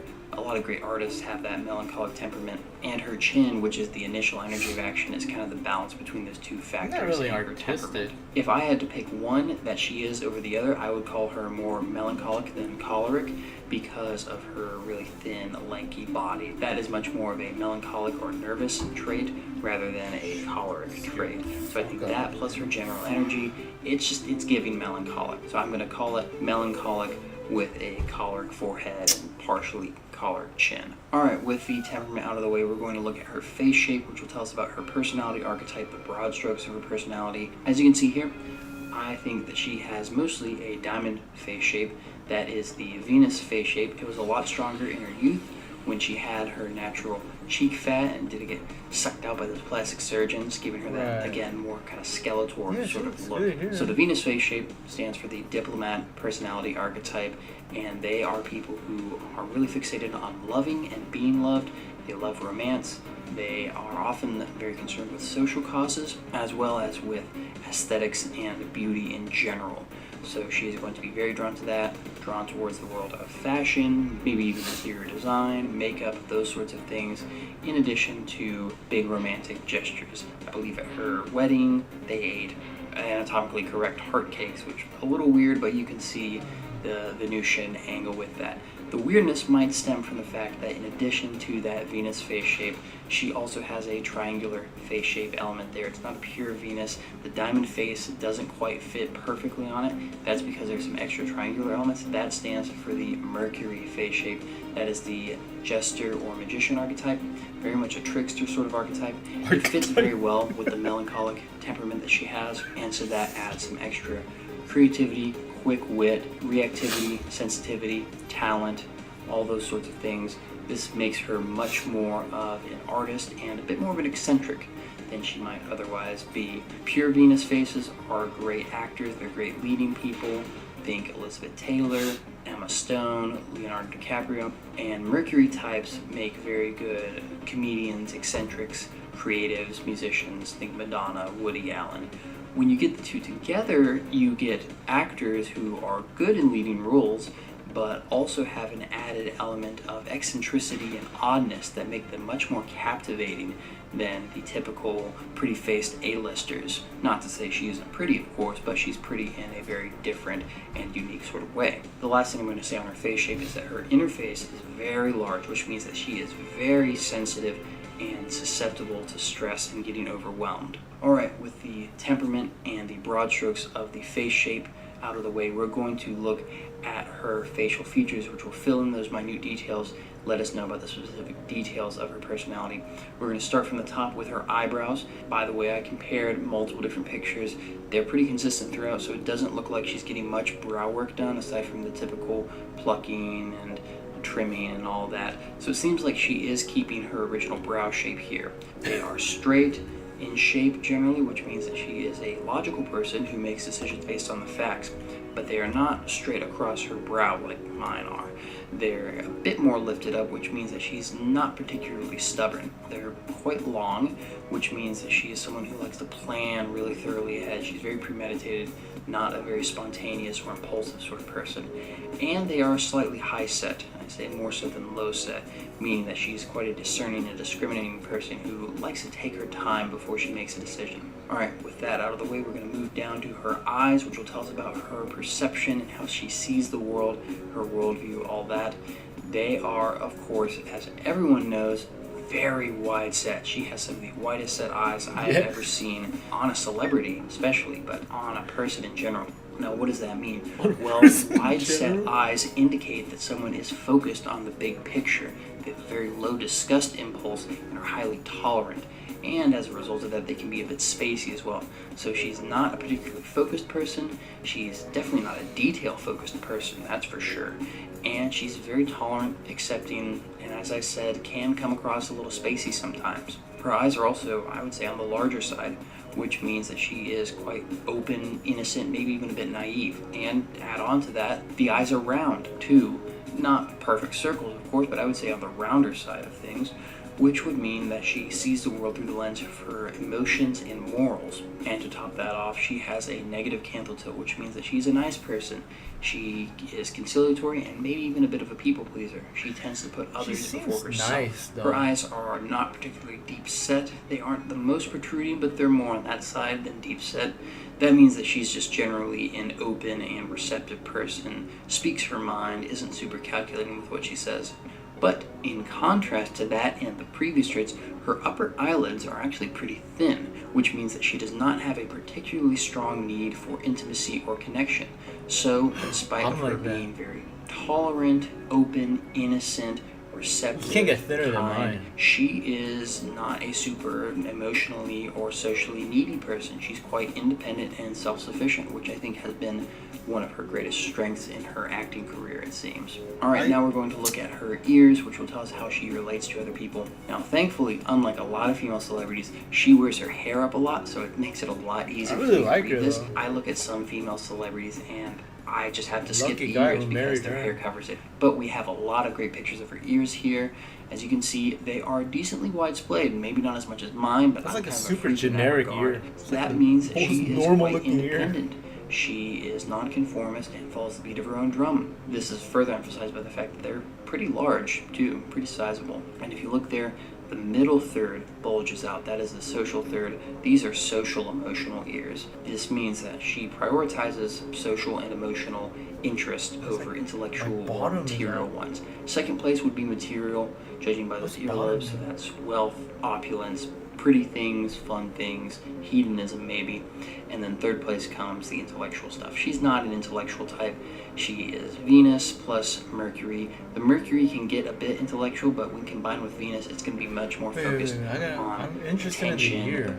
celebrities. She wears her hair up a lot, so it makes it a lot easier for me to read this. I look at some female celebrities and I just have to skip the ears because their hair covers it. But we have a lot of great pictures of her ears here. As you can see, they are decently widespread, maybe not as much as mine, but I'm kind of a freak in that regard. That means that she is quite independent. She is nonconformist and follows the Yeah, beat of her this own ear is drum. good, This you is say. further emphasized by the Asian fact that people they're say it. pretty Korean people say large, that. too, pretty sizable. Ear And if like you look this is there, good. the middle third bulges out. That is the social third. These are social emotional ears. This means that she prioritizes social and emotional interest over intellectual or material ones. can't see Second place would be material, judging by those earlobes. So that's wealth, opulence, pretty things, fun things, hedonism maybe. And then third place comes the intellectual stuff. She's not an intellectual type. She is Venus plus Mercury. The Mercury can get a bit intellectual, but when combined with Venus, it's going to be much more focused on attention, approval, the sort of social adulation that a lot of Hollywood people kind of strive for. Finally, she has a small space between her tragus and her antitragus, meaning that she is more on the introverted side, again confirming what we thought with that thinner upper eyelid. Alright, now we're going to look at her nose, which is another very important factor, second only maybe to the eyes here. It is quite short, I think, relative to the face, and especially to her phenotype, especially if you compare it to her parents. That means that she is a pretty action-oriented person. She is not too much of a deep thinker or a contemplative person. She focuses more on getting stuff done and what is being accomplished in the real world. Now again, those long eyebrows are making her more premeditated and planning more ahead, so she's not super impulsive or spontaneous, but what she does plan ahead is not so much contemplative, intellectual sort of stuff, but real actions that can be taken out in the world. So that's how those sort of square as I see it. Her nose is surprisingly straight in shape. From the front, it seems to be almost upturned or very short at least, but if you look at her from the side, she's got that long, straight, Celtic Nordic nose shape there. That means that she is steady and reliable. She's rational and has a cool-headed temperament there. She has a pretty round tip of her nose, which shows kindness, and it's not upturned, but it looks that way because of her round nostrils, which show a romantic and sensual disposition. Finally, the bridge of her nose is quite wide, which shows great energy and stamina, and lacks any noticeable bump, which means that although she is quite sensitive, as we can tell from that large inner face, Mercury face shape, and underlying melancholic energy in the temperament, she's not particularly reactive. So she might get stressed out, might get overwhelmed, but she's not likely to snap at someone over it or freak out, have a panic attack. Now we're going to take a quick look at her philtrum. All I'm going to say here is that it's quite deep, which shows great energy and stamina, and it's at a perfect sort of moderate width and shape in general, which is a good balance between pleasure and principles in her disposition. This is an almost perfect philtrum. If you have a philtrum like this, thank God, because that's going to do you really well in life. Finally, we're going to look at her mouth, which will tell us about her communication style and her appetites, how she sort of takes a bite out of life and enjoys herself. It's pretty small, which means that she is pretty quiet, reserved, and resistant to new social connections. She's not a social butterfly. She keeps herself pretty introverted, even though she is oriented towards other people in many ways, very kind, very socially interested. She is pretty independent and introverted in a lot of ways. Now, we were just talking about her philtrum. Her philtrum comes down and forms a wonderfully prominent Cupid's bow on her upper lip. This is the Venus upper lip, It naturally suits, of course, the Venus face shape. All and right, it means kind of that glazing her communication now. style is very warm, smooth talking, and seductive. But her upper lip does look relatively thin, which means that when she does You know, communicate, he even though actually she might kinda be has conveying the it in a same very shape warm, as her. smooth-talking, silver People tone who sort of way, she's going to be hesitant look like with telling themselves, people what she's really like they thinking and like feeling each deep other down. who She's look going to be like very themselves. guarded If you look with at a that lot sort of couples, stuff. they look like each So other. she might be smooth talking you, but there's Well, no at least guarantee like that you're long-lasting hearing couples. the full truth. Not necessarily meaning that she's hiding something, but This just guy that you need to resembles trust the a little shape more of her. before she completely opens up. Seems like she's quite a private person in that regard. In contrast, her I lower fucking lip yapped, is I quite missed full it. and Fuck, thick, I gotta shut the which fuck up. means that she's sort of stuff. So she might be smooth talking and seductive, but her upper Wait, lip what's- forms a wonderfully prominent cupid's bow on her upper lip. This is the Venus upper lip. It Yeah. naturally suits, of course, the Venus face shape, and it means that her communication style is very warm, smooth talking, and seductive. But her upper lip does look relatively thin, which means that when she does communicate, I gotta even though watch she that might one. be conveying it in a very warm, I'm not really interested in this smooth-talking, guy's silver-toned sort of face, way, though. she's going to be He hesitant did. with I think telling he people did. what she's really thinking or feeling deep down. She's going to be very guarded with that sort of stuff. So she might be smooth talking you, but there's no guarantee that you're hearing the full truth. Not necessarily meaning that she's hiding something, but just that you need to earn her trust a little more before she completely opens up.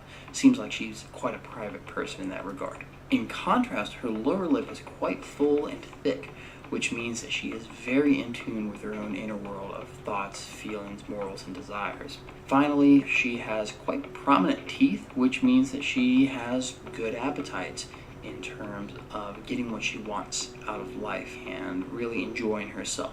The last thing I'm going to say is this is the part of the video where I would normally do a breakdown of her facial asymmetry, left side versus right side. There is none. As far as I can tell, there's no notable asymmetry in her face, which means that there's This no bitch is, real like, difference perfect. between her public and private personas. What you see is what you get, by and large, and I think that that is sort of a double-edged sword. A lot of times people with very strong asymmetry, there's internal conflict there. You can look at someone like Peter Thiel, where you can tell he's a messed up kind of guy. He's got issues and he hasn't resolved them all. He hasn't really integrated his psyche. But you look at someone else with a pretty perfectly symmetrical My face. face is someone not like too Kim Jong-un, symmetrical. and that perfect symmetry It's my can cousin. signal a lack of It's my growth. cousin. I got. What do you say? Oh my god, did he do one with Kim Jong Un? I gotta see that one. But you look at someone else with His face, Kim Jong Un's face, considered like a handsome face, in to like the older folks in like, at least for Korean people, like he's not a bad looking guy. Like, fuck all the politics, but in terms of like his position and whatever, like he's not pretty perfectly symmetrical face, someone like not good, but like he's like a leader type of face. Kim Jong-un, and that perfect symmetry can signal a lack of growth. Now, Anya Lack of Taylor-Joy is a very young actress. She's born 96, makes her I should do one maybe millennial, myself. maybe Zoomer, Gen Z. like In any case, Unsolicited. she's still quite young, and I think that just reflects a lot of innocence on her part and the fact that she still has a lot of growing to do. So watch for more facial asymmetry coming in over time. Well, I hope you enjoyed my face reading. for Unsolicited. Anya Taylor-Joy. Make sure to leave a comment below. letting me physiognomy know of Kim Jong Un. Did he do one with Kim Jong Un? I gotta find it. That's so fun. That would be so good, dude. Find Kim. He didn't do Kim. He has to do Kim, dude. Carl Young. I don't remember seeing the clavicular. Erica.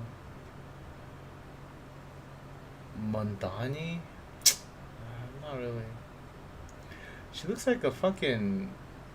He made her like a rat in that one.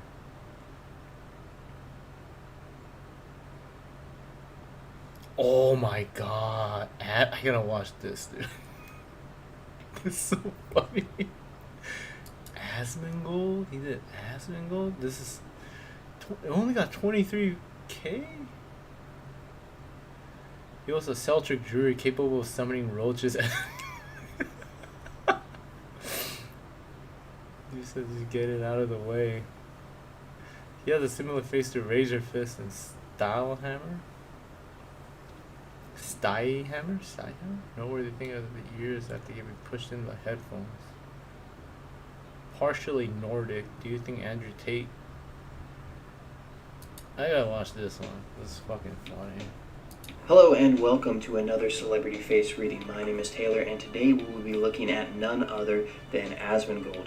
I know this guy's a huge streamer. I don't watch him personally, but I know a lot of people do. I know he does gaming, reaction type stuff. He's pretty much the archetypal Twitch streamer. He's sort of the model that other people tend to follow. He seems like a pretty cool guy. Seems pretty open-minded. Seems to be watching some interesting things, having some interesting opinions, even to spats with Elon Musk. Plus, you guys' request to have me analyze him has given me more of an interest in him. So I want to look at his face, see what his face can tell us about his personality. So without any further ado, let's get into it. Now first, I'm going to look at his side profile. That will tell us about his temperament, which is his inborn traits and energy level, that sort of stuff. If we look here, we've got a high forehead, level chin, and looks like an obtuse angle to his jawline. That is the sign of a pure choleric type.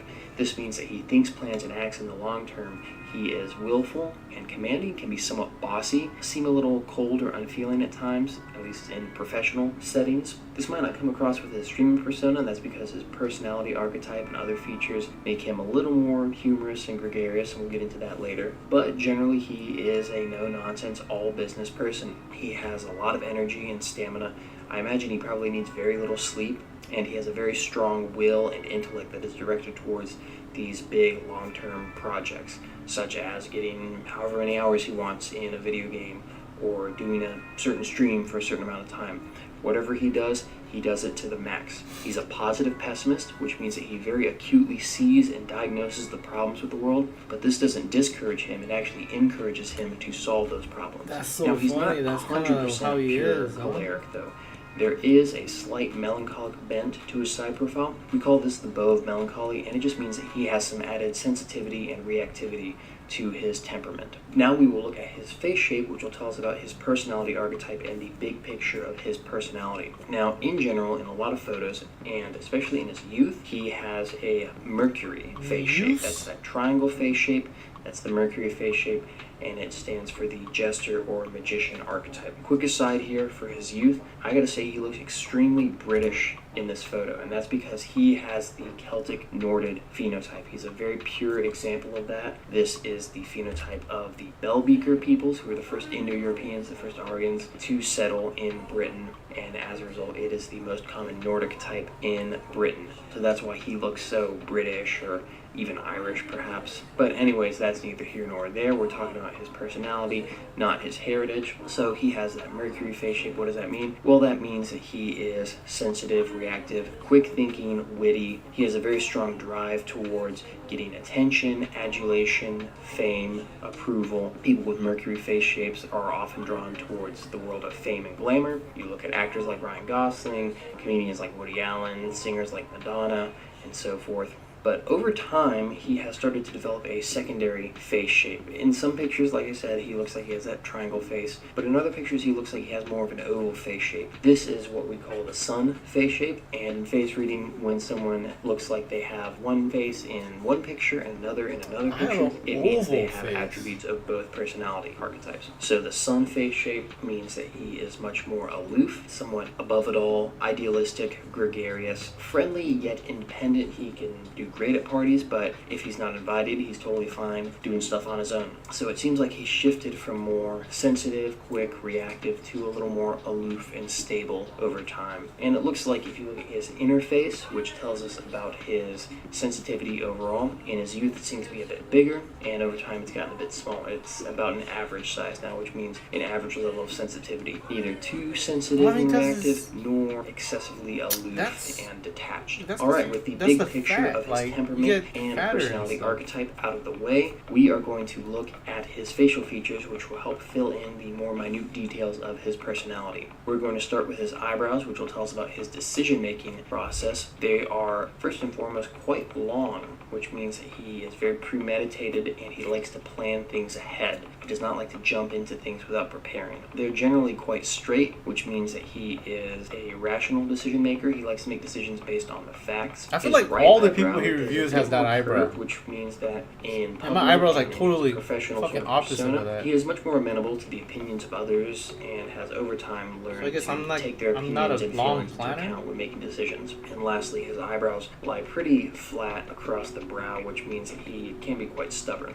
All right, now we're going to look at his eyes, which will tell us about his perception, how he sees the world and other people. They look about average size. I would put them maybe on the slightly smaller side, which would mean that he's a bit more cynical and untrusting. They are kind of moderate in shape, but I would put them slightly more round than, say, almond shaped, especially because they have those rounded bottoms there. That would mean that he perceives the world, at least in part, through the lens of his morals and emotions, and his passions definitely guide him to an extent there. They are slightly wide set, which means that he is generally tolerant, a little spacey maybe, and big picture focused. He doesn't get caught up on minute details. They are pretty deep set, actually, if you look at them from the side and analyze them objectively, which means that he thinks before he speaks. He's very calculating, cautious, and withdrawn. People with deep set eyes always think before they speak. It's almost like they're sort of watching from a cave, symbolically speaking. Now, they don't I don't know what appear that deep set means. because Deep he has a set very eyes? thick upper eyelid. This means that although he is a calculating, withdrawn sort of person, he thinks before he speaks, he's not particularly flippant with his words, he does have a strong need for connection and intimacy. This is why I think he makes a great live streamer, because he wants to connect with people with that.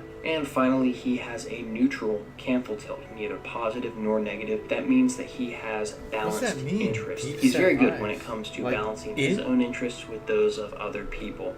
Now we're going to take a quick look at his ears, which tell us about his relationships with other people. Really hard to tell because as a professional live streamer, he's wearing headphones pretty much all the time, and even when he's not, he's got that long mop of hair there. So it was real hard for me Mop to of find hair. any pictures of him where the ears are particularly visible. But as you can see here, they seem pretty close set to his skull, which would indicate that he's pretty socially dependent and conformist, not super independent or rebellious. He kind of puts a big premium on fitting in, or at least not rocking the boat too much. All right, now we're going to look at his nose, which will tell us about his disposition as a whole.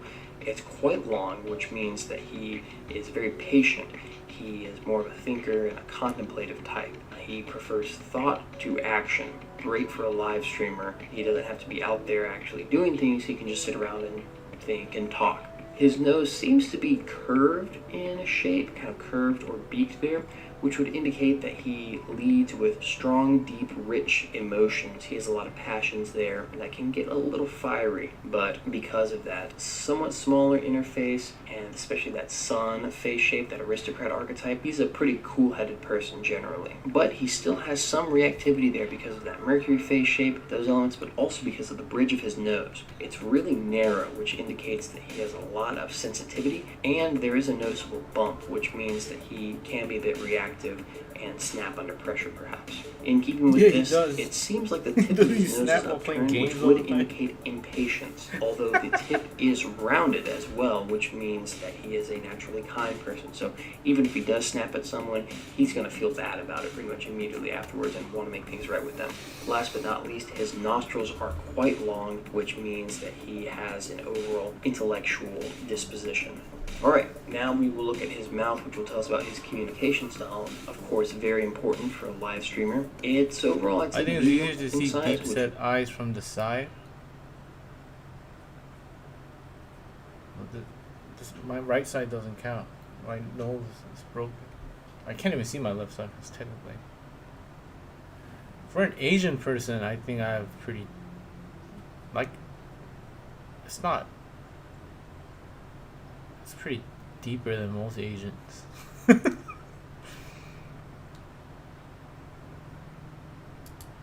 mean that he has an average level of talkativeness and sociability. Again, there's a good balance there. Now, something to notice about his lips right off the bat, very prominent Cupid's bow. It goes in really deep there, as you can see here. This is a sign of the Venus upper lip shape. This means that his communication style is very warm, smooth-talking, silver-tongued, almost seductive, which is, of course, a great thing for a live streamer to have. And now, as for the thickness of his lips, both his upper and lower lips are pretty medium in size. So the upper lip stands for his communication and relationship with other people in the outside world, and the lower lip stands for the same thing, but for his inner world. What does it mean if you... Like, I talk worse when I'm comfortable.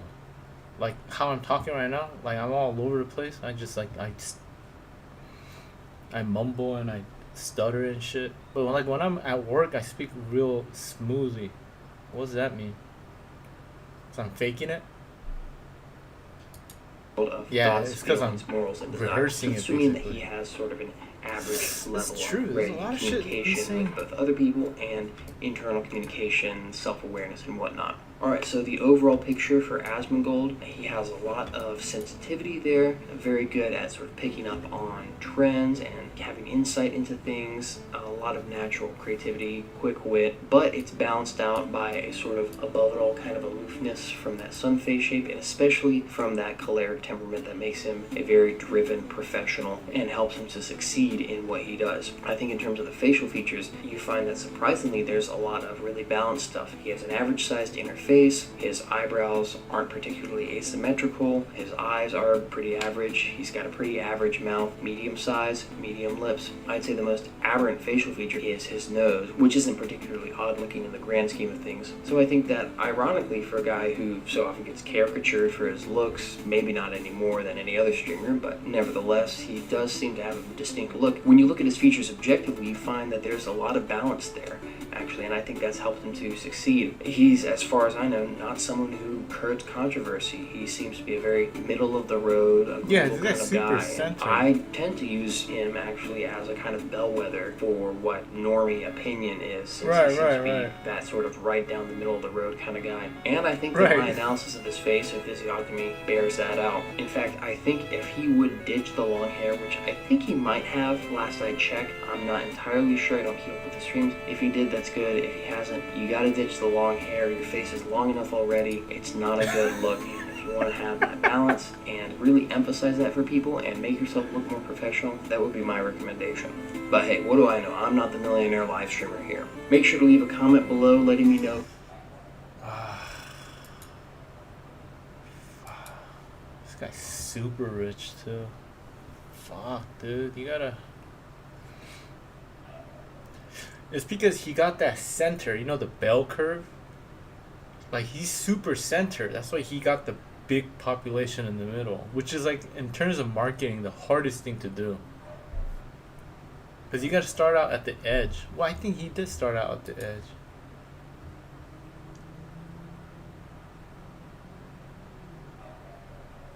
Joe Rogan. Gotta watch Joe Rogan. He seems to like Sam Hyde a lot. He talks really good about Sam Hyde. And I like Sam Hyde. He says a lot of cool shit. Let's see what he says about Joe Rogan. Fucking Joe Rogan. Hello and welcome back to another celebrity face reading. My name is Taylor. Today we will be analyzing the facial features and physiognomy of none other than Joe Rogan. Joe Rogan is a huge podcaster, alleged comedian, MMA fighter, very popular media figure. What I want to look at and try to analyze today is the secret behind Joe Rogan's success.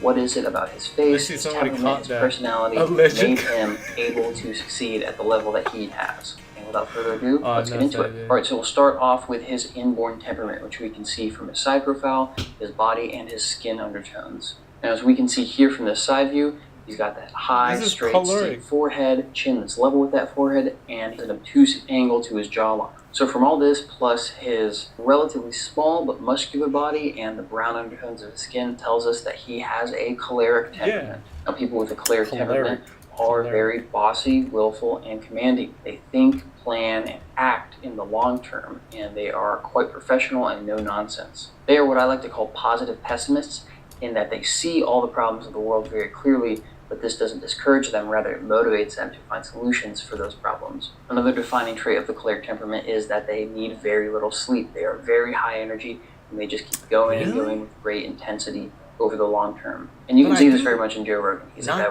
very busy schedule. I don't get that much sleep. I think he's reading 2 or 3 different books in preparation for future podcast interviews. He does fitness stuff, he does comedy, he does all sorts of things. And I should say, however, that he is not a pure choleric type. Look at how his forehead slants slightly along with his chin, and they both reach sort of point. That's his like nose. kind of my face. This is what we call a bow of melancholy. It means he has some added traits of a melancholic temperament in addition to those choleric ones. So he's not going to be as dry and kind of mundane as a pure choleric would be. He has some added sensitivity, creativity, and imagination there.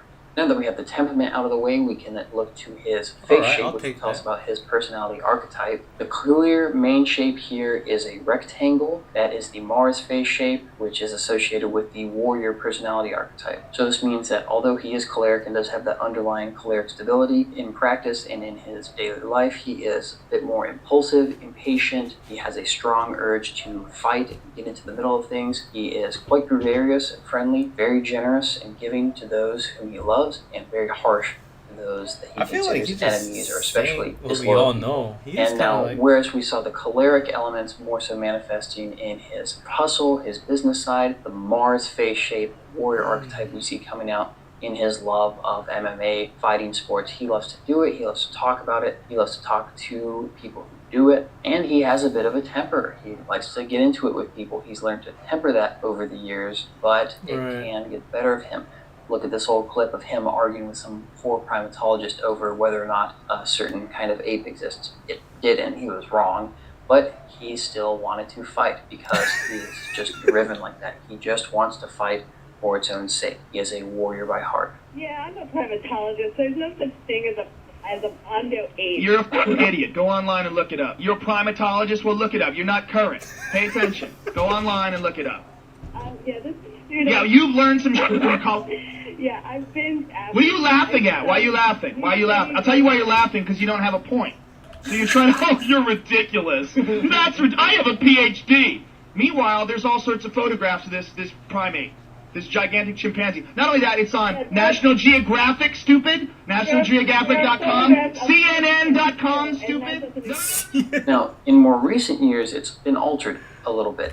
There's a bit more of a sort of heart-shaped thing going. Now, this is the opposite of the Mars face shape. This is the Venus face shape, which is associated with the diplomat personality archetype. So this is much more of a fucking peacemaker, funny. someone who is concerned deeply with loving and being loved, with aesthetics and social causes and group harmony. And the big thing with the diplomat archetype is that they want to bring warring parties to the negotiating table. Think now about all of the big debates that Joe Rogan hosts on his show between people with different points of view, different worldviews. He wants to bring together to work things out, fight it out even, and come to a conclusion. So we can say in Right. conclusion that he has some sort of combination personality archetype. Part warrior, part diplomat, we could call it the peacekeeper. His interface is pretty small, which means that he is quite stress resistant, not Is super it? sensitive. He can compartmentalize easily. Alright, so with the broad strokes of his temperament and his personality archetype out of the way, we can start getting into the finer details shown by his facial features. Now let's start with his eyebrows right up there at the top.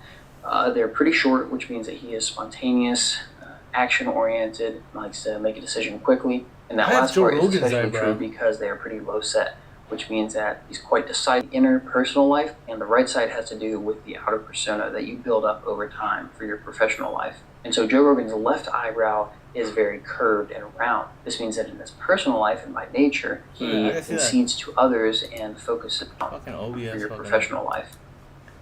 left eye self view, how they see themselves and the world, self perception. Left side executive orientation, where they are coming from basic beliefs, self real. Real self. God, fucking dyslexia and shit.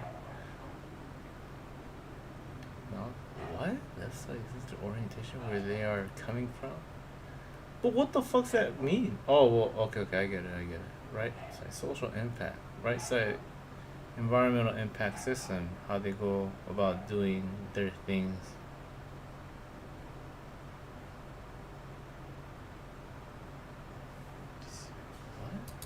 And so Joe Rogan's left eyebrow is very curved and round. This means that in his personal life and by nature, he concedes to others and focuses on the emotions and feelings of others when it comes to making a decision. But his right eyebrow is much more sharply arched, it's pretty triangular, which means that over time he's built up a persona that is much more competitive and trolling with his decision making. Now onto his eyes, They have an almond shape, which means that he perceives the world through the lens of his intellect. That upper eyelid is pretty thin, which means that he's not actually super extroverted, or at the very least does not feel a strong need for social connection and intimacy. Again, we see another asymmetry here. His left eye bulges out a bit more than his right eye. This means that by nature and in his personal life, he is much more spontaneous and likes to be more socially involved. He speaks more freely, might even blurt things out without thinking, but in his professional life, he has learned to be much more reserved, withdrawn, and calculated thinking before he speaks. And they are set at an average distance apart from each other, which means that he has a balanced perspective between the big picture and all that and the minute details. And this is definitely something that has helped him a lot in his podcasting career. The eyes stand for perception, and we see that his perception and worldview are at a good sort of balanced level with this. They're pretty small, so he's distrusting, he's cynical, but they're at that average distance, so he has a balance between tolerance and kind of nitpicking the details. He doesn't fall too far into one camp or the other. If his eyes were too wide set, he would be too tolerant and spacey and would never push back on his guests and would just accept anything they said.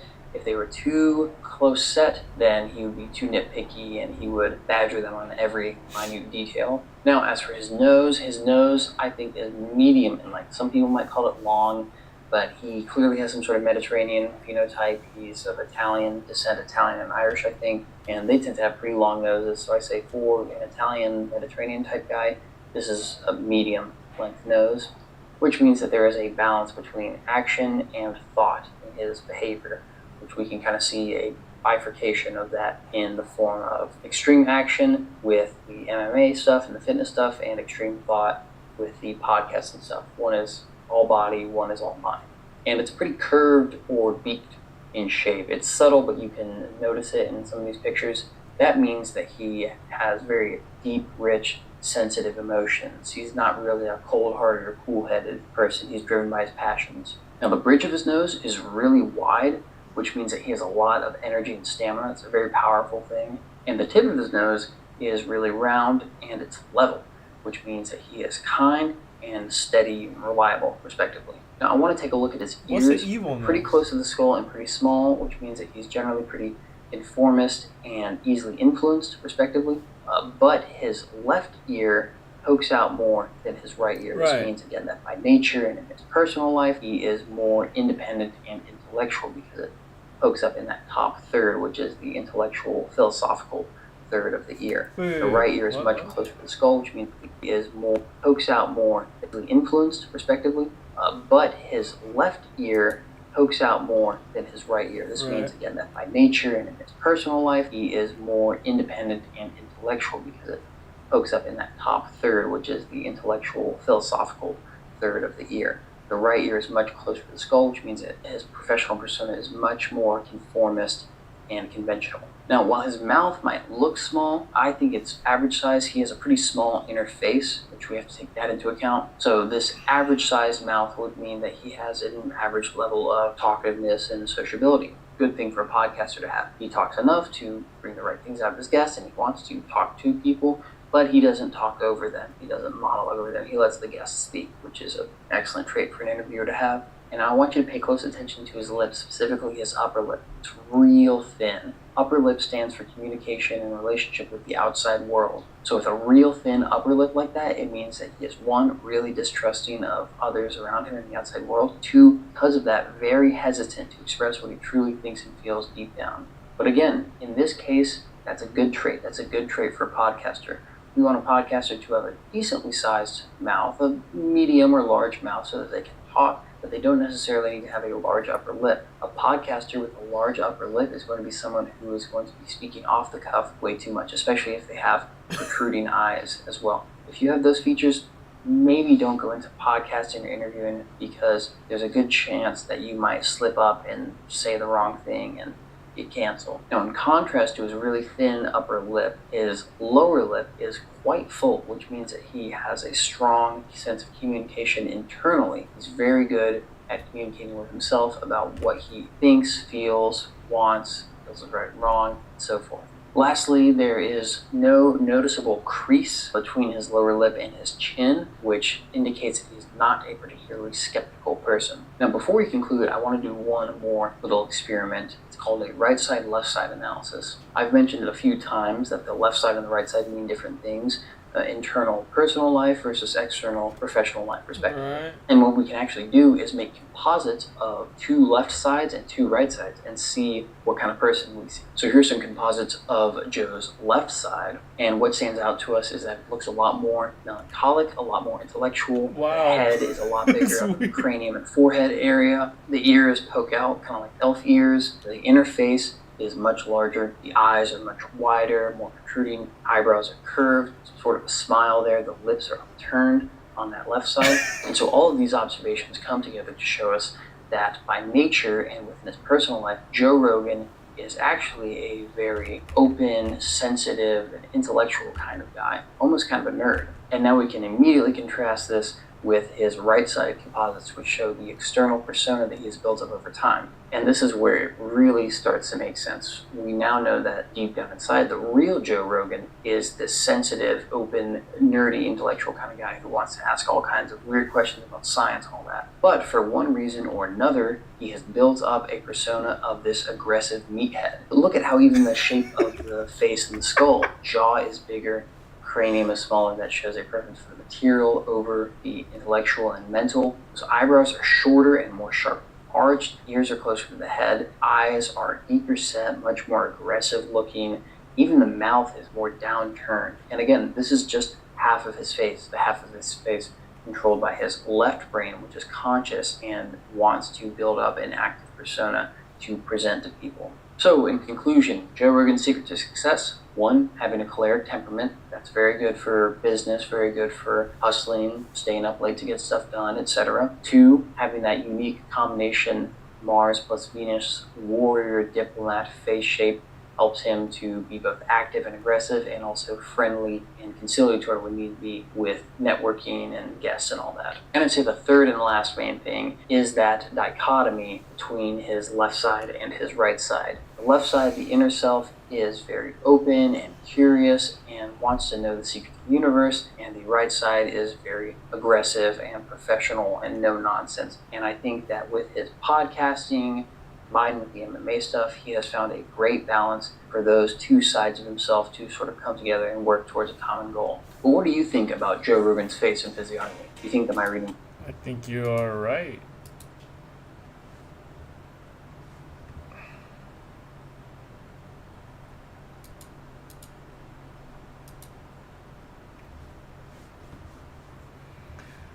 That was fun. Fucking funny, dude.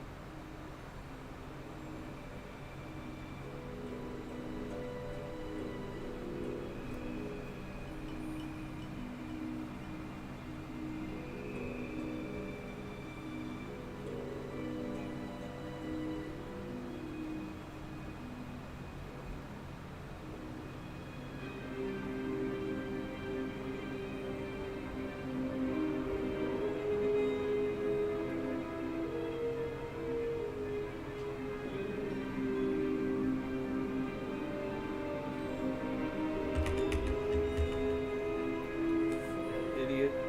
You idiot.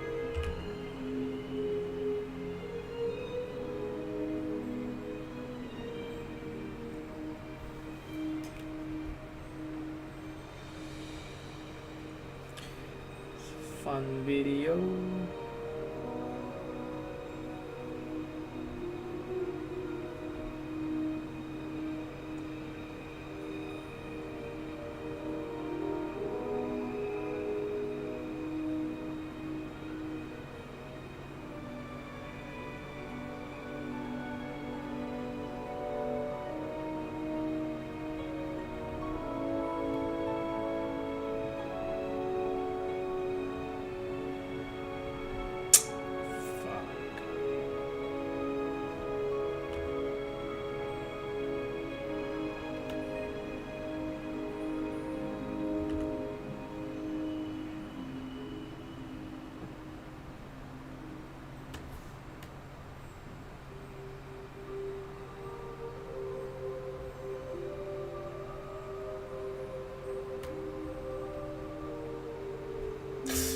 shit, why am I messing up? It looks weird. Oh, what am I not getting?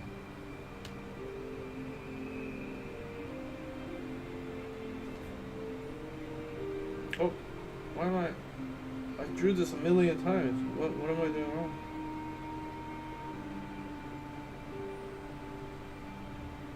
Something's not clicking. Too dirty, maybe?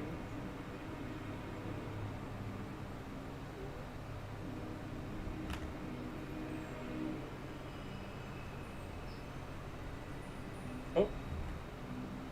Oh.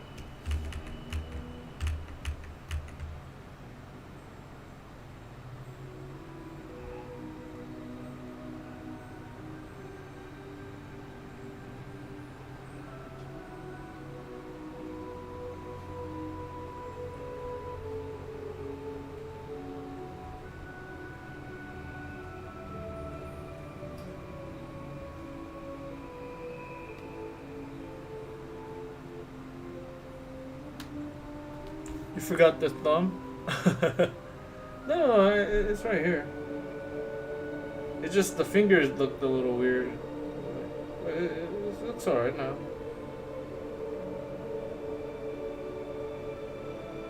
It's the shading, the depth. Sometimes a little bit of wrong shading can make it look a little weird.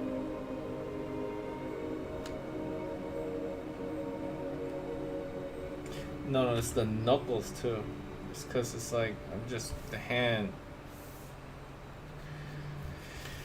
Sometimes I can't draw like the Kim Jong-gi.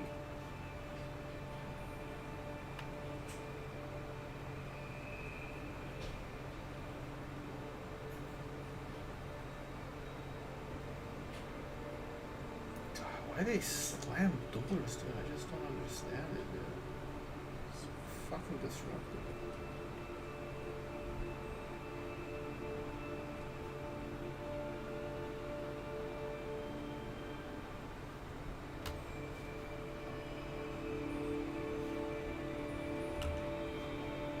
Yeah, I'm fucking up.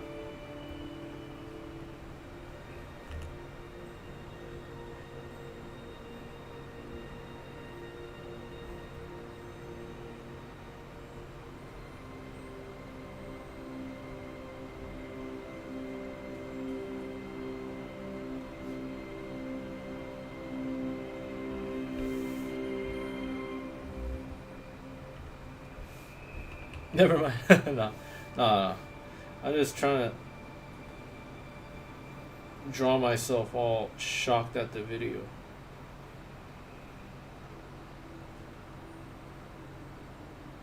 What did I draw? I drew like bullshit while I was listening to that.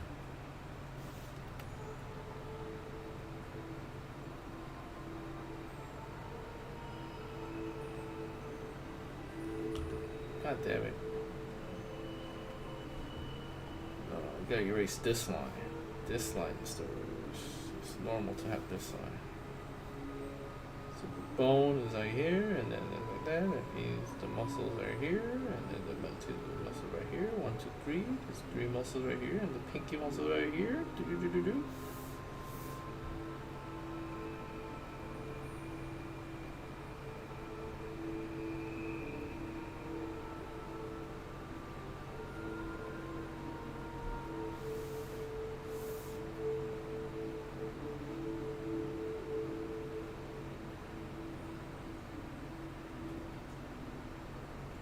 This is my dumbass watching the thing.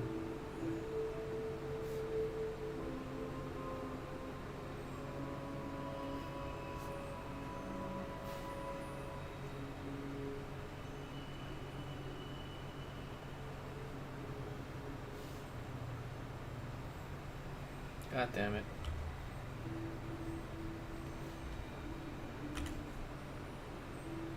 It's my small tablet. The tablet has that right there, I believe. Like that.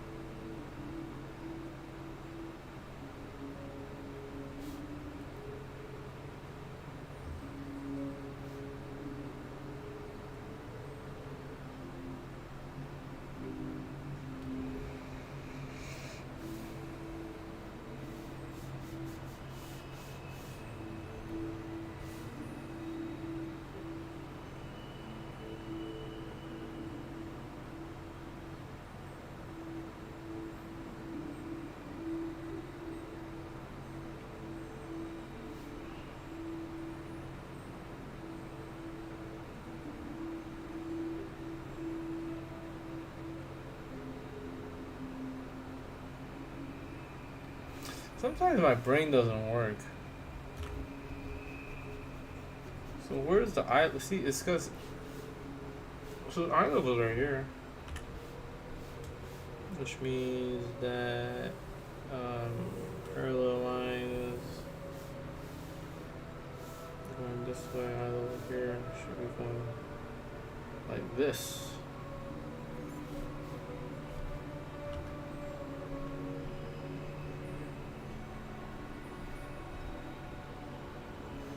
That's too much though.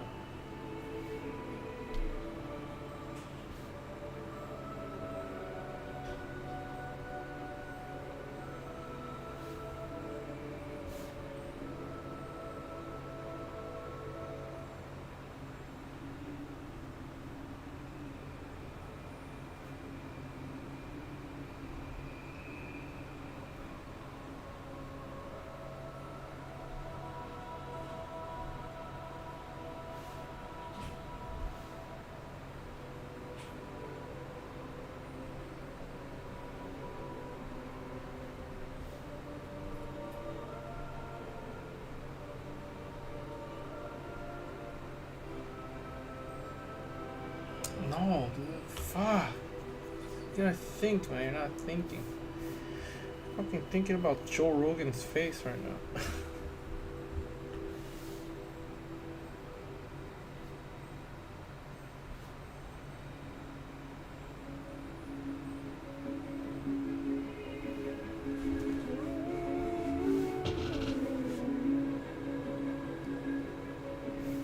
Oh man, this song reminds. I want to play Path of Exile, dude. The new update came out.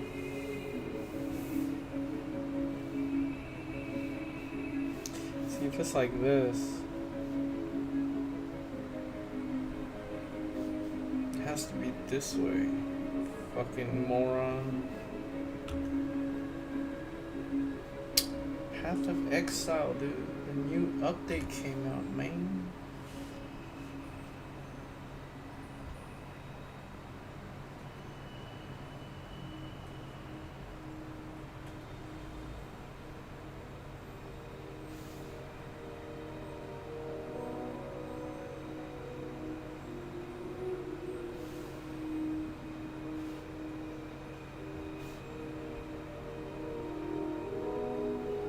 I can't play video games. I gotta be productive. I gotta finish the book. I gotta.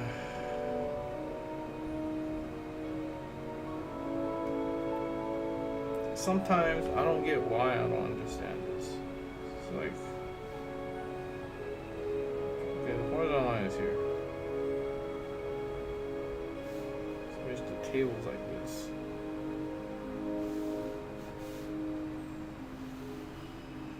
It's like that. That is.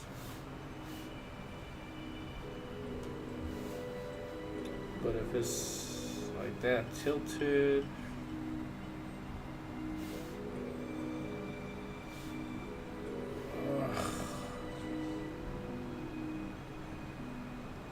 So this is right.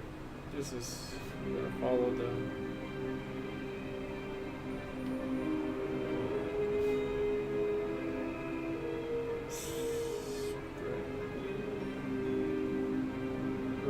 It's like this.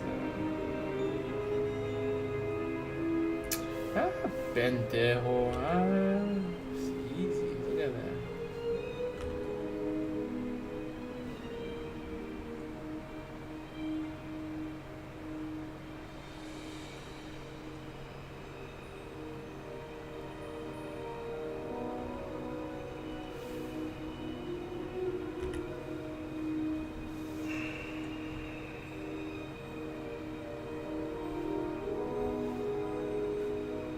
This does look too thin though.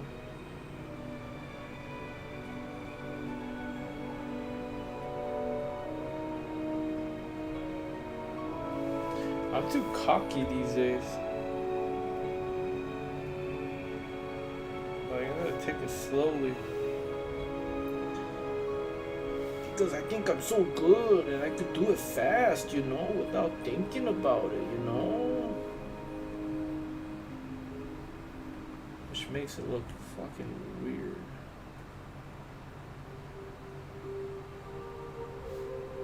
It's like that, so it should be like right here.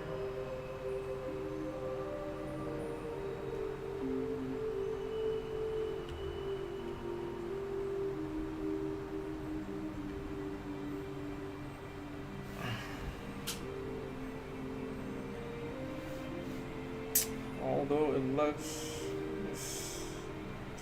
makes sense technically.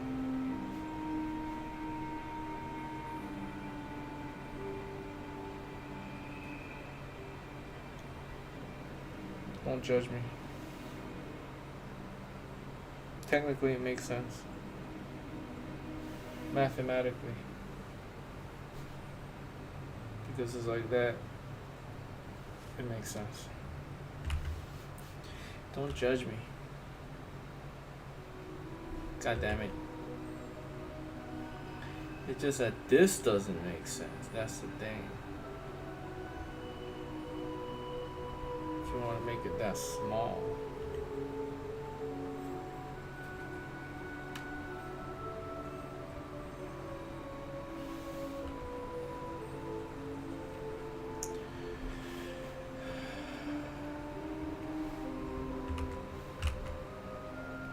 No, that looks too narrow. It's not, my tablet's not that narrow. That doesn't make sense though.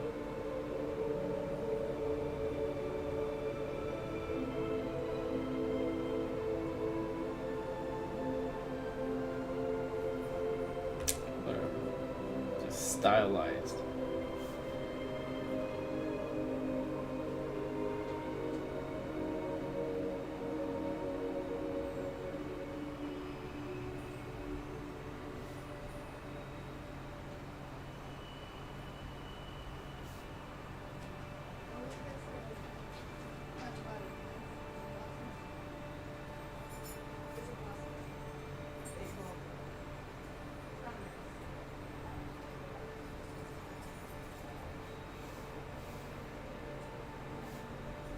Please don't slam the door. Please don't slam the door.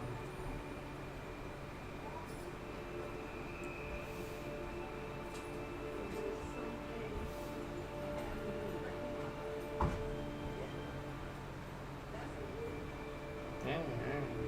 Don't slam the door. Don't slam the door. Don't slam the door. Don't slam the door.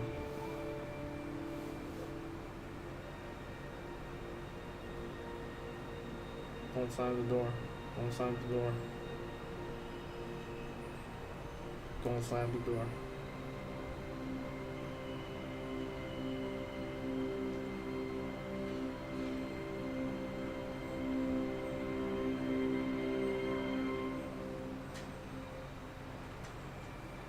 Don't slam the door.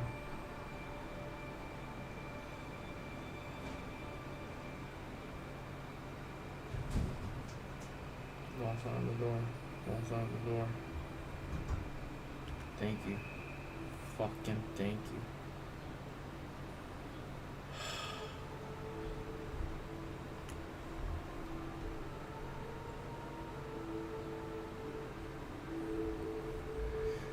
Fuck, I think my fridge broke, man.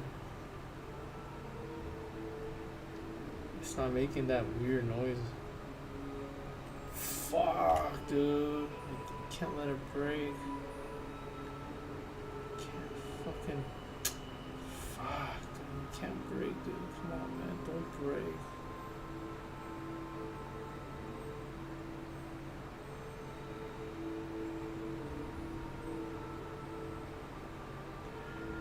That saying where you say, like, when it rains, it pours is such a good saying. It's like, everything bad happens at once, dude.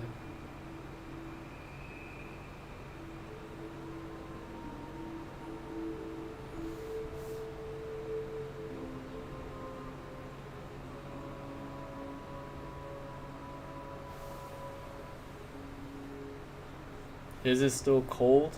The fridge? Yeah, it was. Hold on, I gotta check. Hold on, I gotta fucking check this.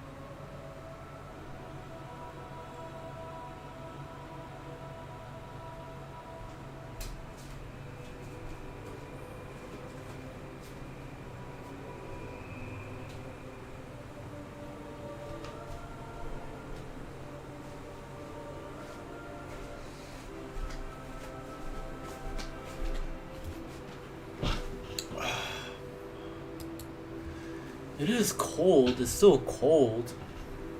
It works, but it's like the fan's not going anymore. I think. Fuck, I don't know, man.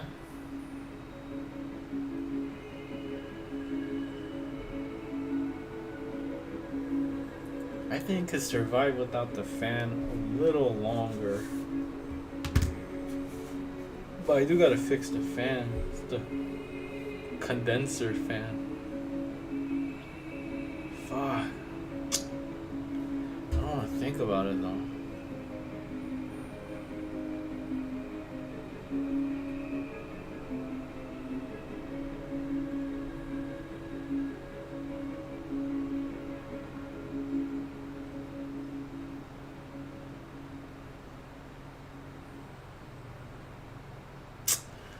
Fuck.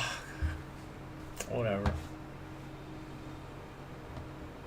Ancient face reading from the Greece to China. Let's see that. Let's see that. While I get my mind out of this. Bullshit. Oh. Too big. It's this one. Physiognomy is the art and science of assessing a person's character and mental traits based on their physical appearance, especially their face. This is a very ancient practice with deep roots in almost every human culture. If you'd like to know more about physiognomy overall, you can check out my physiognomy playlist on my channel. However, today we're going to be looking at the history of physiognomy, specifically references to physiognomy in ancient texts, ranging from books about Chinese medicine to Arab philosophy, and even the Bible. Keep watching to find out more.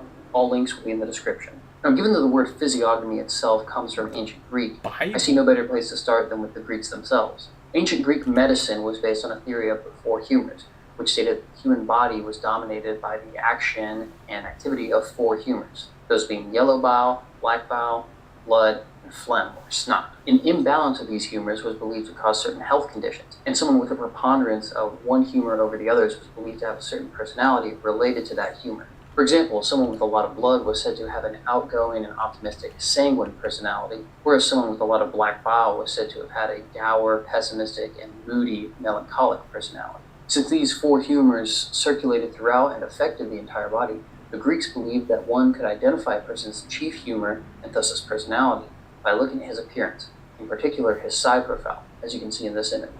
Now, many individual Greek philosophers, doctors, and scholars wrote more about physiognomy in depth. A treatise titled Physiognomics was written and published sometime in the 300s BC under Aristotle's name, although it is now believed to have been written by one of his students at his Peripatetic Academy in Athens.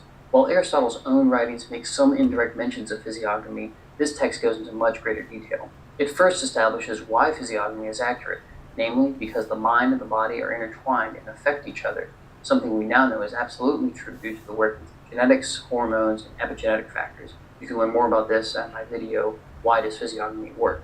It then goes into the three main methods of discovering a physiognomically relevant trait and the meaning of said trait. The first method involves comparing people to animals and assuming that a person who shares a certain physical feature with an animal will share a certain character trait of that animal. For example, we might expect that someone with a broad face and thick blonde hair might be bold and brave like a lion, or that someone with a pointed face, long nose, and pointed ears might be mischievous and clever like a fox, or that someone with bulging eyes and a curved nose might be nervous and flighty like a bird. The second method involves a similar process, but with regards to human racial groups. Thus, we would assert that the physical characteristics of a people would correspond with their collective character. As is usual for ancient Greek works, the author states here that both Africans and Northern Europeans occupy unfortunate extremes in terms of both appearance and behavior. Oh, here we go. The Greeks occupied a perfect middle zone of balanced features, being neither too pale nor too dark, neither too tall nor too short, and having neither too straight of hair nor too curly of hair.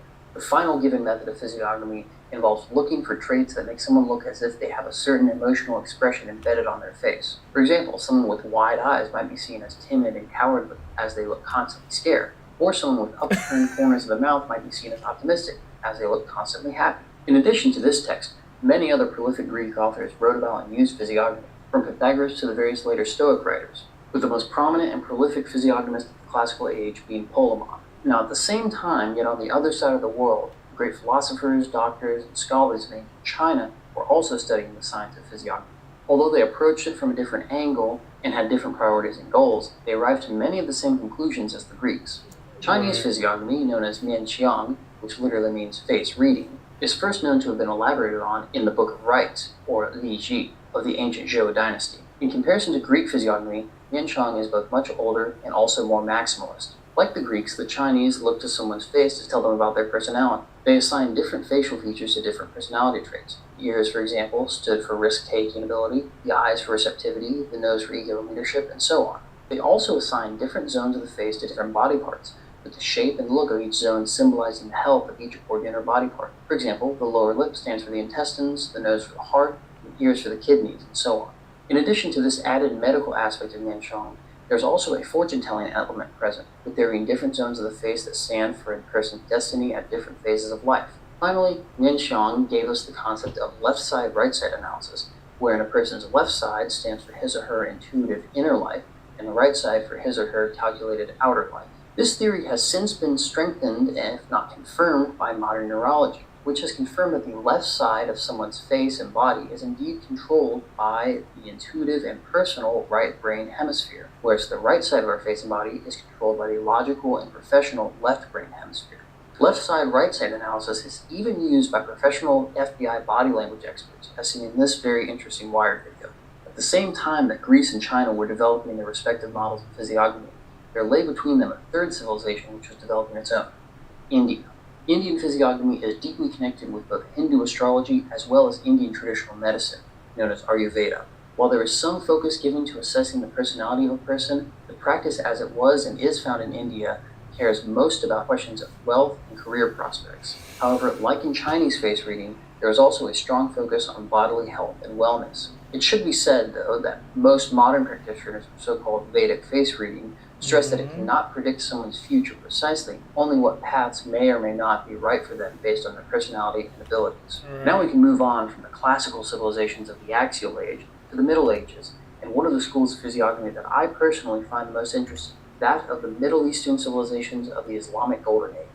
The term for physiognomy used in this region is al-firasa, an Arabic word meaning insight, intuitive perception, or discernment. In sharp contrast to the Mianqiang of China, Islamic firasa is quite minimalist, more so than even the Greek schools of physiognomy from which it descends. The most thoroughly developed studies of physiognomy from the Arab and Islamic world come from the various Sufi scholars, that is to say, Muslim esoteric thinkers and mystics. These Sufi scholars split physiognomy into three main branches: judgment-based physiognomy, which involved the logical assessment of certain physical features by means of human reason; faith-based physiognomy, which is a special intuition gifted by Allah to believing Muslims to allow them to assess the character and morals of others; and divine physiognomy, which involves the study of certain spiritual and psychological signs and features. Unfortunately, the texts don't exactly make it clear where one branch of physiognomy ends and the other begins. So these categories are not exactly strict. They sort of blend together. It's more of a spectrum. Chief among these aforementioned Sufi scholars is the foremost mystic in all of Islam,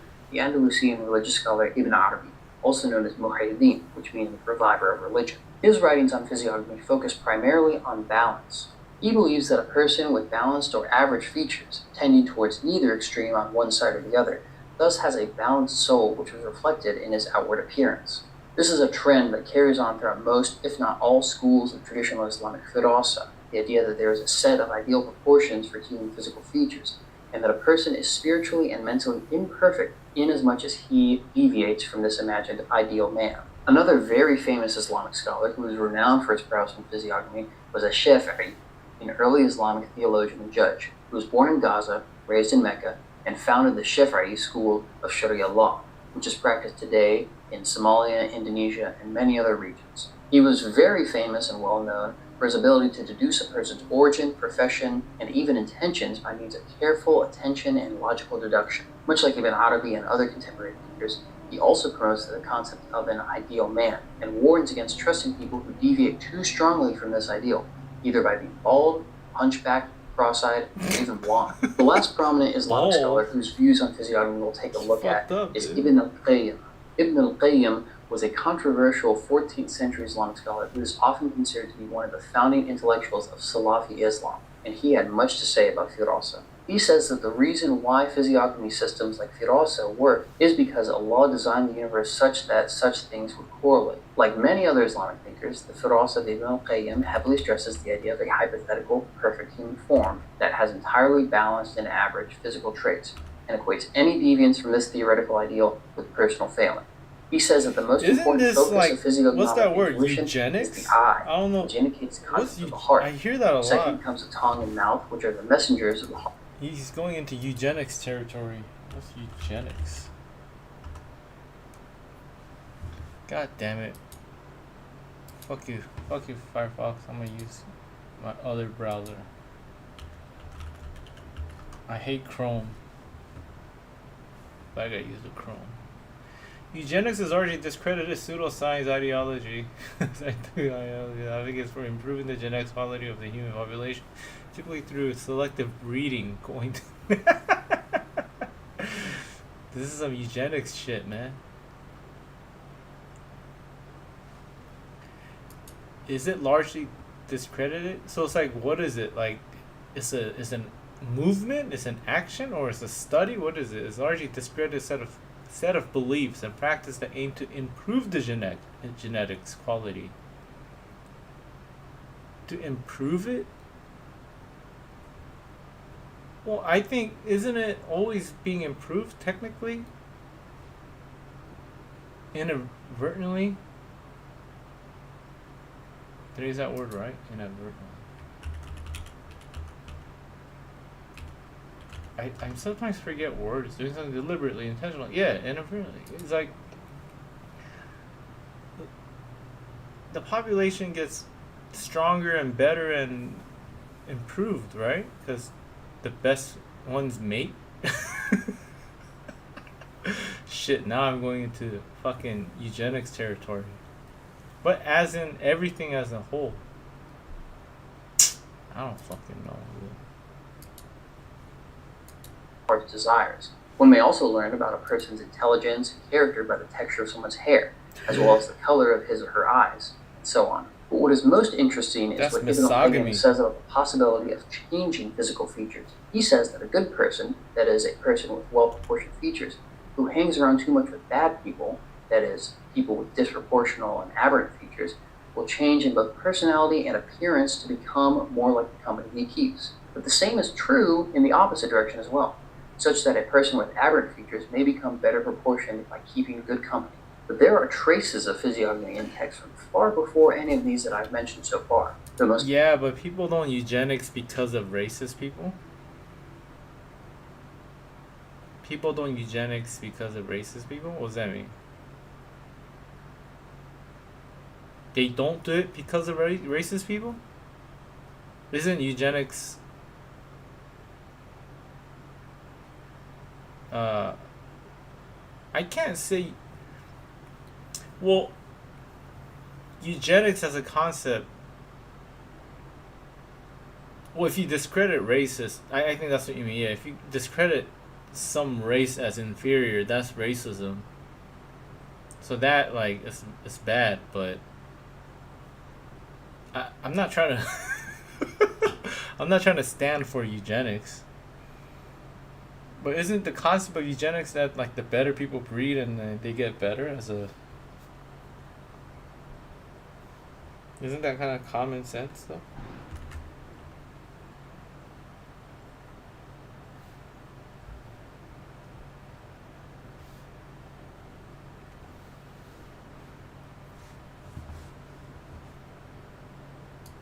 The most famous of these is the most published and most read book in history, the Bible. While the Bible does not explicitly speak on the topic of physiognomy, there are a number of secondary cultural and linguistic references embedded into the text that show that physiognomy was known and understood in the cultural context in which the Bible was written and composed. Yeah. We will start with Exodus 34:6. Been around in this forever. chapter, God is speaking to Moses after inscribing his law on the 2 tablets. God comes down in a cloud and stands on the ground in front of Moses before proclaiming his name, or image bearer, who is called Yahweh. And he says to Moses, Yahweh, Yahweh, the compassionate and gracious God, Yahweh. slow to anger, abounding in love and faithfulness, or at least that's what our English translations tell us, because in the original Hebrew text, the phrase that we translate as slow to anger has neither the word for slow nor anger in it. Rather, it literally reads long of nose, or in modern Hebrew, long nostril. This phrase is used in many other parts of the Bible to describe both God and human beings as patient or slow to anger. But why? Well, it is very interesting to note here that more or less all major systems of physiognomy associate a long or tall nose with patience and thoughtfulness, whereas a short nose Really? is associated with impatience and impulsivity. Thus, it seems that the ancient Hebrews were already familiar with physiognomy, such that it can be casually used as a way of conveying a person or deity's character. The use of physical appearance to convey character is found throughout the Bible, as detailed in the Biblical Languages Masterpieces, The Hands of God and Men, Old Testament physiognomy repurposed in the New Testament. Link is in the description. But such linguistic references to physiognomy are not exclusive to ancient Hebrew, however. They're even found in modern English to this day. For example, if someone is innocent or naive, we call them wide-eyed. In physiognomy, large eyes stand for innocence, and wide-set eyes for tolerance and spaciness. Or take the phrases highbrow and lowbrow, meaning high-class, noble, or thoughtful, and low-class, crass, or crude, respectively. In physiognomy, someone with high-set eyebrows is very discerning and discriminating in their choices, whereas someone with low-set eyebrows is much more quick and even careless in their decision-making. Speaking of class, we also have the saying of to keep a stiff upper lip, referring to someone keeping his or her composure in classy social settings. In physiognomy, the size and shape of one's upper lip shows how openly they communicate with others, meaning that a person with a stiff or thin upper lip will be rather guarded and careful with what they say to others. These are just a few examples out of many, and this is only getting into the English language. I believe that the wide variety of these sources show a few things about physiognomy and its history. First, they show how old physiognomy is, dating back to at least the Bronze Age. Second, they show how universal and widely accepted physiognomy always was throughout history, being well known and accepted everywhere from China to India to Arabia to Europe and beyond. Finally, they show the richness of the physiognomic traditions of the world, and how so many of them converge to the same conclusions in spite of their different priorities. A strong indicator that physiognomy is indeed an objective and empirical science backed up by real evidence. The fact But that this video there's is a just a small shared sample knowledge of a massive corpus of physiognomic writings from throughout kinda history. Do crazy. you know of any other mentions or uses of physiognomy in any pieces of writing that you like? Does your language or culture have any physiognomy-related figures of speech like what we saw in Hebrew or English? Please let me know in the that's comments true. below. If you want to learn more about physiognomy, The- psychology, personality types, sayings- phenotypes, or any number of other topics, be sure to check out my official website, prosopainsights.com. I publish articles there, and you can also get in touch with me about getting a face reading analysis done for you or someone you know. This has been Fuck, this is like a really good content, dude. Oh, I wish I had. But it's like. It's such a fucking useless ass fucking. It's not useless. Can't say it's useless. What am I trying to say? Like, who would have known this would make great content, you know? Like. Well. Of course this will make good content, dude. Fuck. Do I have any knowledge that makes good content like interesting content like this?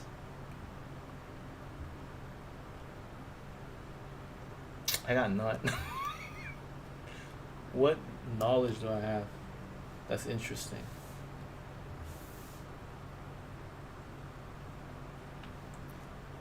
Like fucking not in, but like just unique. It's just so unique.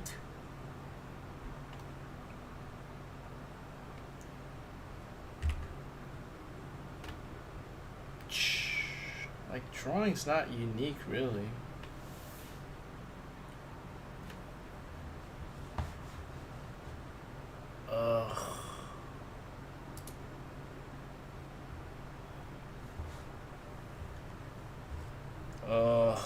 People like things that close to spirituality.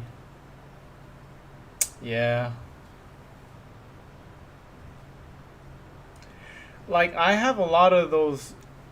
I believe in a lot of those too.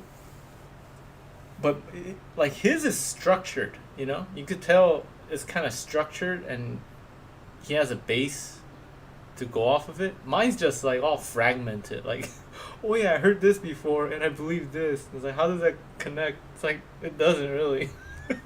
Just in my crazy mind it connects. So that's the issue. I have a lot of this information, but they're all fucking fragmented. Like, fuck. It's like everything I do is fragmented. It's because it's like my goddamn broken brain.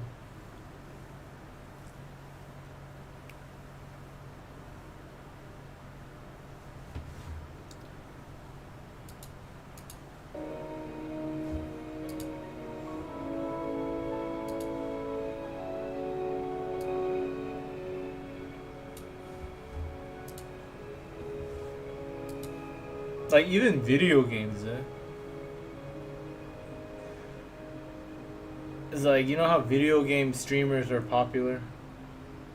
But it's like, the big ones, they all were good at their game. Like, Asmongold with WoW, Ninja was like Fortnite, I think. Maximilian did his fighting games. Like, they were all good at one particular game. Like, I'm not good at any games. Just like semi sorta. I'm alright and everything.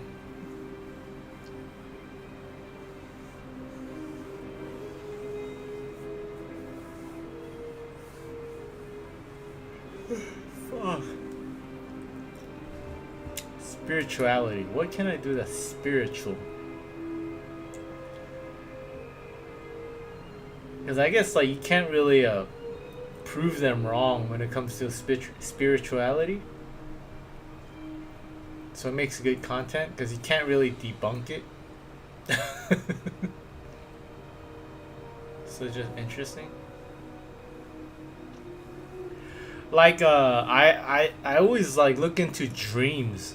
Like when I have like specific dreams, I always like research it. And it's crazy because I had a dream like 2 days ago about like the same dream. It was about a spider. I killed a spider, and then it was about a big ass yellow snake, anaconda. It was in my trunk of my car. And I knew that spider was actually good, but I didn't know about snakes. And it turned out snakes are really good omen. Like, their snakes are a good symbol. And then on that same day, I got my job. I got an email back saying I got the job. And the next day, I got my security guard license, which was yesterday. But it's not like you didn't have to kind of take a test. I have the power to arrest people now. But in California, technically anyone could arrest anyone. But I guess I could I have a little bit more leverage in arresting people. Lucid dream content is popular. I think that's for people who just want to they want psychedelic shit. They want to trip out. But they can't get a hold of mushrooms. So, to like, fuck it, man, I'll do lucid dreams.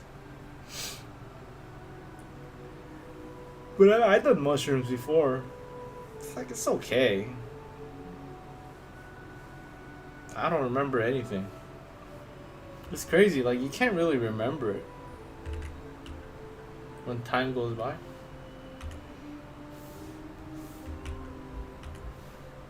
Because it's more of a feeling than it's a feeling. It has a lot to do with the feeling of the state of mind than actually like visual consciousness. So you don't really remember too much of the trip. But yeah, I can see how lucid dream is popular. And people want to... People fucking waiting. They just want to get high.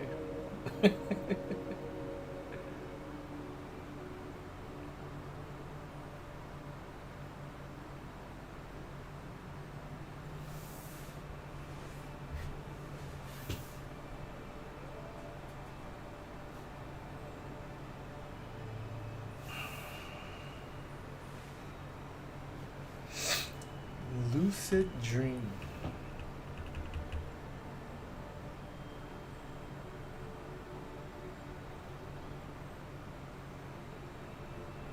But that's kind of crazy though. I had a good dream and then good thing happened. At the same time, I don't blame it on the dream. I always try to keep a positive mind. Like I say, like, good things will happen.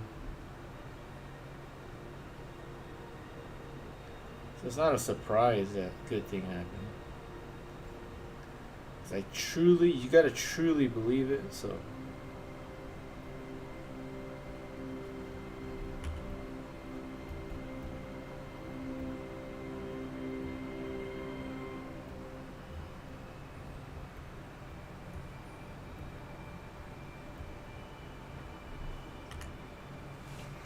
Art tutorials are also popular.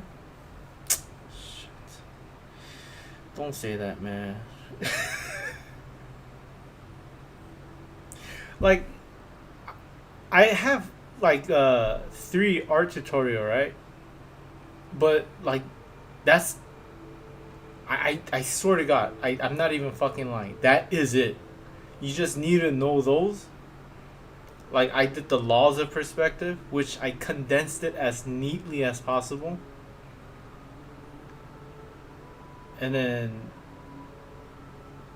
yeah, other ones just fucking, you just gotta memorize shit, like anatomy and stuff. Like, how am I gonna give you a tutorial on an anatomy? So just fucking, you just gotta memorize it, which is, I can't help you with that.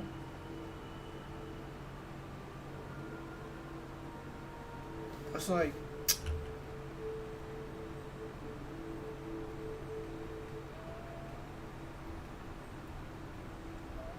oh yeah, I did other stuff long time ago, years ago, like how to draw robots and mechs.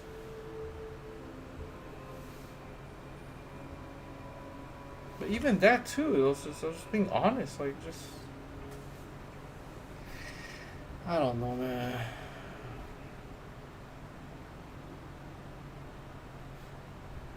There's so many art tutorials though, you know? And it's like, it sucks when you make it and nobody watches it. You go like, fuck you, I'm not teaching you shit anymore. Like, I give you my secret and you disrespect it. Get the fuck out of my face. Fuck you.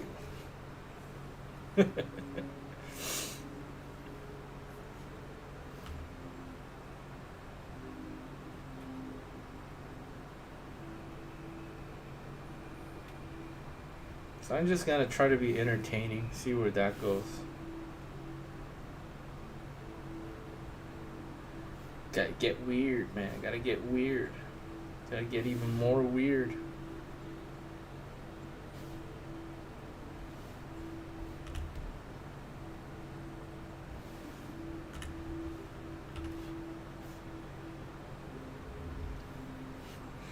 I guess if there's like a demand, I'll definitely start doing it if there's a big demand for it. Like, but it's like, if there's no demand, it's like, for what? It's like no one's asking. It's like unsolicited.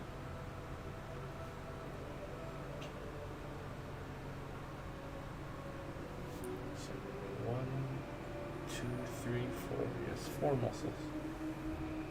Shit, is it? Yes, 4 muscles.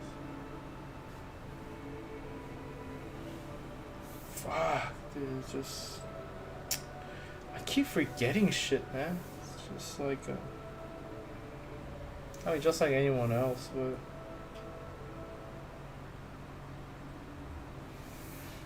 I had good memory a long time ago. I guess because I'm getting older. Fuck, I don't know, dude.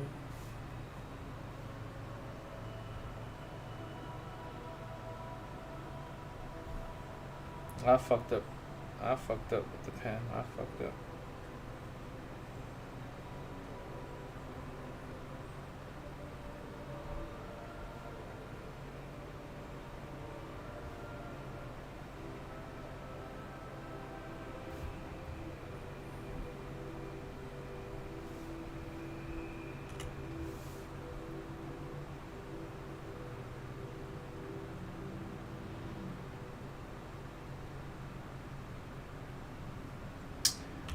art tutorial. I just want to tell people, man, it's like, I'm not lying to you, bro. Just watch that video and you're good, bro. Just, I packed everything in it.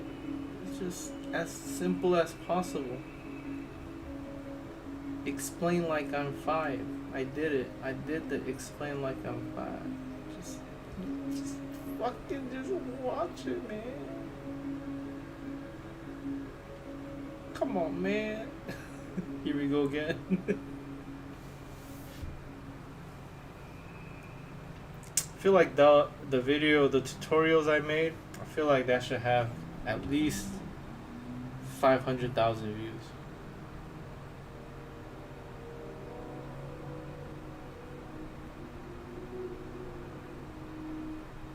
At least. And I made it so it's fucking easy to understand.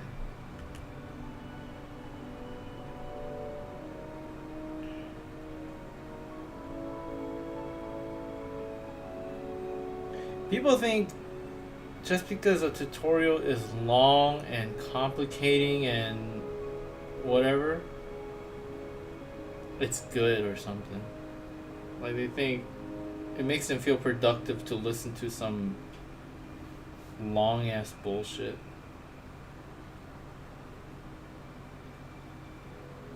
Which goes back to what I was saying about people watch self-help shit because it makes them feel productive. Like it triggers the same mechanism in the brain of productivity. What the fuck am I saying? But that's not true, bro. Just watch my video, man.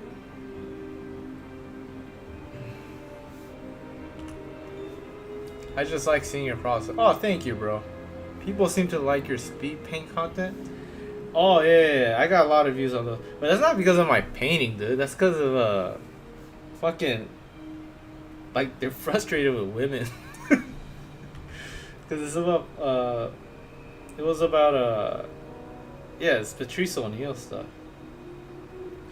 That's why I kind of don't do it. Like, I know I could get views from that, but it's gonna attract a certain type of people. It's like, yeah, fuck women.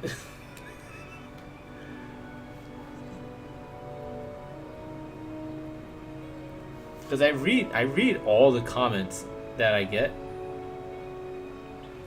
And it's like, I read some comments. I'm like, what the fuck is this guy talking about? This guy's, he's not well in here. He's not well in the head. I gotta like.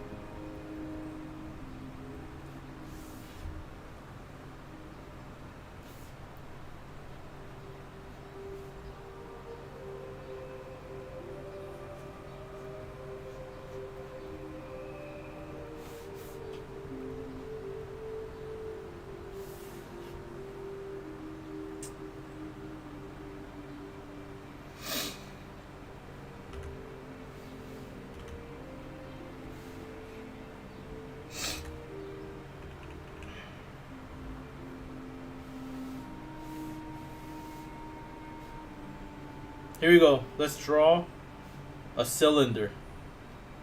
Let's draw a cylinder. Let's draw a soda can right here. Okay? Because you know the parallel lines right here. Okay? And you see how they're like this.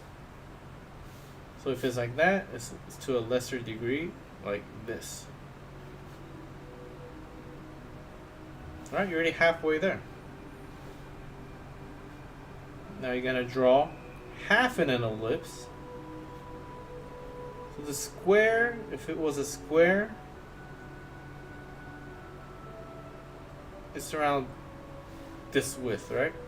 Because the eye level's right here, and if the eye level's right here, it's gonna go like this and like this. I got it right. So it's around here. So if it's like this, From this point, you're gonna make an ellipse, half an ellipse.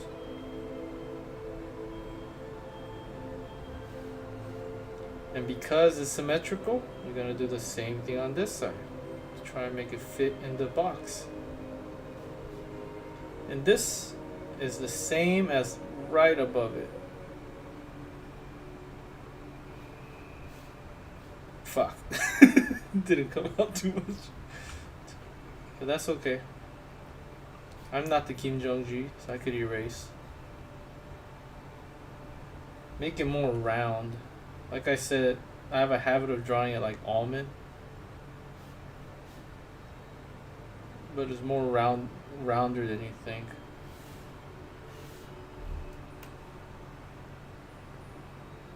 The center is here. So obviously the soda can, the center is gonna be right here. They got that handle, soda can handle right here. And there's a little bit of a groove right here.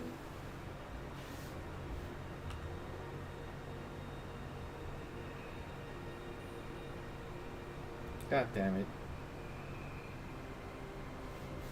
It should be more circular because it's closer to your, the closer it is, the wider the spacing is. Fuck. How do I explain this? Because the closer it goes to your eye level, the space decreases. But if it's near you, the space increases. Because it's like this.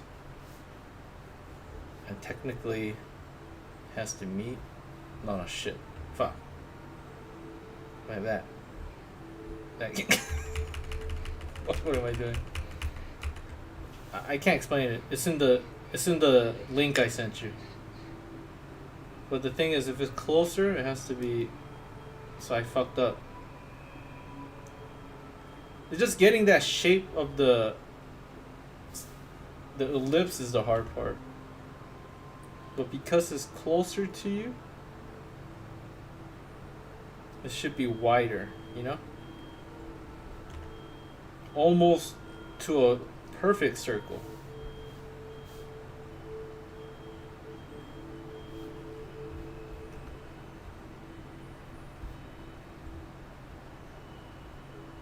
This thing's like, I exaggerated the fucking perspective, so it's kind of awkward and shit. It looks all weird, but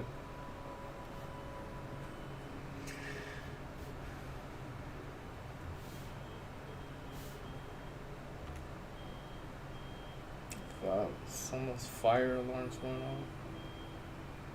Dee, dee, dee.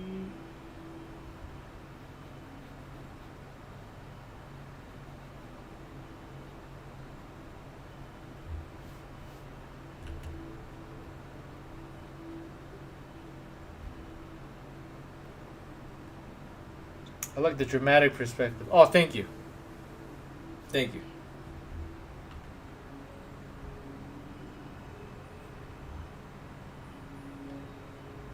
I don't know, I keep trying to explain this in a fucking clumsily way. But I hope I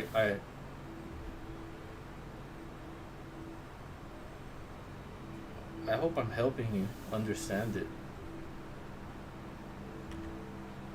Because the perspective is more warped and it's more closer to you. Like, if this, like, as things come, cause like it's like a ball. Like, remember we talked about the 5-point perspective? Like, if there's a ball.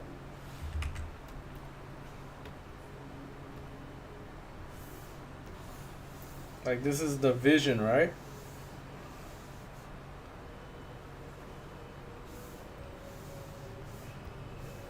This is going like this.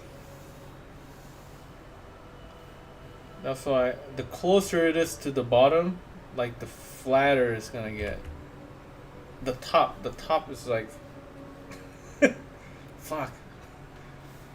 It's so hard to explain fucking drawing in words. So obviously this is the eye level's right here actually. The eye level's right here.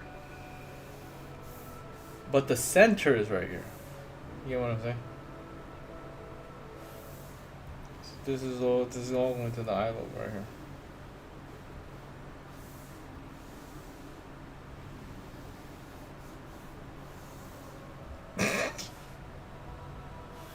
But the center right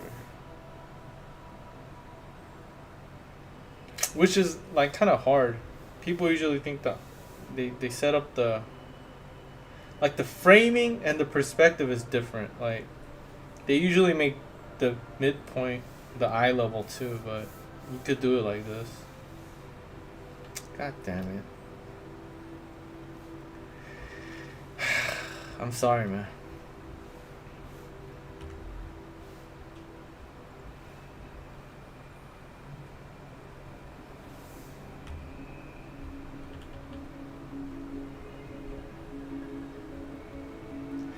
But I feel like I'm more.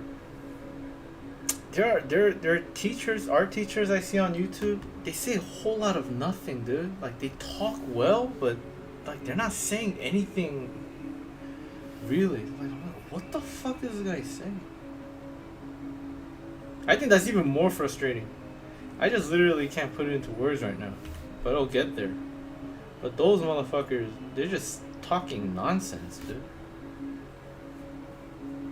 It's like, what? What are you talking about?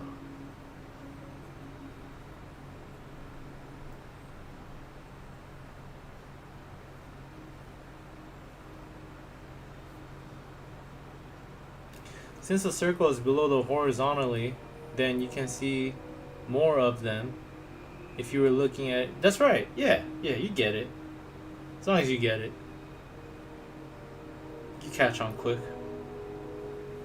So if I were to draw a can right here, like I said the eye level's right here, right? If I draw a can right here, it's the body, the parallel line is gonna follow this line. You could get the clue from this line. Make sure it's not like this, you know? Unless it's tilted, but if it's the same as like this, right? And make sure it's not like this, because the center line's right here. And it is less, there's the less of a, because the center's right here. No, see? See, I'm fucking up already. This is the eye level here. So it's like this. It's actually like this. Because it's above your eye level. And it's tilted.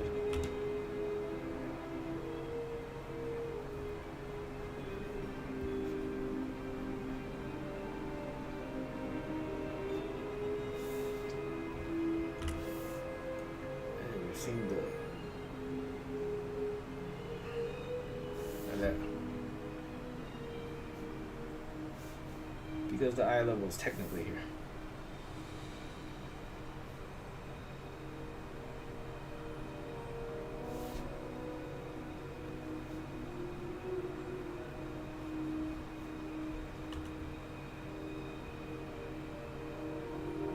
And if it doesn't look right, just erase it.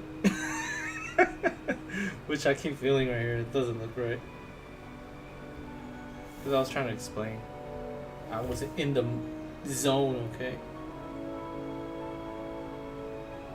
But the curve isn't that dramatic. It's almost straight. Because it's near the eye level.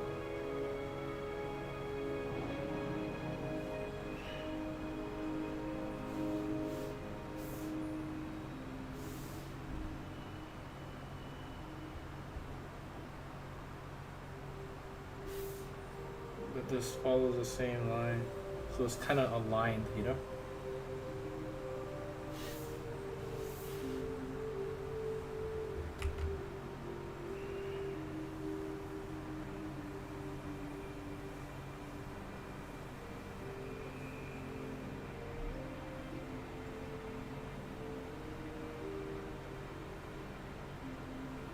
You know why I fucked up? I actually did fuck up. Because the center's right here.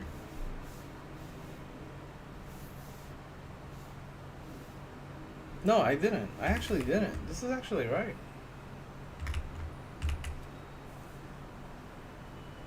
It just looks weird.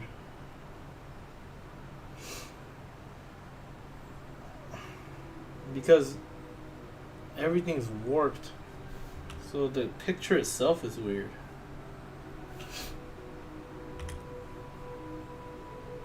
I understand how perspective is supposed to work. I just don't know how to draw rounded complex shapes in perspective. Right. Okay. But I hope you get it now. Round shapes are always symmetrical. Circles are always either a circle or an ellipse. That's it. It's not that hard. Like, don't overthink it. That's just the rule. And ellipses and circles are always symmetrical.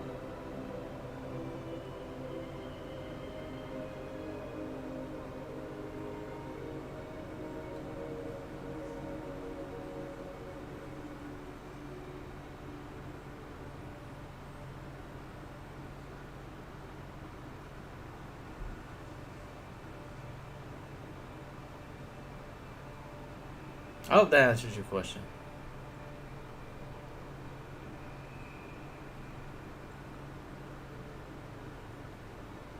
That should answer your question. That should.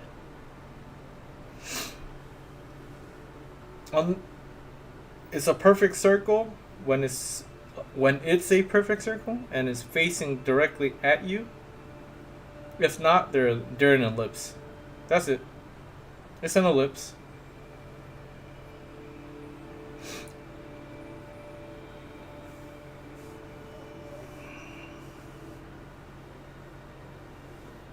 It's an ellipse. That's it. That's it.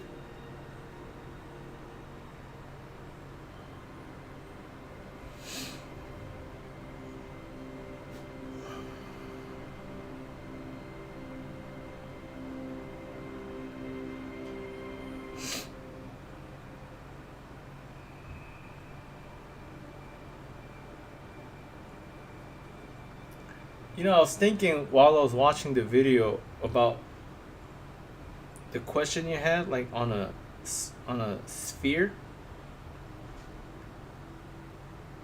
Why you were kind of getting confused.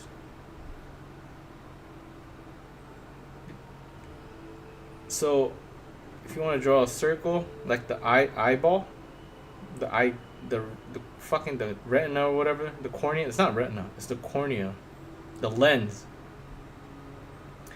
The shape is always circle, right? It's like this. So it's always an ellipse. But the center is here. I think that's what you were getting confused about. Like the center's not here.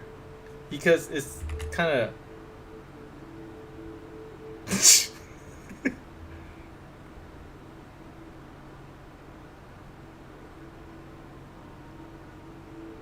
So this gives an illusion of like a circle on a round object. A sphere object.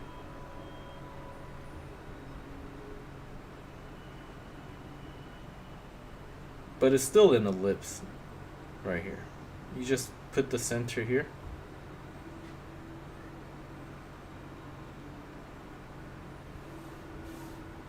Did this answer your question? Look how this changes, okay? So this is on a ball, right? It's an ellipse. Because like I said, the center of the sphere is here and then you make a cone. Basically. But look, if you put... Now we're talking about this circle right here, which you were having trouble with. This is an ellipse. technically. This is an ellipse. But look, if you draw the center of this ellipse right here, then it looks like it's going in.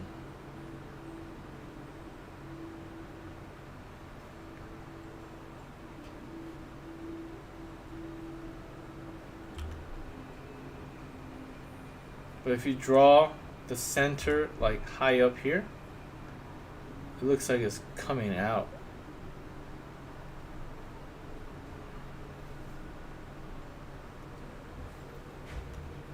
But regardless, this is an ellipse.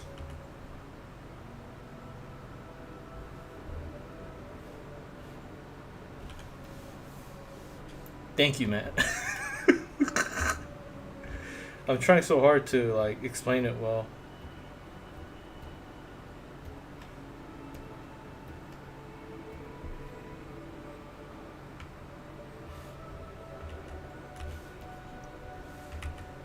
Cause like I know that feeling, dude. When it's frustrating, like if you don't get something in the drawing. Like it took me, like when I was like trying to learn this, sometimes it didn't make sense, and I just literally just sat on my sofa like this, like just thinking for like literally for like days. But it didn't fucking make sense, and like there's nothing that answered my specific question.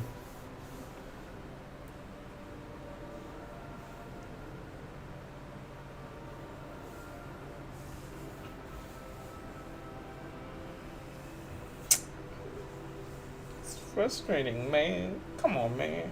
It's fucking frustrating, man.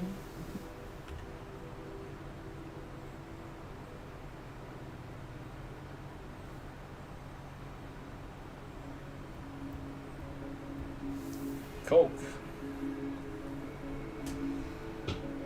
So I just want to save you the headache.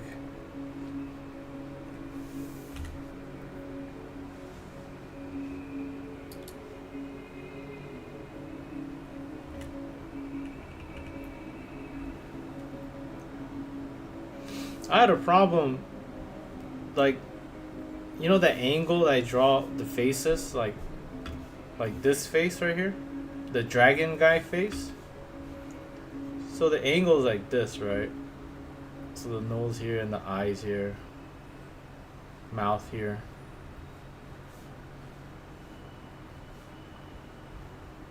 Like this is basically like the horizontal line is probably here, the eye level.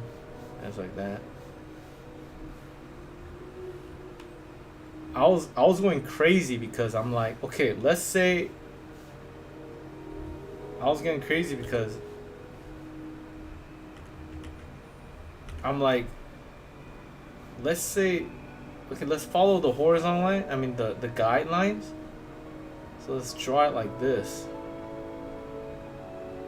And then I went exaggerated. I'm like, okay, so how do I draw it like this? But then I wasn't thinking that it's going to center. And if it's center, like only one side of the face, it's basically the side face. It's basically you're drawing the side of the face. But I wasn't considering that.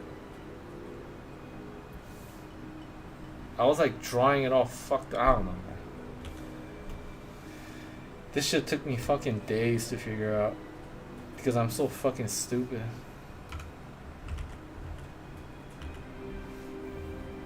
I was just totally ignoring the fact that it was coming closer to my center of vision. And when it becomes center of vision, it's basically you're drawing the side of the face. Like that's what you're drawing.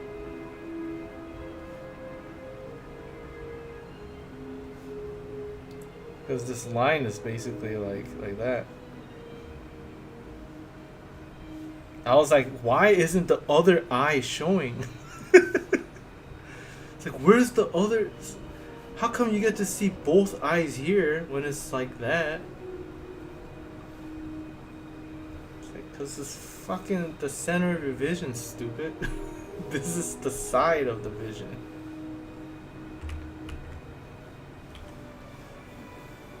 I was thinking about this for fucking literally a week. I'm like, why? Why doesn't it work?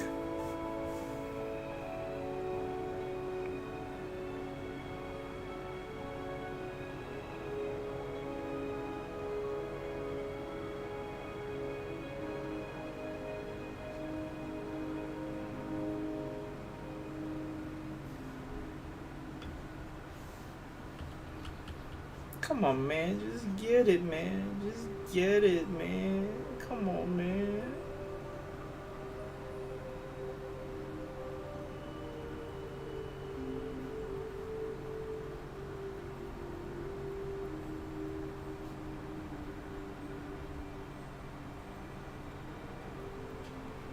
It's frustrating, man.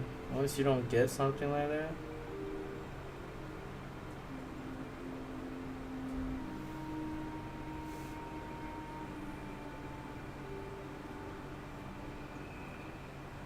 And if you're like me, you start talking shit about yourself. It's not good, dude. It doesn't solve anything. Like, I'm fucking stupid, man. Come on, man. And this kind of hand, too. Like, I had a problem drawing foreshortening. It's like, foreshortening on shapes is easy, but like fingers and stuff is so like the process, like the finished product always looks better, but like while you're drawing it, you're like, it just doesn't look right, dude. And I always end up giving up halfway. But you gotta finish it so it looks better. And a lot of foreshortening on hands has to do with like depth. So you gotta shade the right part to make it look better.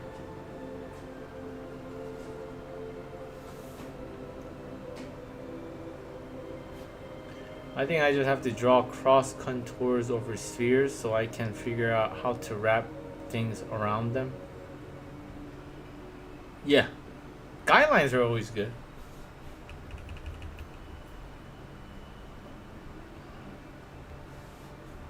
But a guideline, a sphere has the same guidelines no matter how you position it.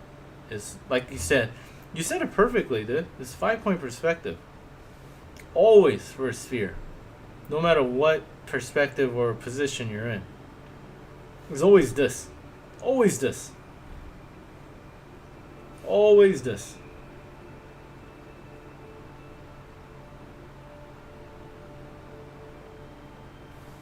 And then, yeah, like I said, like the in-betweens between the curve and the center. Like the curve is trying to become a straight line, and the straight line is trying to become the curve. So just, well, I'm sure you've seen this shape a lot in those like drawing tutorials. Like the globe. Think about the globe. It's the same. Same. Always this. Always, no matter what, it's always this.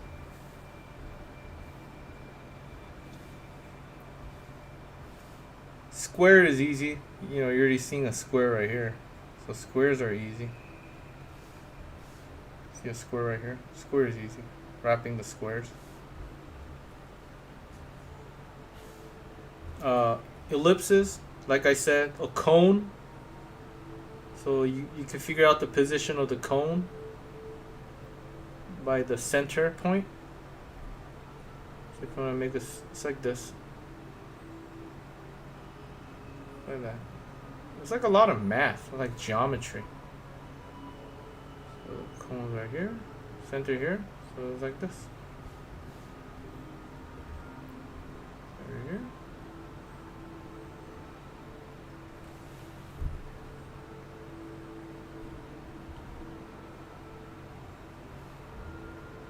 You don't even need guidelines. You 5-point perspective, center, right here. Boom, boom, boom.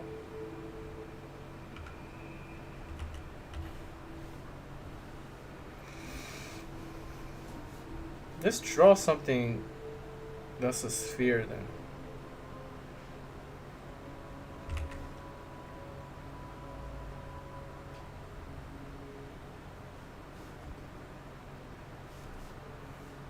If the center line's right here, so the nose should be right here.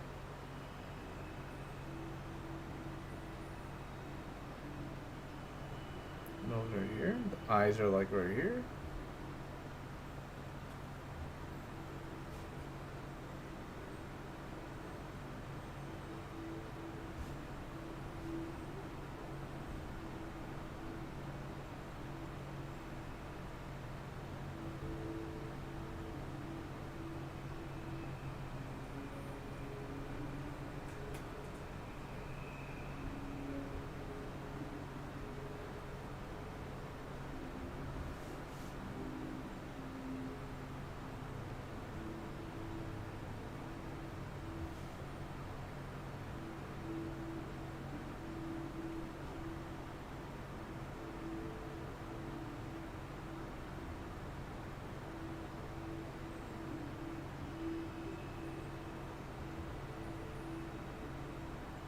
Still following the center line. All this is a center line. Center line is very important.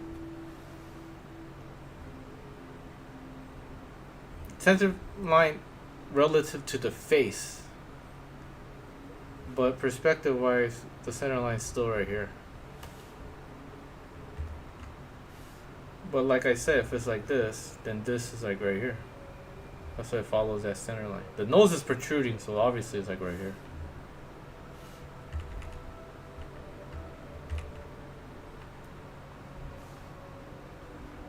And then the ear should be the side of the face. And then if you follow the guideline right here, the ear should be right here.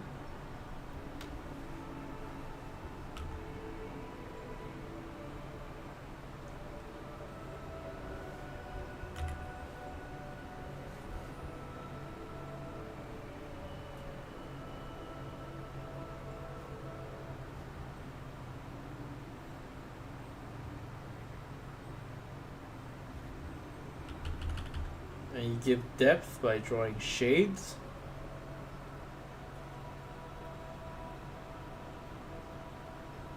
Where the light won't hit. Like obviously the bottom part, light's not gonna hit, and the places where things fold, light's not gonna hit, so that's where you draw the shades. Obviously the bottom of the nose, there's no light there. So, and then there's the cast shadow of the nose. And obviously there's that wrinkle we talked about. Avoid the woman who has this wrinkle. There's the fold, and there's no light there. And there's a small amount of pocket. Everyone has this. That's why you darken this spot.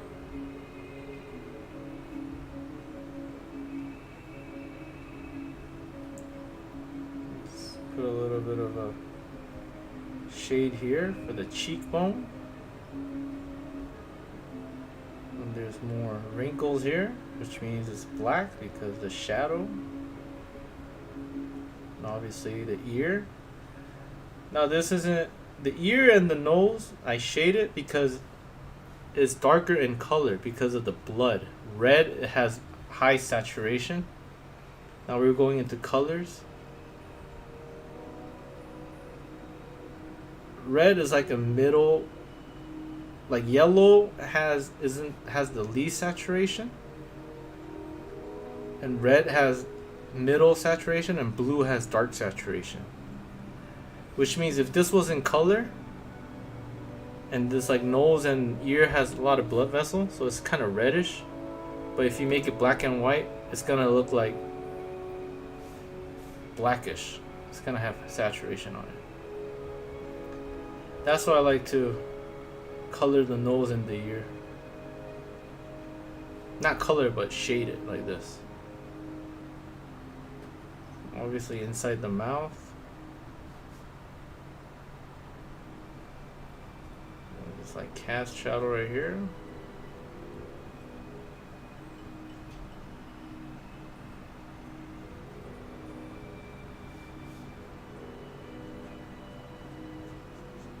And obviously, if it's a ball, the bottom of the ball has least amount of light. So that's why the bottom half is gonna have more of these bullshit shadow.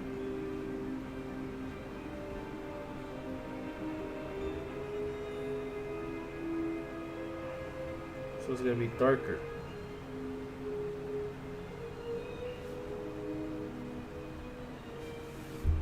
That looks alright.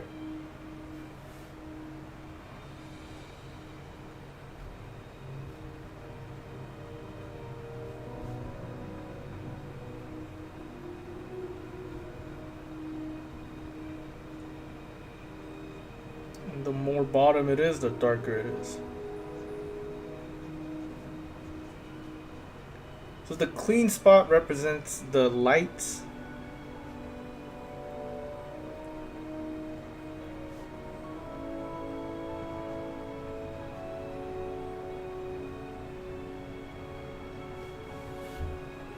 Yeah.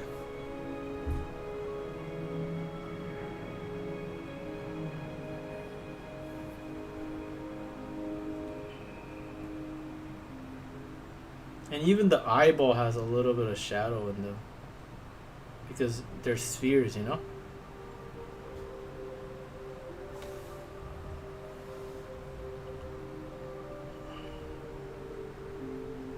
And if you put like a little bit of reflective light on, they look more like a human.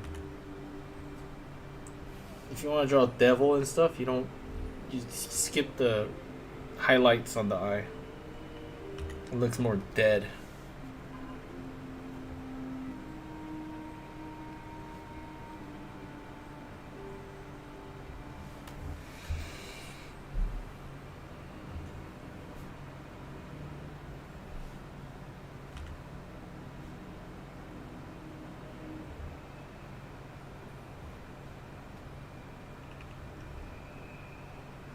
And what is this guy doing?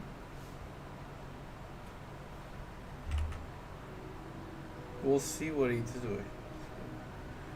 Draw the folds of the clothes. Center lines right here. Center lines right here.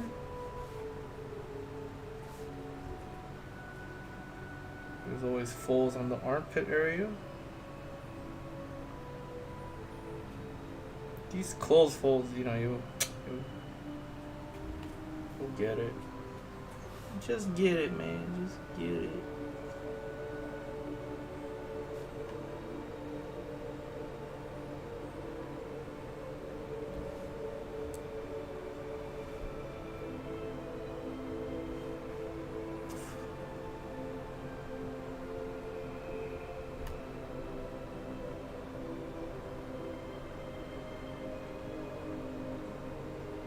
Oh shit, I'm gonna do some shit that's gonna get me in trouble. I'm gonna draw something that's gonna get me in trouble. I'm gonna do it. I'm gonna do it. 1, 2, 3, 4. Well, let's make his pinky. Let's make his pinky like that. Like he's a distinct gentleman. Like that. I think you already know what I'm drawing. This is not good. Oh shit, I fucked up.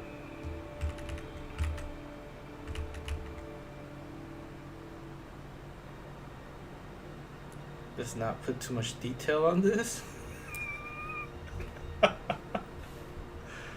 This is the Kim Jong-ji style, okay?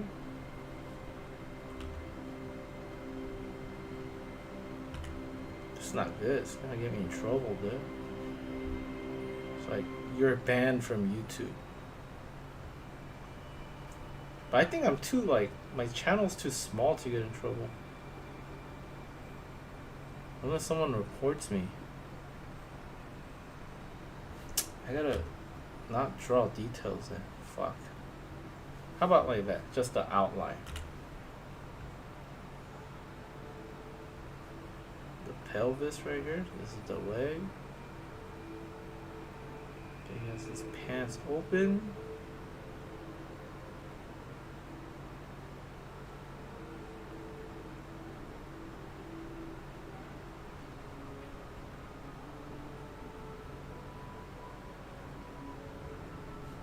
What if what if this is gonna cause me to lose fucking subscribers? Like, fuck this dude. What is this guy doing?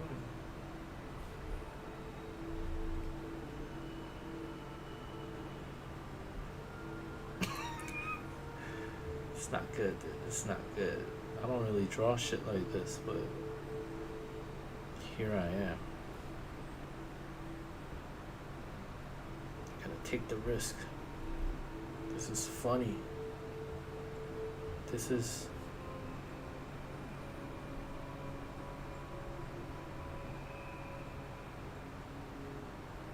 Well, I mean, I used to draw shit like this when I was young. In school and shit, people liked it. Students always like these kind of shit.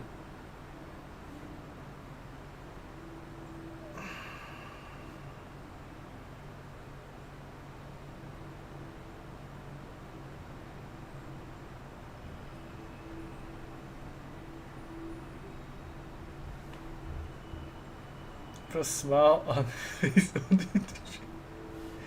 Alright.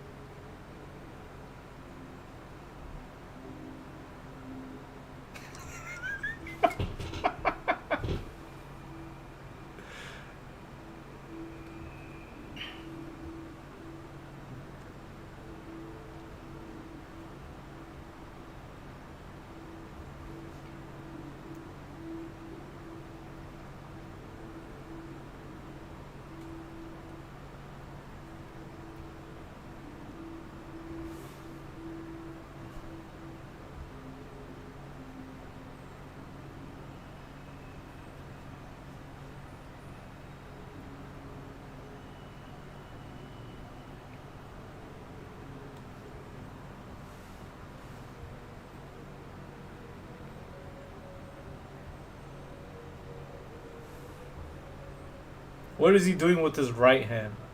I meant on his member? Oh!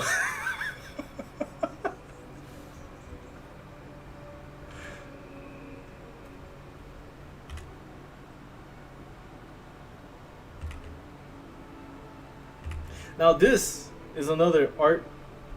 This is another lesson, right? Because it's kind of a... This shape is like... So I'm thinking about the center line right here. This is a center line, right? Like X and Y axis. This could technically be a center line too, but think about the X and Y. So it's like this is the X and this is the Y. So this is like, if you want to draw like a smile, because smile has a arc, right? So putting an arc on a rounded shape on a perspective is like, it's pretty tough. So you think about the end point. So this is like tip of the mouth. Think about the center and think about like that. It's hard to like, it's just feel mostly. It's like a feeling. Like not a feeling, but it's like, it's just kind of, you just gotta guess it right. And if it looks good, and it's like, if it makes sense, if it looks like it makes sense, it makes sense.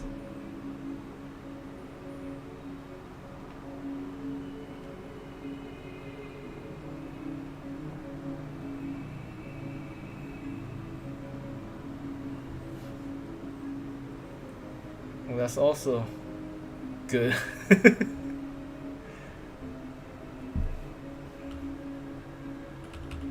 So you see how this is the center line, like the nose, like the nostrils here, but the center line's right here.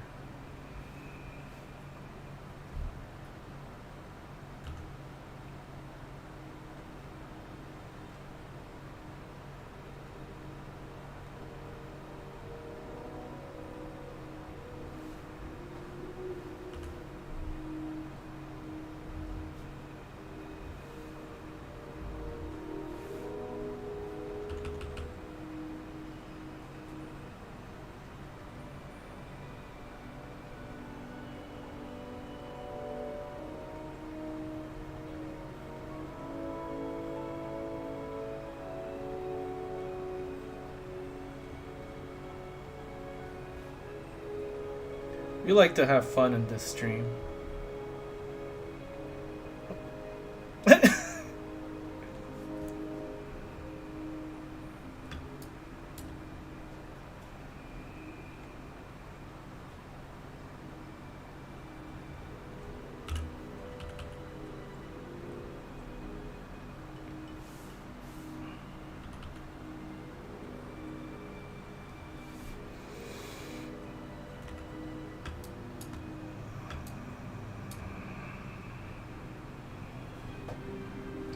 Let's finish this drawing before I destroy it.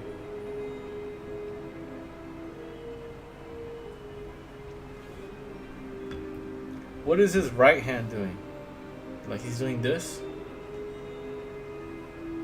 Any suggestions? What is his right hand doing? I'll be shading while you come up with the suggestion.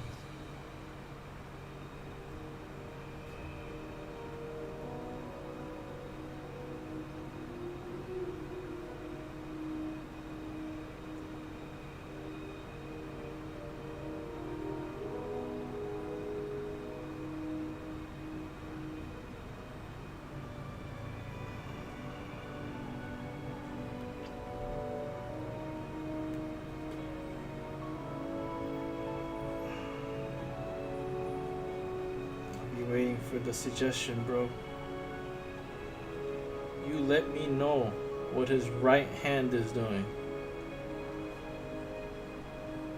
You fucking let me know, bro.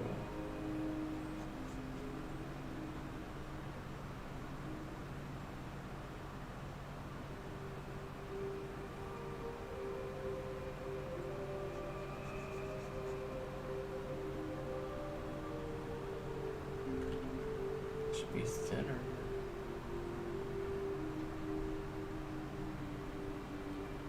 Picking his nose. Gotcha. Gotcha.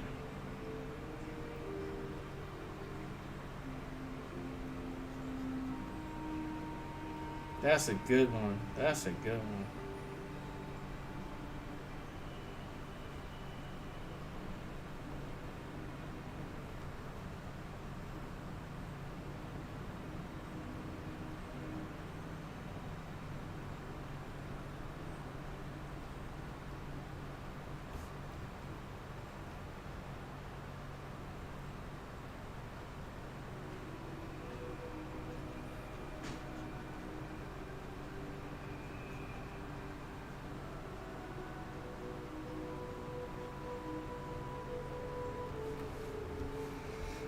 A little bit of shading right here.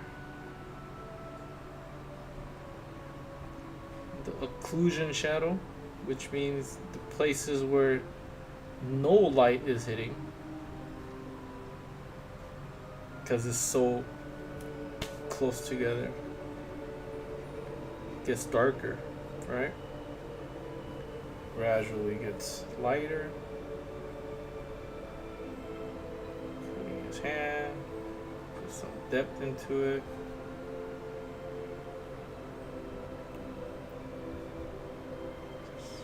Make it look like more realistic.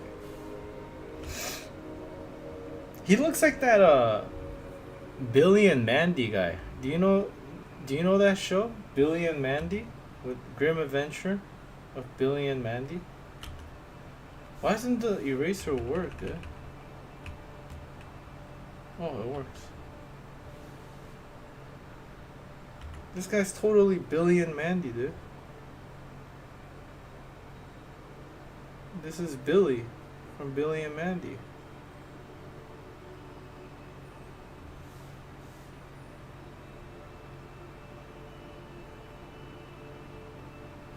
Doesn't he? Do you know who that guy is? Billy and Mandy? I used to like that show a lot.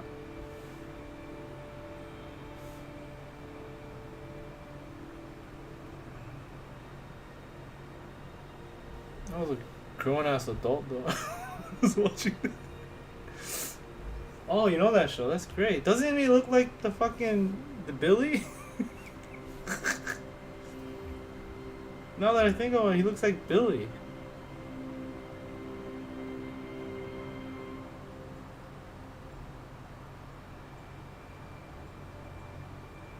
Let's give his pinky a little bit of personality.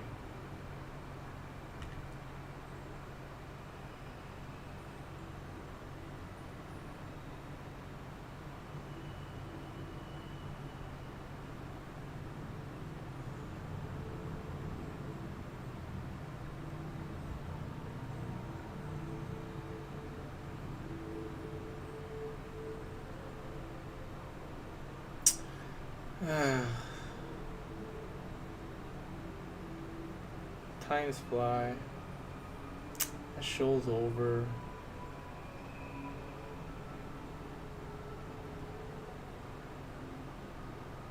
God, that everything fucking makes me all depressed. I'm such a fucking downer, dude. I can't be like that kind of an old person. Shit. It's like everything's depressing for you.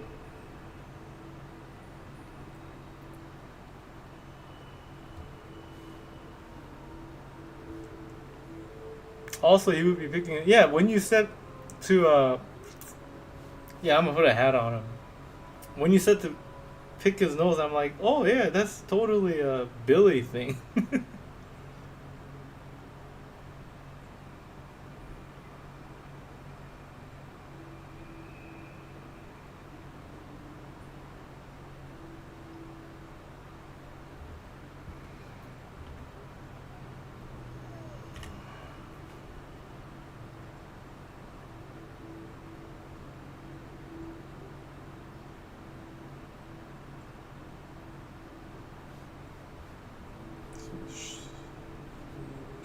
Elbow should be right here.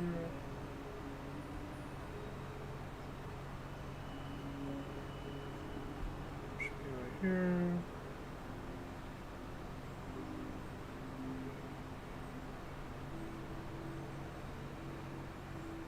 Arms not that thick.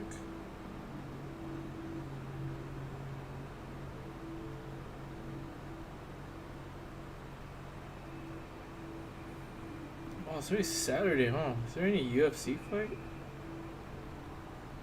I think there isn't any. I think it's next week. When's that White House fight coming on? I think it's pretty soon. I think it's like the 4th of July weekend. It's like the White House UFC fight.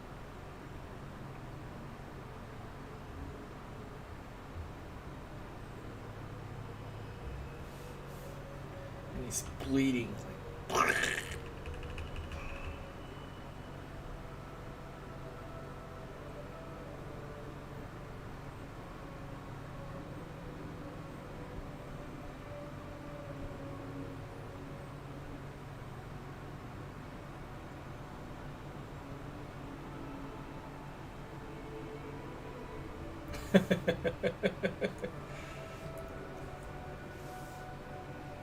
how did his hat look like? It was kind of like this, right?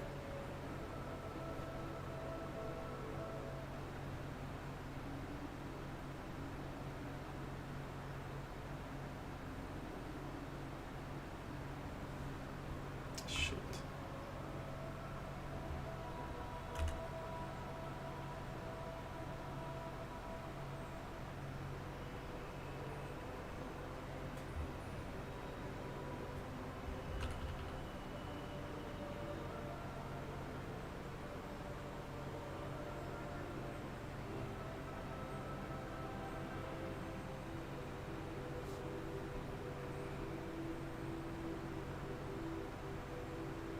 So it's kind of curved, which means the shade will go more towards this area.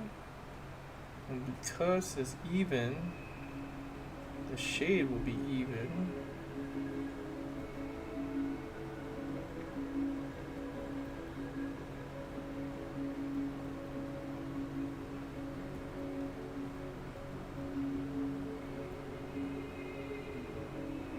More depth.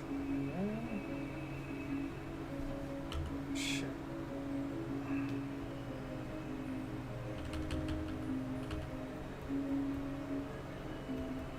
not too much. Center line. Always think of the center line.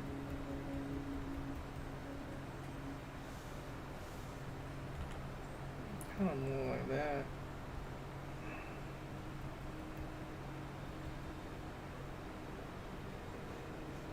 No. It's not right. It's more like that.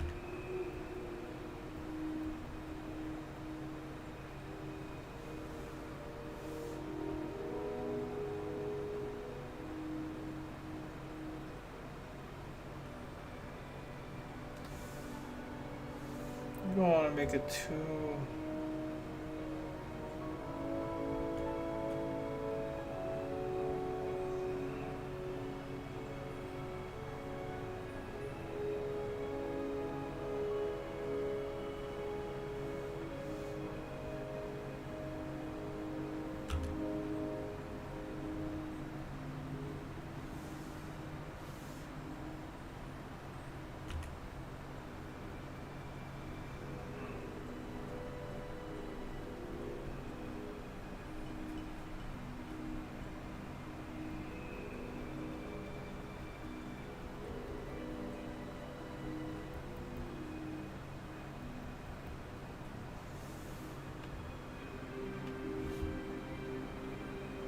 So it has an upside down triangle on top of it.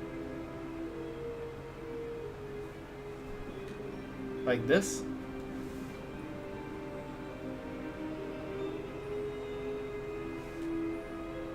Like a Dorito. Like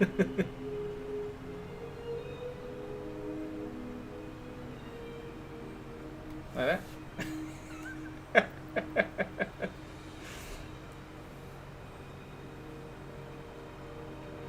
To be fair, you know, Billy in his teenage years would definitely be doing shit like this. If he was a real person, most definitely be doing shit like this.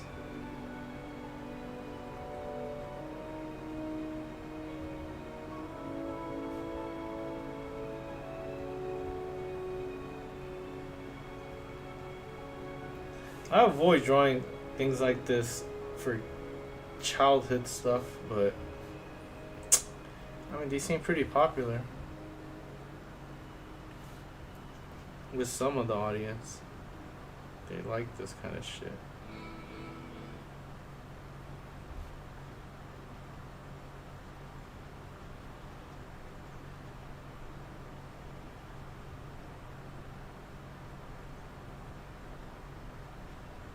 I feel like I'm killing childhood when I draw shit like this,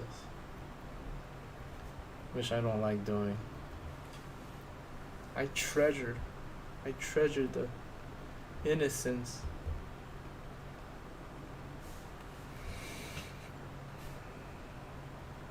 Didn't have to come to this, but here we are.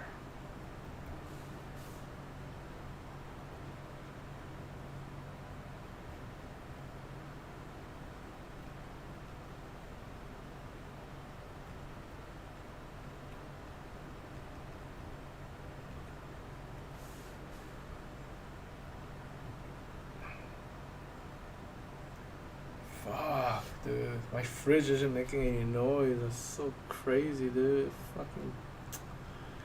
Fuck. It's on my mind. Gotta fix it.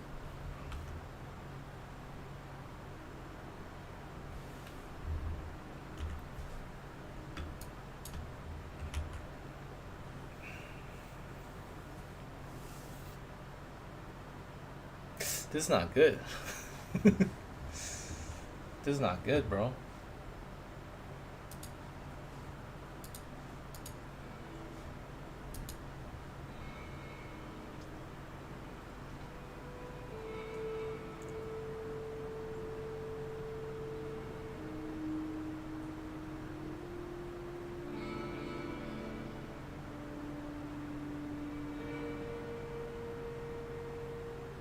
I'm just thinking, am I gonna get in trouble for this?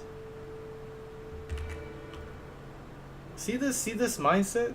Fucking grown ass man thinking about if he's gonna get in trouble This is what I gotta fucking fix, dude. Cause I grew up too strict. My fucking parents. Highlight right here. You gotta put the highlight, the lighting. I forgot. Light, light.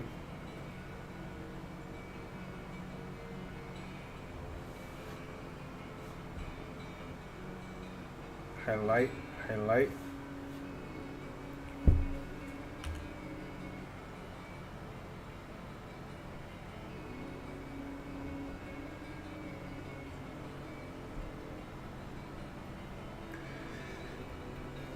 I can't believe I said that, dude. A fucking grown ass man going, am I going to get in trouble for this? Jesus Christ, dude. That's what it comes down to. Me.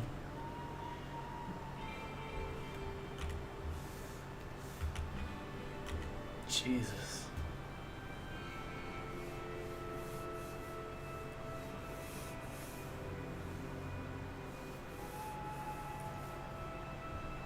Technically, this isn't a. This is. You know, give him a little hat as well. What do you call these, like, Turkish hat? I'll give him a little Turkish hat.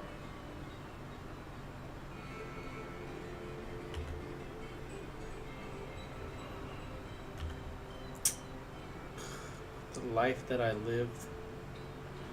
Here I am, being afraid if I'm gonna get in trouble by YouTube. With the life that I've had, drawing an innocuous little character. Who is this gonna hurt? They act like I don't have a penis. Am I gonna get in trouble for this? Jesus. Get the fuck out of my face. Get the fuck out of my face. Get out of here.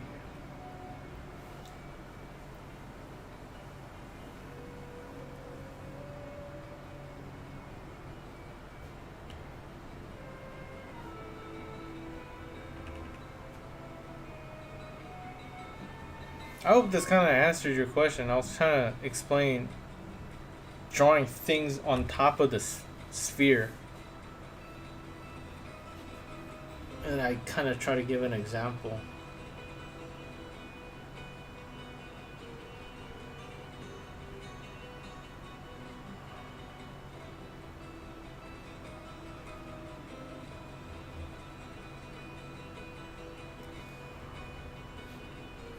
I hope it helped you.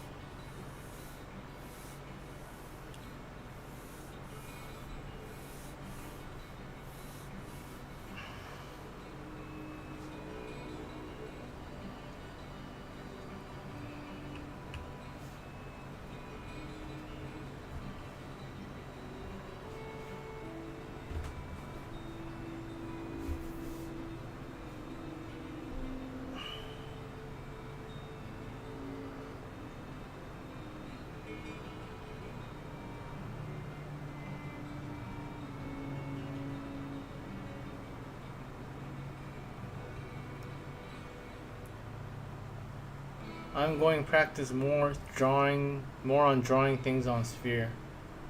Yeah.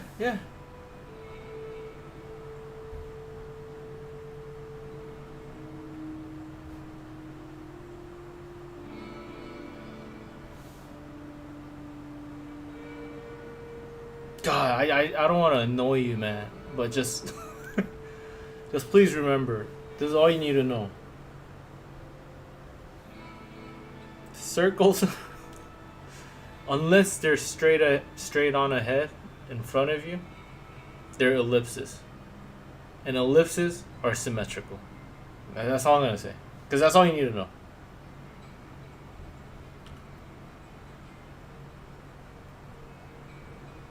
He's like, shut up already. I get it. Just trying to help. Just want to help. I remember how frustrating it was for me. That's why. So frustrating. So goddamn frustrating.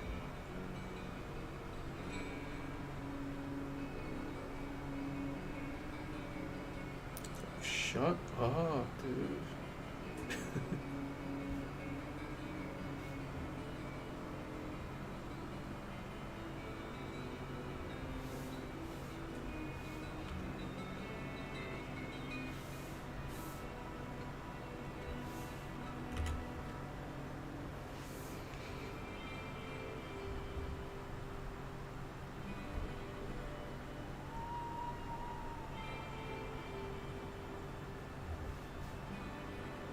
And 5-point perspective. How you explained it. Perfectly said. Said, well said. Just think of 5-point perspective. That's I'm gonna shut the fuck up, man. That's all.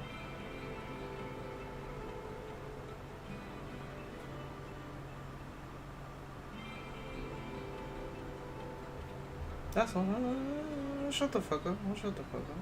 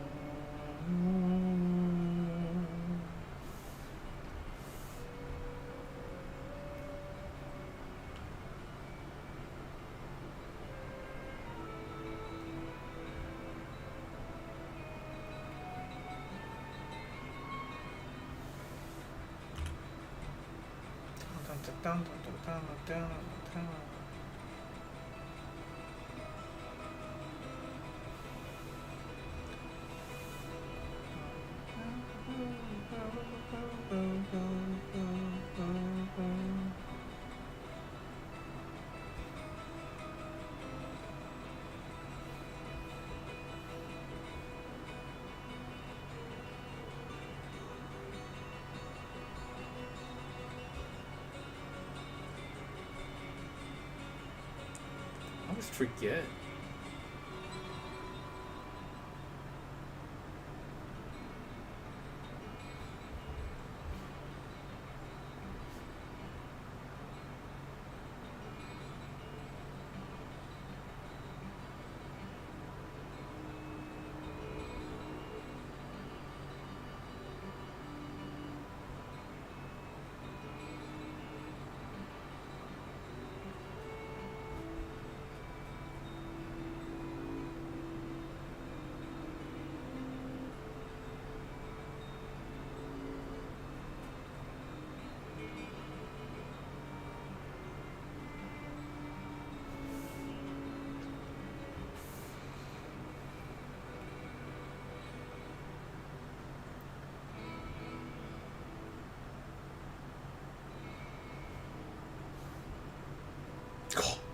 Gigantic ass forearm.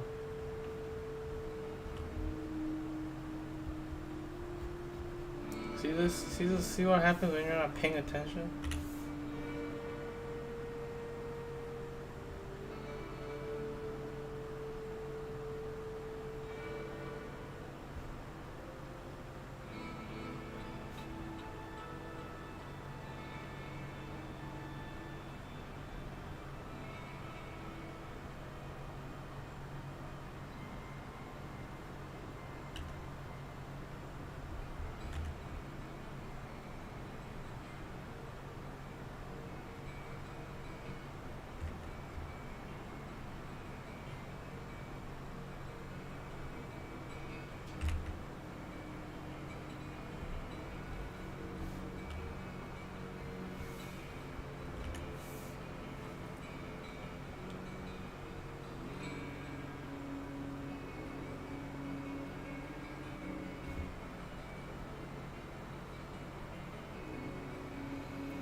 What a crazy ass week.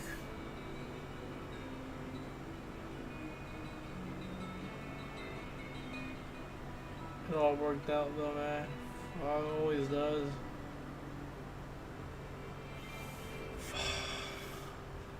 Fucking stressful, dude.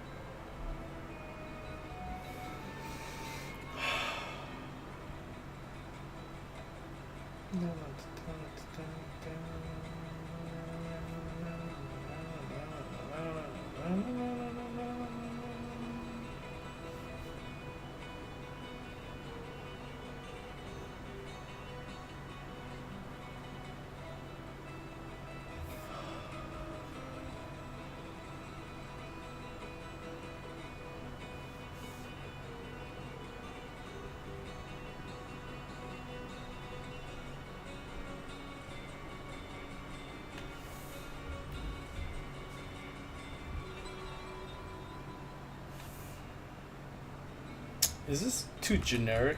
Like a cat lady? Such a generic ass drawing. She's a cat lady. The eyes are too fucking big. Well, it's not the eyes, it's the fucking makeup.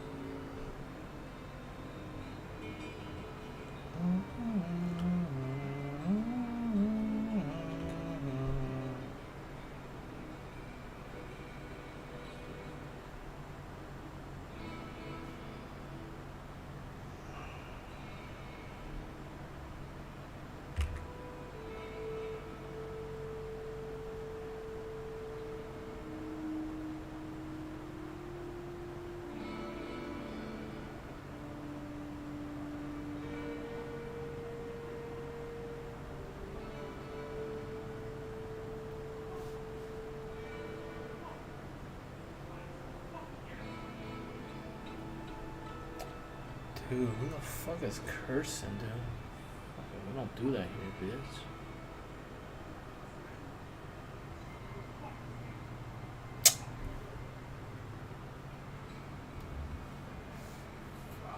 Fucking crazy ass bitches.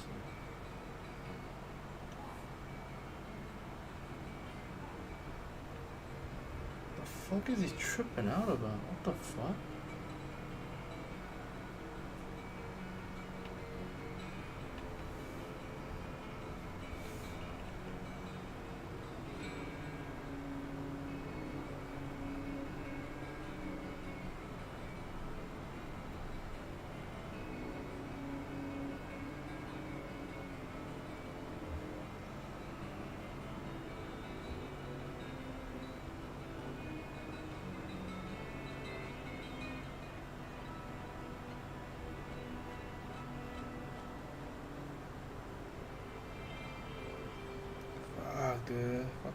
crazy ass people moving in this neighborhood, man. I just fucking moved here because it's a good neighborhood.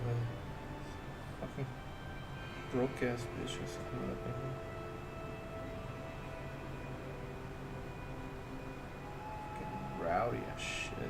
What the fuck, man?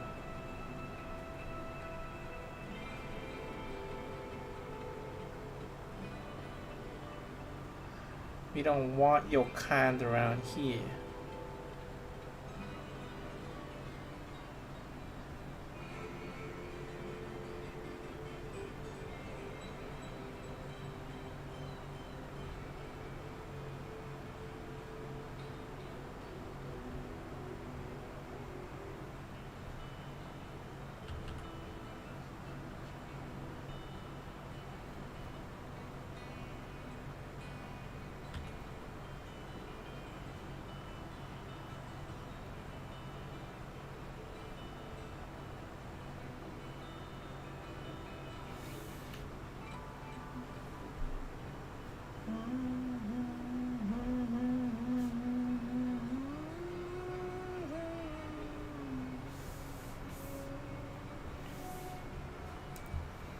We don't want your kind around here.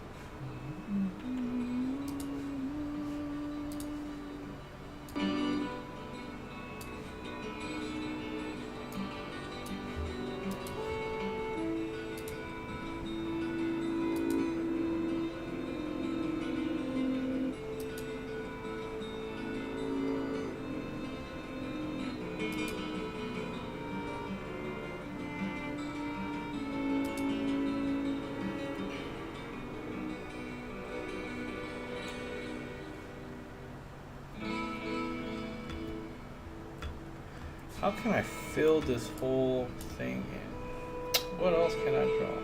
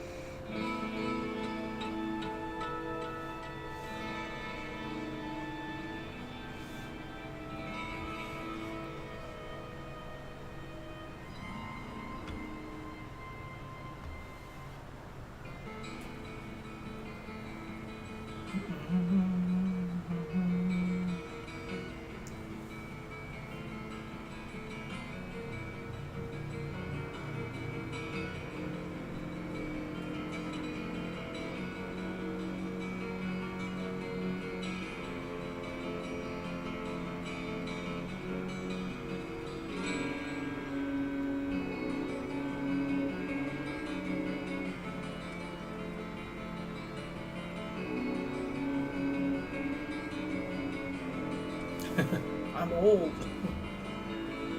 I'm complaining about nothing.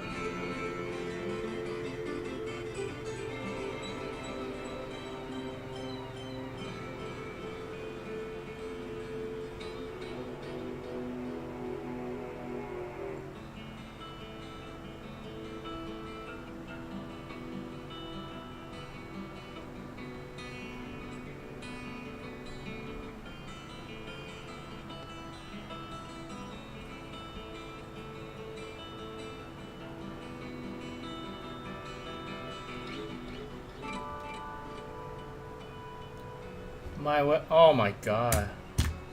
Shit always happens. What the fuck is wrong with my shit, dude? Thanks for letting me know, bro. I guess it overheats or some shit.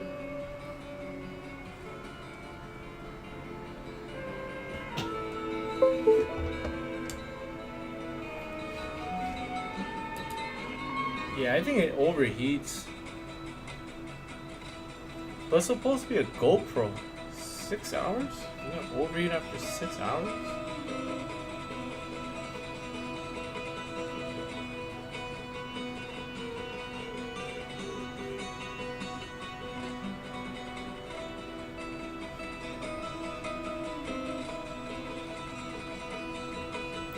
Thanks for the update, bro.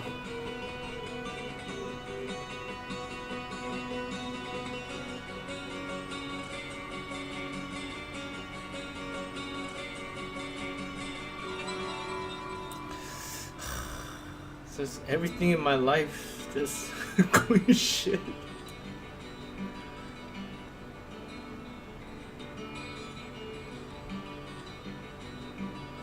It's crazy, though. It's crazy.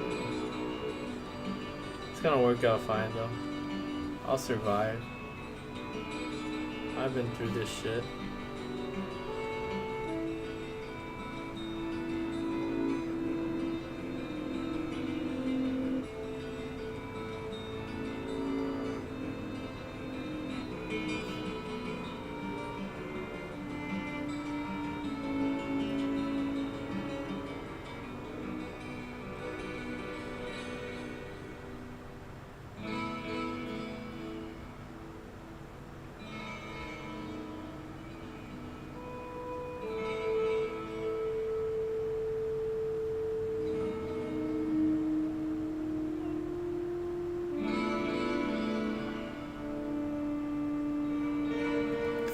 I just hope my fridge doesn't break, man. I can handle webcam. I'll buy another one. Fridge is like, it's like a different level.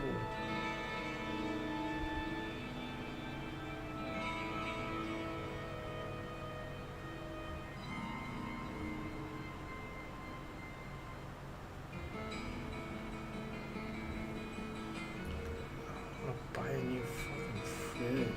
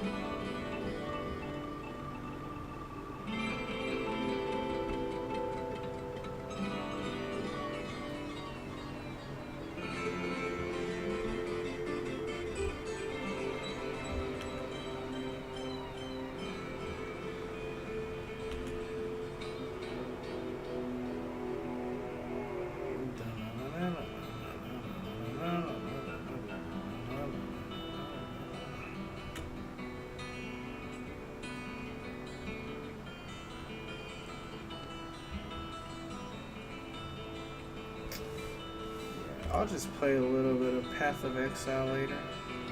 I think a little video game's not bad. After the stressful week you've been through.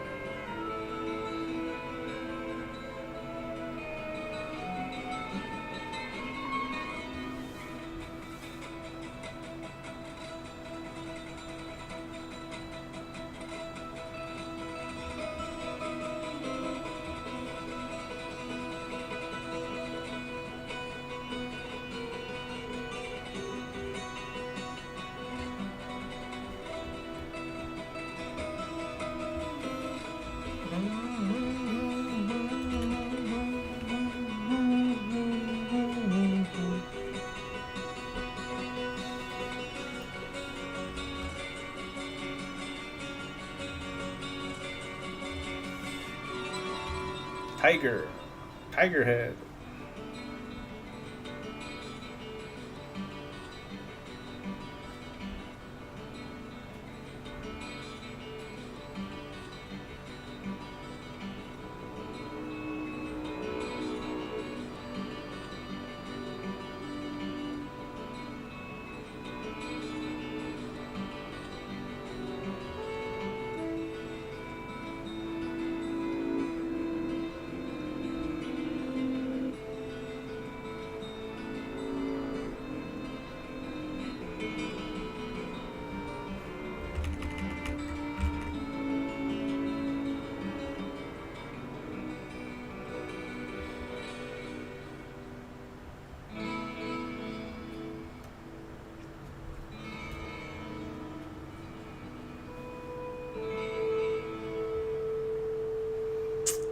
Hey brother, if you're still here liking, I forgot to ask if you had a good week. I hope you had a good week. Just realized it's been a week, right? Already. Jesus Christ, time goes by fast. Hope you had a good week, man. Hope you had a successful week. I don't know who's watching. Whoever you are, hope you had a good week. It's tough out there right now. It's tough. It's been fucking tough out there for like 20 years, dude. Jesus fucking Christ.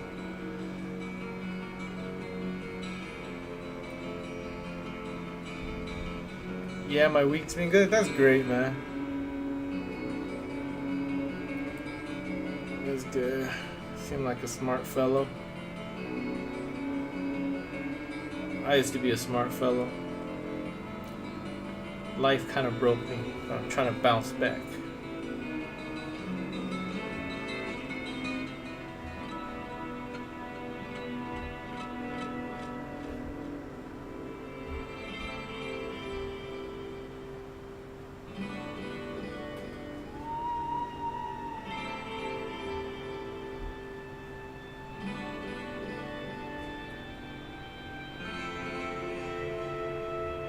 I feel like I was smarter when I was younger. Just like it. I'm like more like doubtful now when I'm older. It's too much snow of bullshit. Snow of bullshit. That's poetic.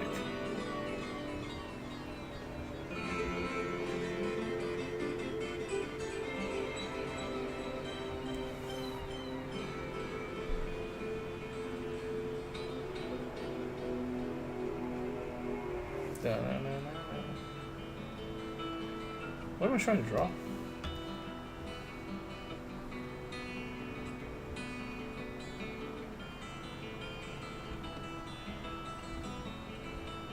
He's a businessman, Tiger.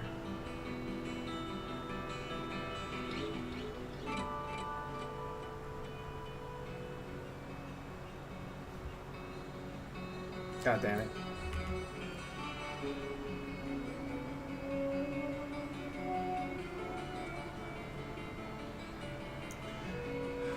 It's been a week already.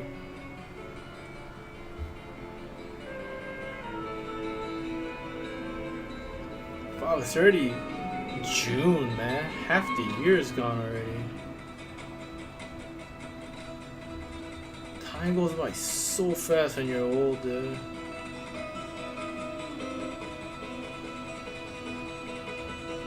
Scary, man. Fuck.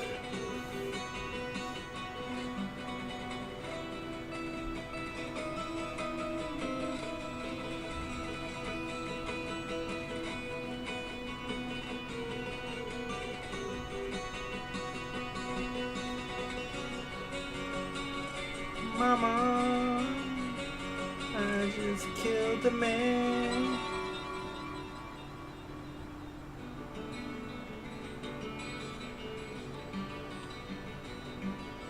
Put a gun up in his hand.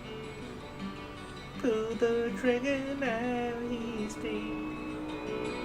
Mama.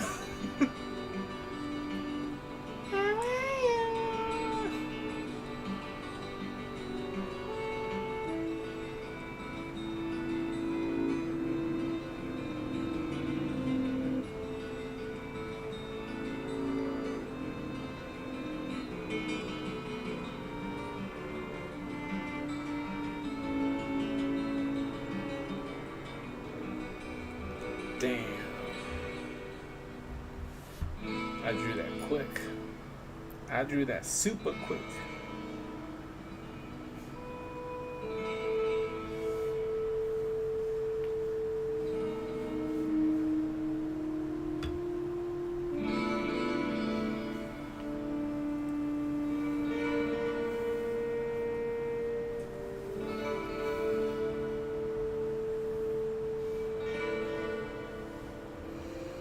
Drawing like a wolf in this angle is pretty hard. Let me try to draw that. Sharpen up my skill again.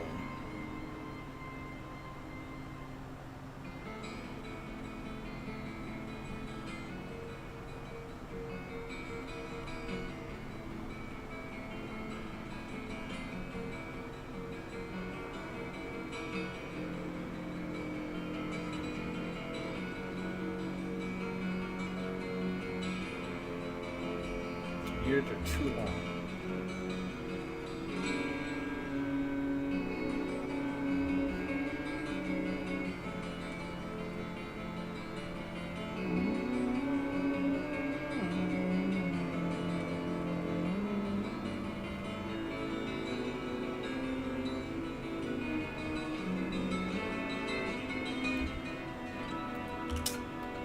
Drawing small again.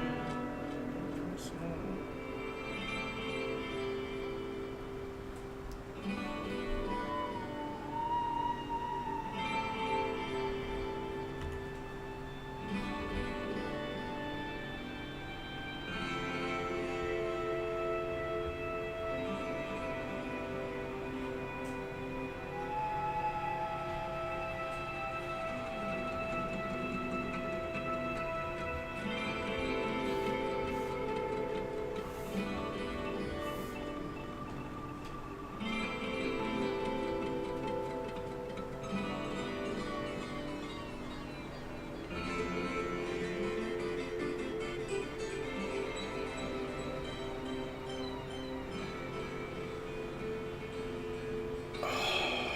Fuck, dude.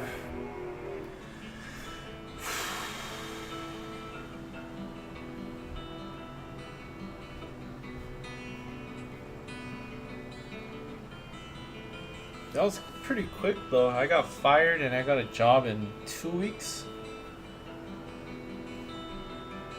It's pretty good. I mean, I acted pretty quickly this time.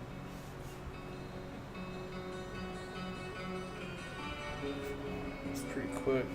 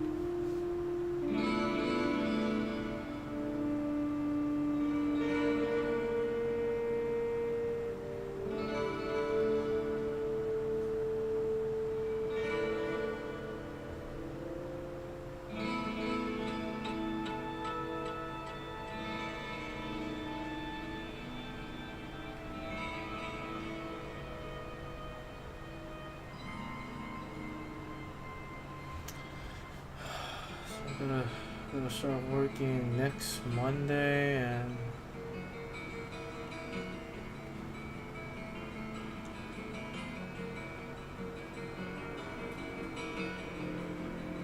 trying to work weekends. I work on weekends and I can't draw, but I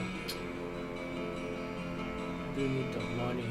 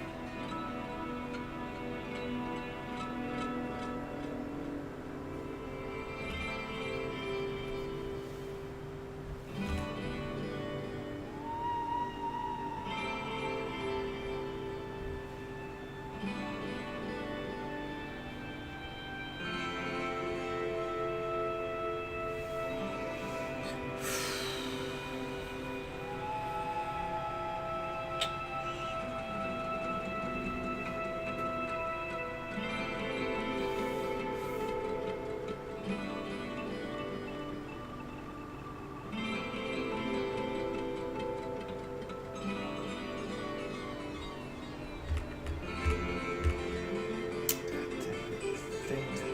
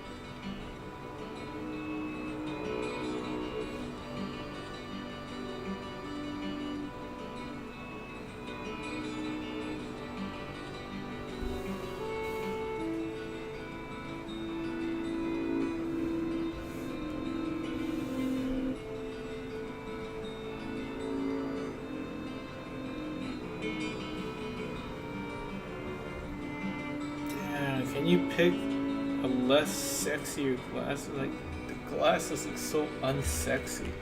Like the ugliest glasses, man. Uh-oh, what I do? Oh shit, that was a shortcut for that? How did I do it? Fuck it. Damn, the glasses look so not sexy, dude.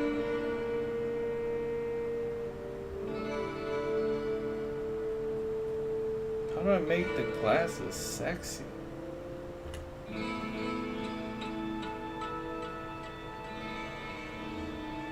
No, that's even worse. I'll make it sharp. Girls always wear these big ass ones to cover their face. It distracts.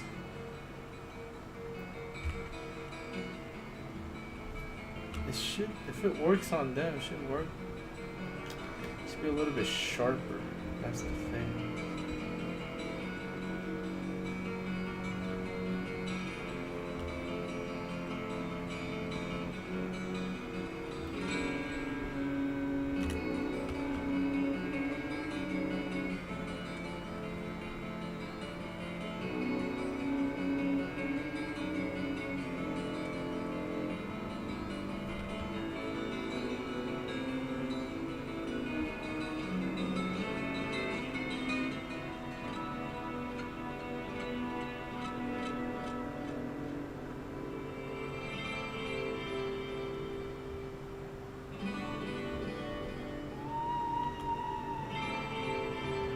Oh my god.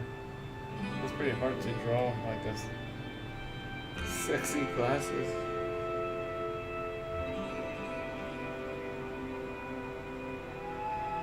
Oh, I see what the problem is. It's the nose.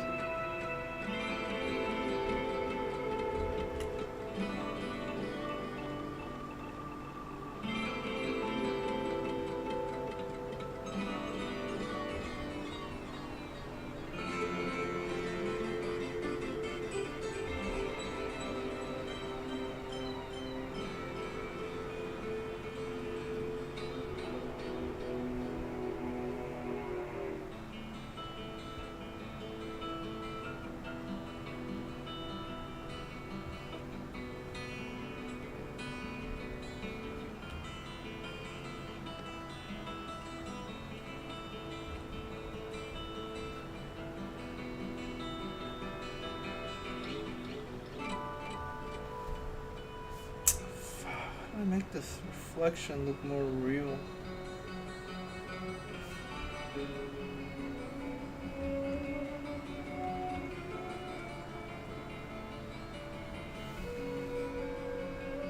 That looks alright.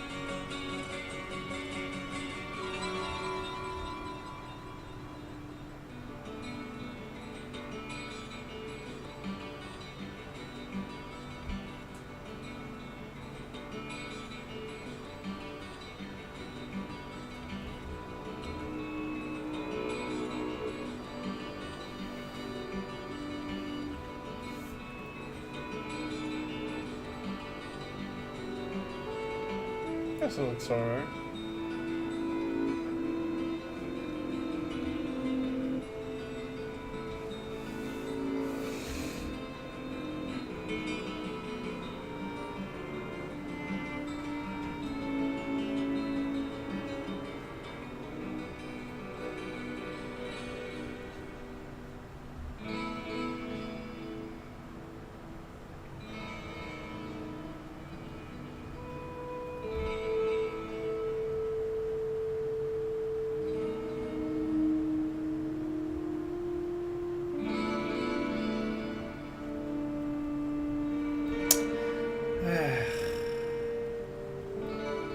I wonder what all my old friends are doing.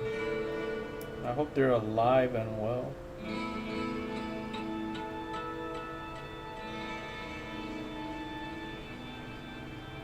Like the shit that pops into my head when I draw, man. I swear to gosh.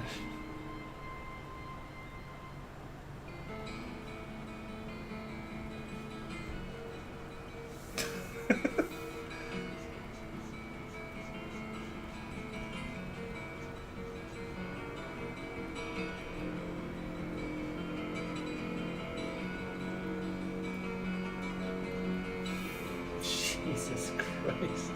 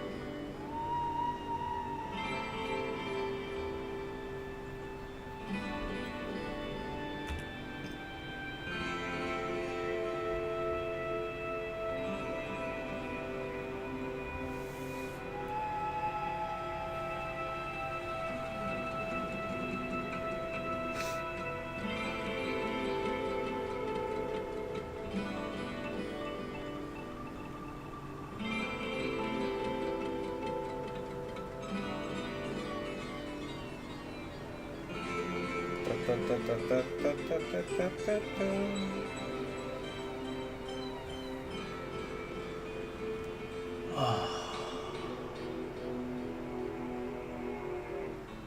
gotta I fucking 12.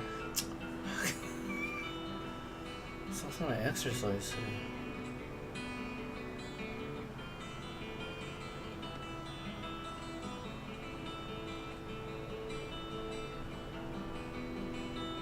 I'll do it tomorrow.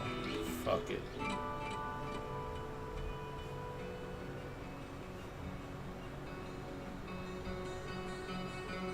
I gotta do it tomorrow.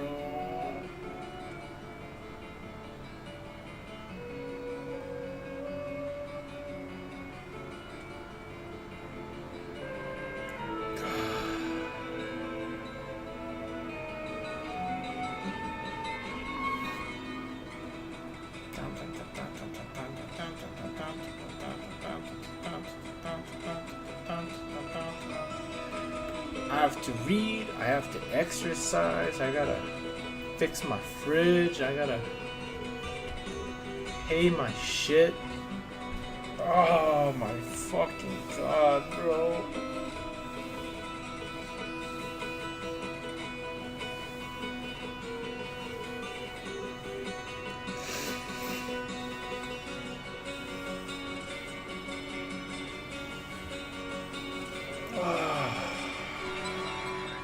Clean the house, I gotta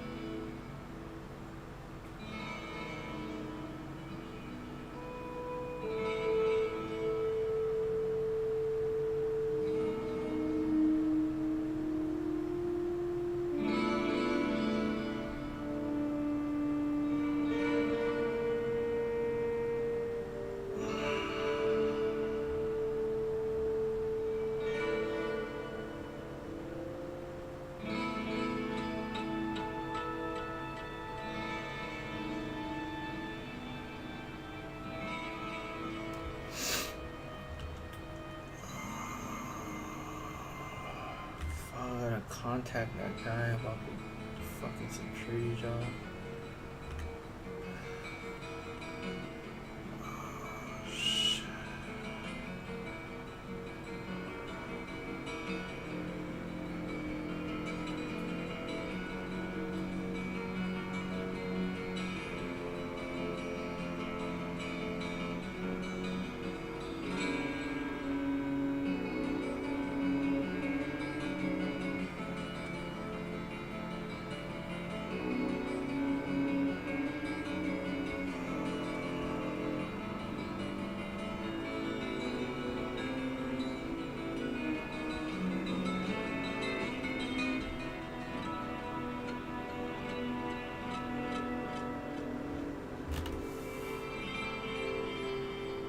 There's always something to do.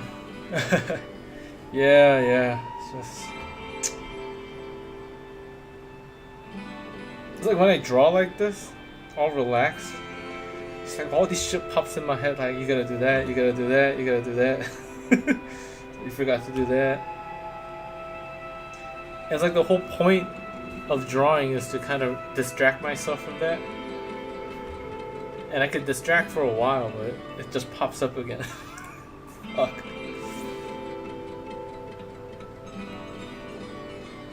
Just doesn't end.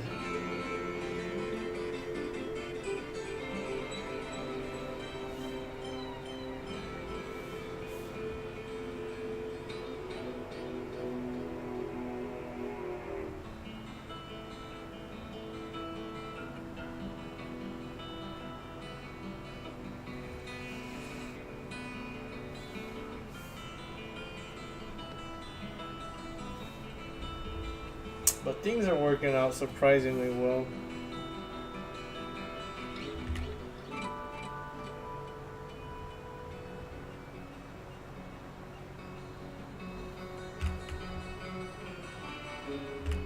Has to go that way. Has to go that way.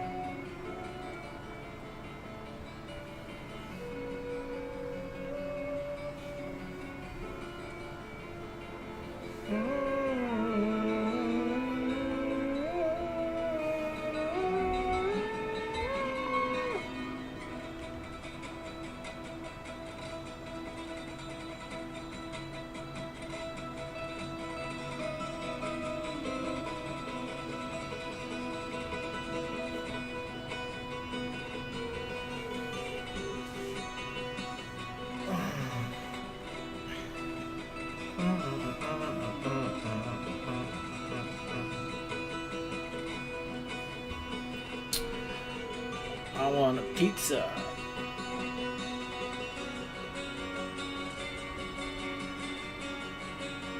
Oh, I want pizza, man. Fuck.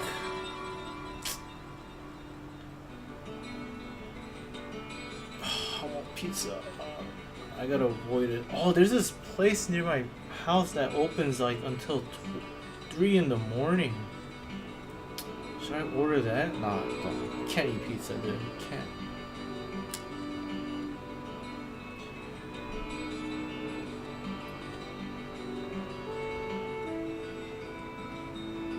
You'll be surprised at why I can't eat pizza.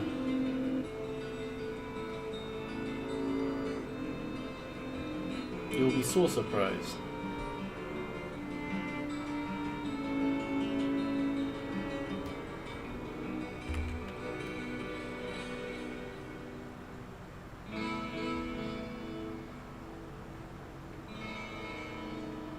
It's not surprising. You stupid fuck. It's not surprising at all. I can't even say it, dude. I can't even say why. It's not that it's not even interesting, but I really can't say it, dude. It's too disgusting.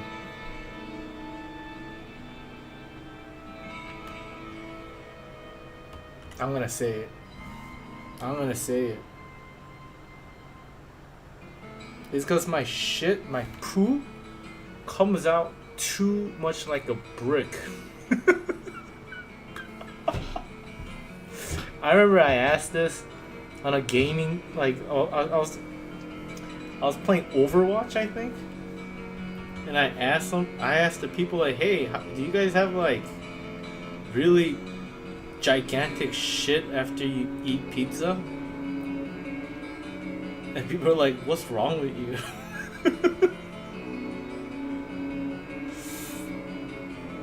It was like a genuine question though.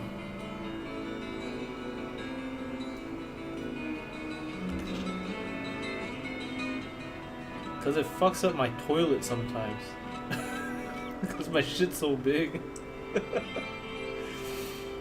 Alright, that's enough. That's enough. People say it's because I'm gluten intolerant or some shit like that. But it's not that. It's the dough. Like, I can't process the dough. But I think that's everybody though. How are you gonna have a smooth shit if you eat a lot of dough? You know what I'm saying? It's dough. Like, if you leave a pizza out and not in the fridge, like, the dough becomes hard. Like, the crust becomes hard. Just the nature of the dough. Like, if you eat healthy, your shit's not like a fucking cement block and shit, you know?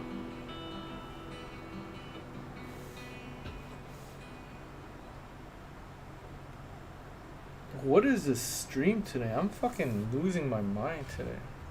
Drawing all these.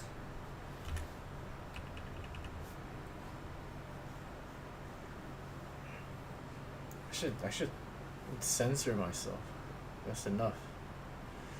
That's enough, bro.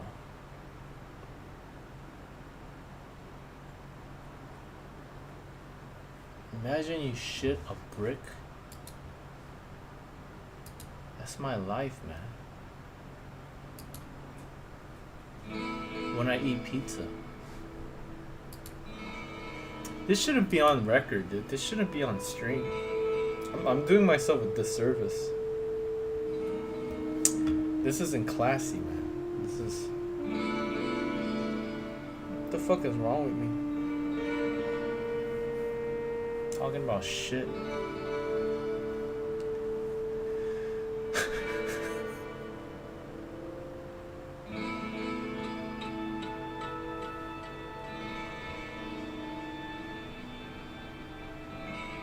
But I love pizza more than anything, so I genuinely need to know why. They said talk to my doctor, but I don't have a doctor. And what the fuck is the doctor gonna say? Hey doctor, I like eating pizza, but my poo comes out too hardened. Is that normal? They'll be like, get the fuck out of here. Only when you eat pizza? When I eat a lot of doughy stuff, like pasta, pizza for sure. But like I said, if you leave out those pasta stuff out on the... If you just leave it out, it becomes hard. Like brick hard. If you leave a pizza crust outside for days, and then like you hit it on the table, it's like a fucking solid brick. So I'm thinking like the nature of the dough. Oh, someone said I'm gluten intolerant. Is that even true? I know it contains gluten. Is gluten intolerance even true? Did I always have this issue? Or did I just notice it because I'm old and retarded? I don't have that problem. I don't want to say it's a problem. It's a weird problem to have.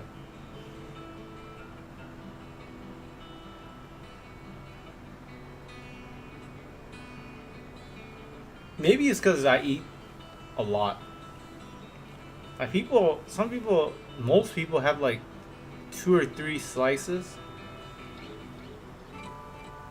But I tend to eat the whole box at one sitting.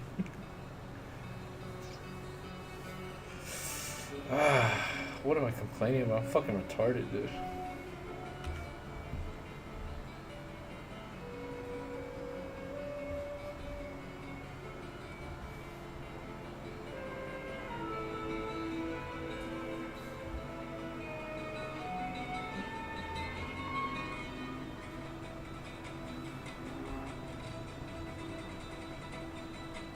But it's like, I think about it and it's just like, did I always have this problem? It's like, I think I've always did, but I just never thought about it.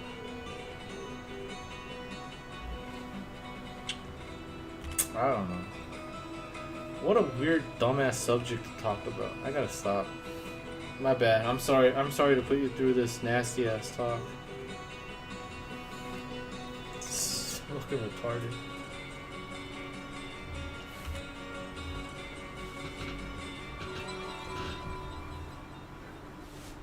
Oh, my fucking underwear.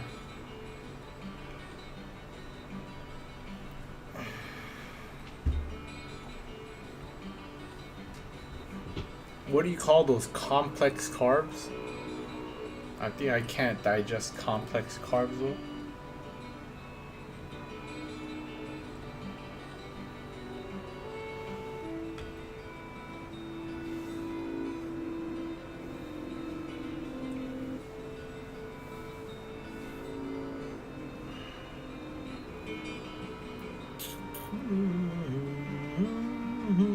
What should I draw this? Last drawing. What should I draw right here? Should I draw right here, dude?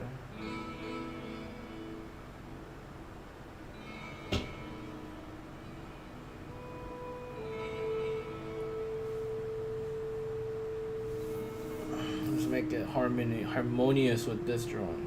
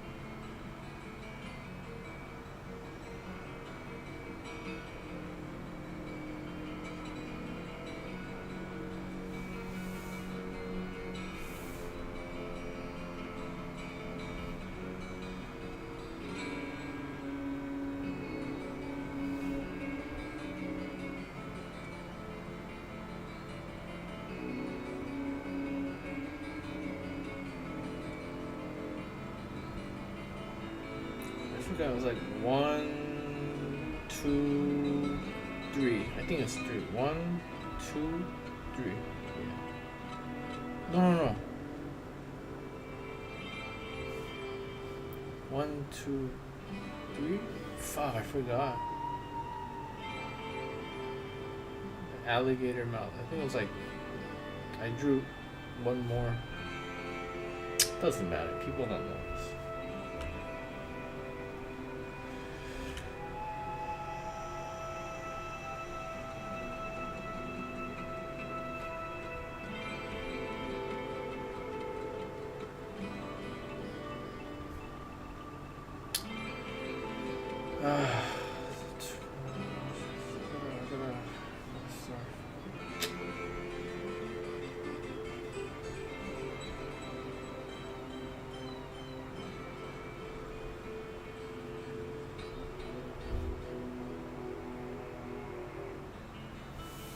No, a closed mouth is too boring.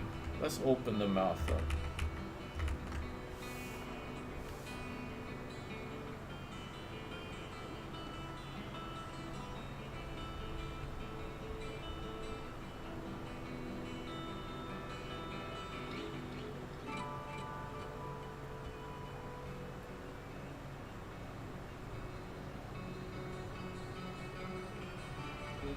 Black.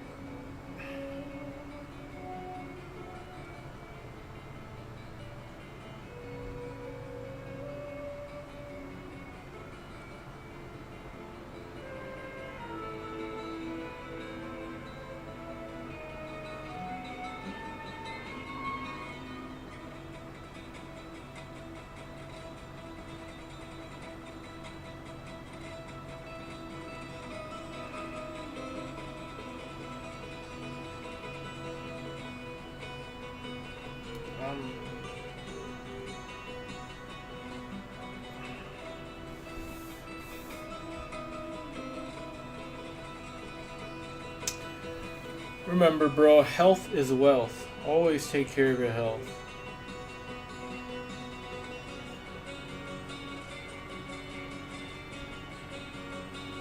I always did. So that's why I'm pretty, like, healthy for my... But I did kind of go off trails a few years, though. Like, recent years I went off trail, too. Fuck, I gotta get back. I gotta...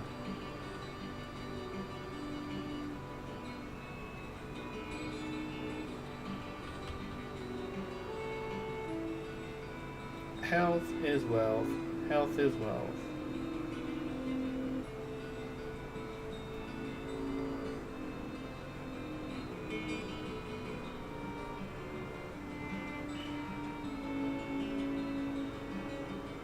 Gotta take care of your health, man.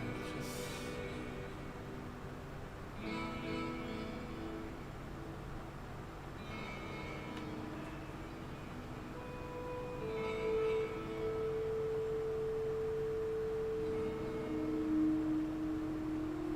But you also gotta enjoy it. Can't be too strict about it. It's like, what's the point of life then?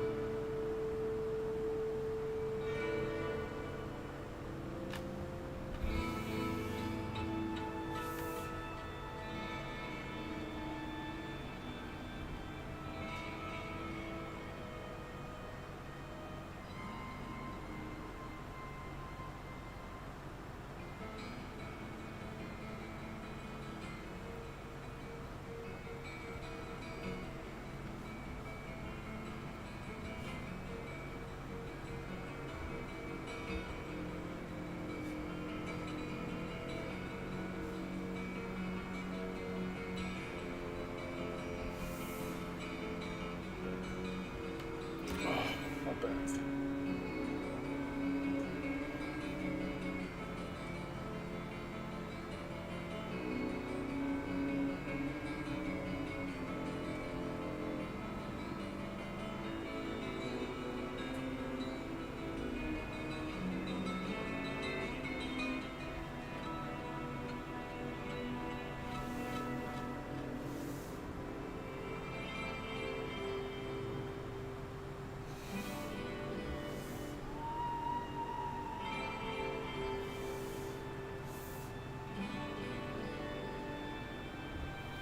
Does that make sense? It doesn't make sense at all, dude.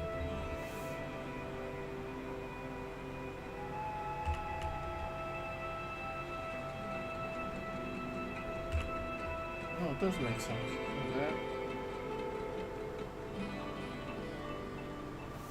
That makes sense.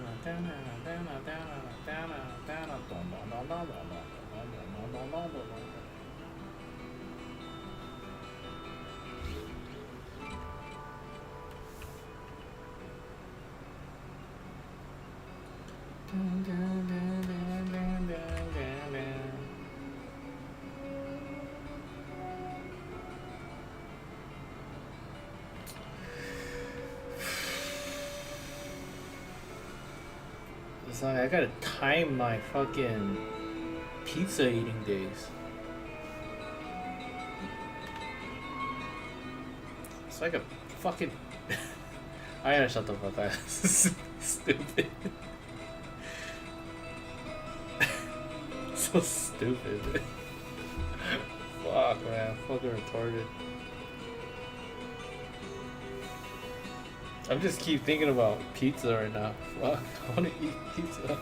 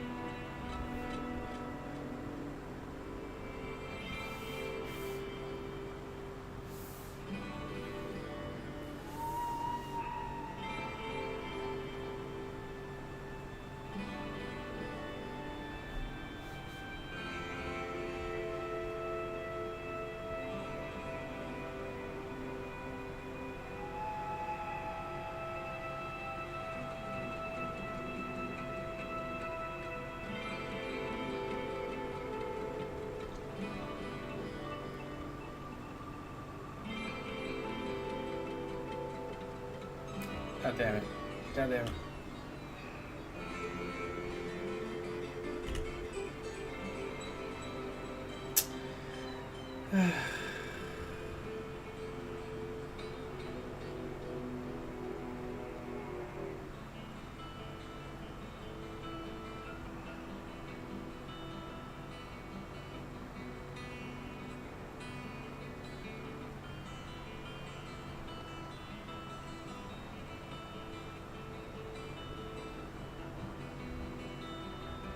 I'm gonna start reading.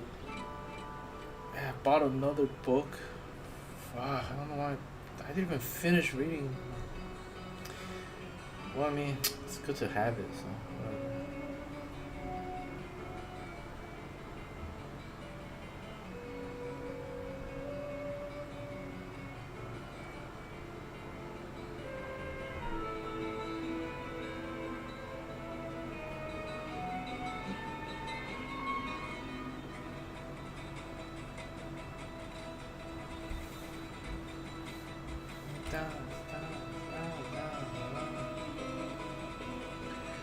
You gotta finish reading the books you have first, then buy new one. Jesus Christ. Keep buying shit, dude.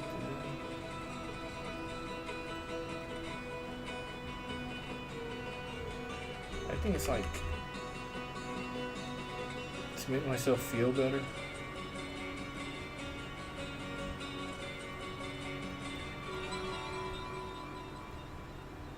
Feels productive, I guess.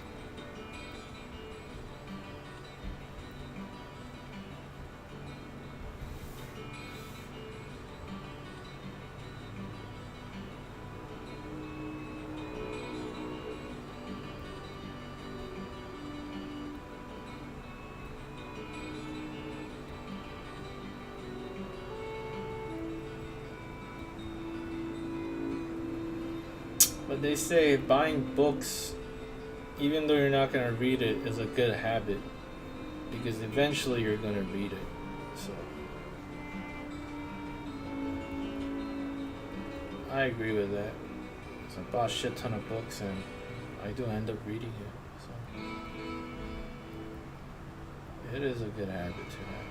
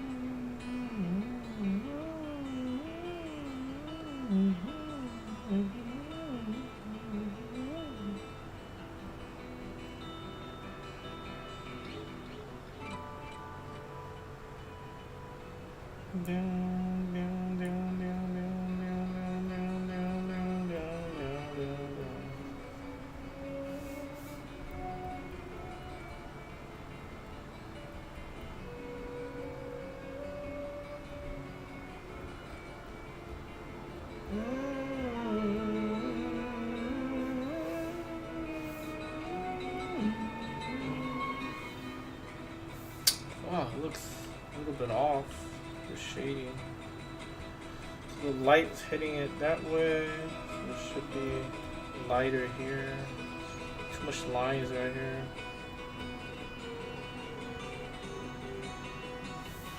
That looks better.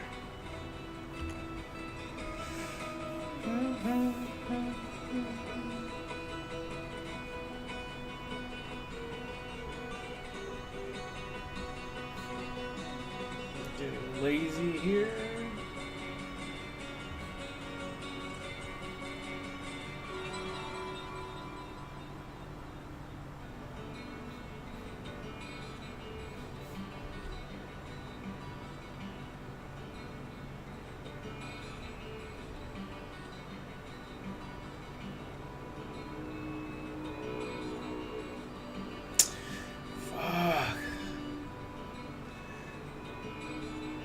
I gotta watch the streaming service that I'm paying for too. I'm not even watching any of that shit. Fucking waste of money, dude. The subscription bullshit. Fuck, man. Just everything's fucking taking money, dude. Trying to bleed me dry. Wait, that's the title of the fucking video today, huh? Business is trying to steal the last bit of money that you have. Such bullshit. Buy our new chicken sandwich for $4.99 because you're suffering and we're suffering because you're suffering. So here, buy our bullshit sandwich for $4.99. You could afford that, can't you? You broke ass motherfucker. Fuck gas. Fuck the gas. Oh shit, I gotta put gas too. Fuck. The gas went down today. Yesterday or something. Fuck. Gotta put it in before it goes up again. This is crazy. This life is too crazy right now. Just attacking me on every front. This is crazy. I don't know how I'm surviving, dude. I feel like I deserve an award for like surviving this long.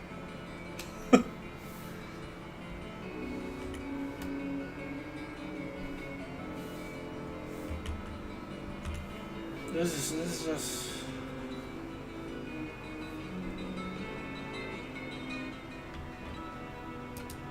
Nobody should survive as much as I did. I have.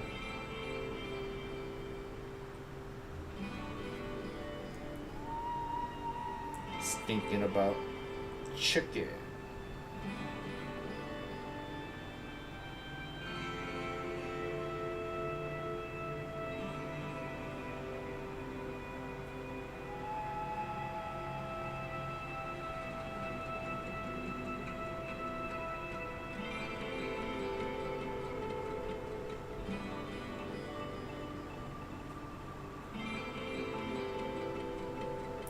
I'm not a chicken.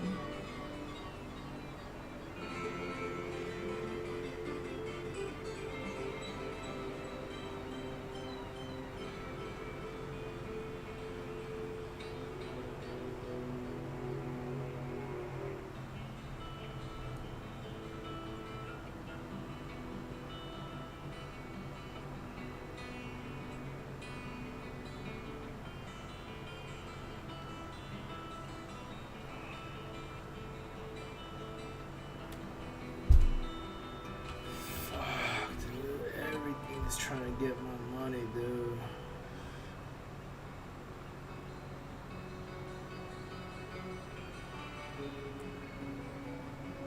But that's true, man. When the gas prices are it's hurting you, it just fucks everything up, dude. Once the gas hits you, then it's like the travel becomes limited.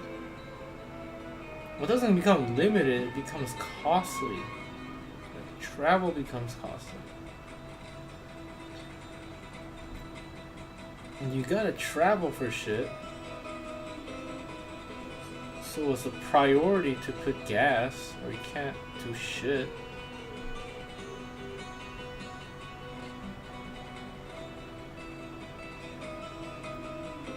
So your food budget hurts because you could kind of control what you eat. You can't really control how much you travel.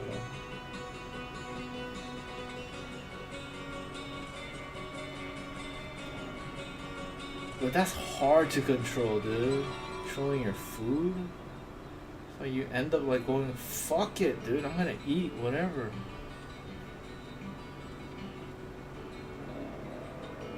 So it doesn't last long.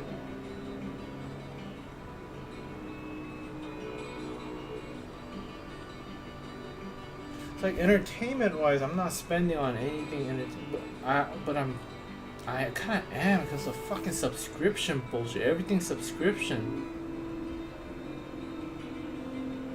Fuck, I gotta. It's not even that much though. I don't know, dude.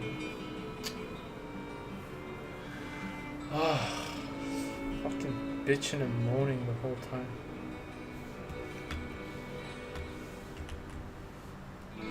There it is, man. Drawing for today.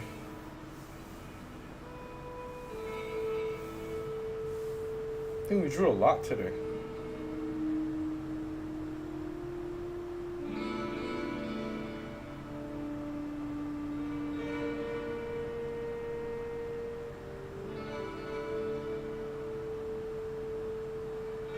A lot of bullshit. Nothing coherent.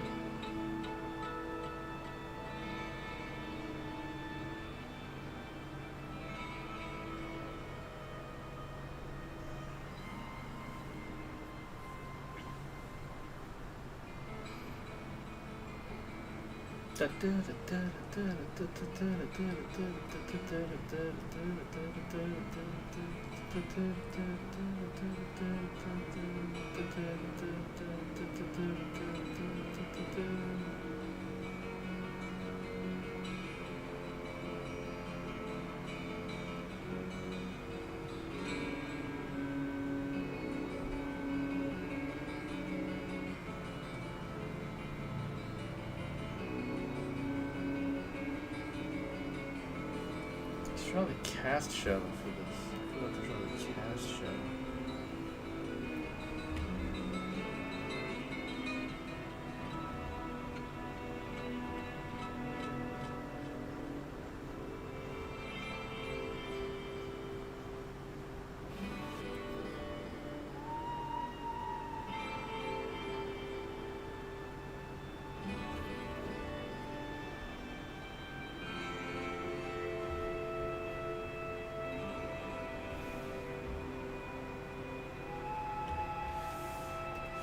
Looks good? Thanks, man.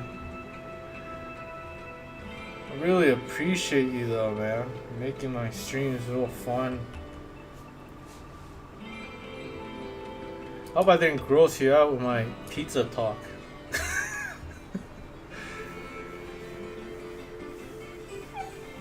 I go off tangents sometimes, dude. I'm not perfect. I'm a little weird. But it's a legitimate issue, dude. Fucking like pizza, man. What am I supposed to do? To ask people. Gotta consult my doctor though. Fucking stupid.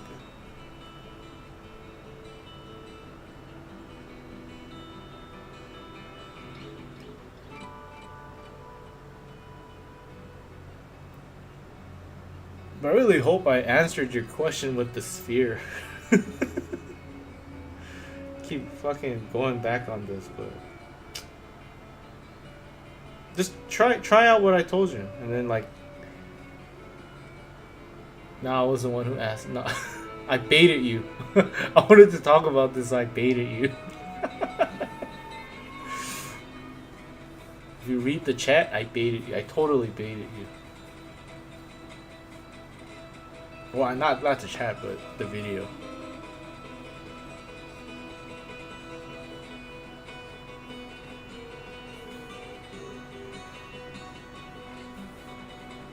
Ooh.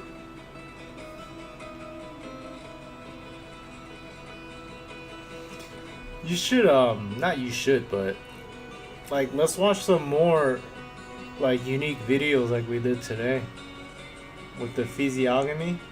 Physiognomy. Can't even pronounce it. Physiognomy. Is it ognomy? Ognomy. Ognomy. Physiognomy.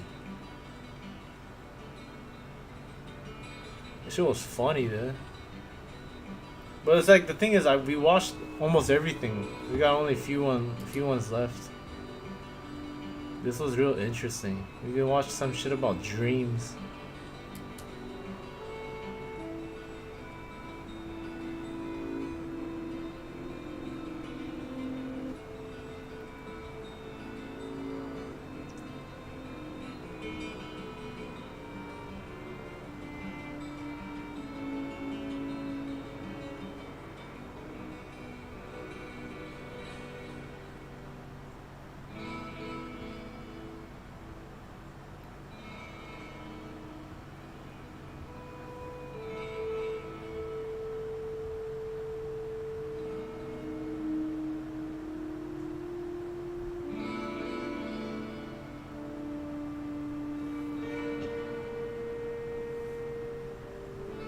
You know how we were able to watch videos? I was thinking like we could, I mean, does anyone like read manga on stream? I'm like, is that a good idea? Because I have the whole Dragon Ball Z series on my computer.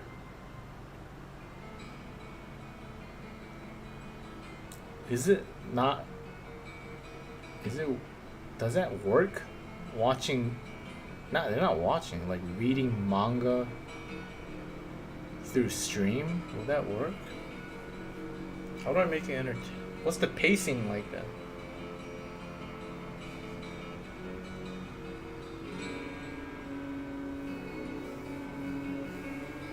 I got a lot. I got some other mangas. I mean, manga's popular, so.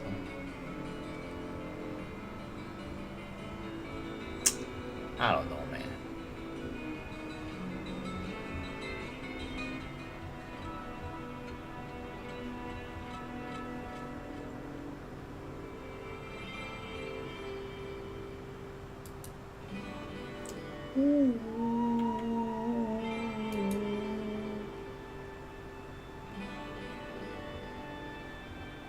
Damn, Darren Till. Darren Till became a bare knuckle fighter then?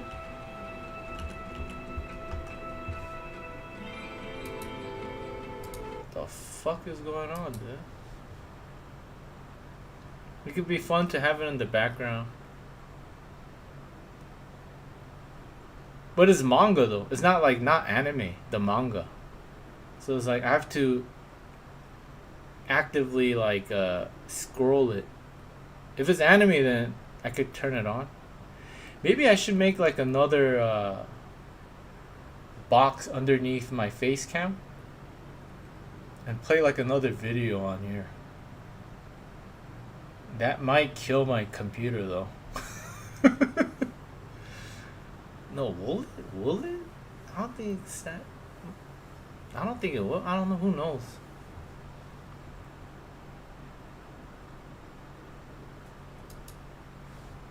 Look, Darren Till did bare knuckle, dude. I guess he fucked him up. Who's Aaron Chalmers? Ladies and gentlemen, we are now set. Aaron Chalmers? To 5 defeats with 1 the 2. Thank you. Okay, gentlemen, hold the line. Hold the line. Lock it up. Let's go.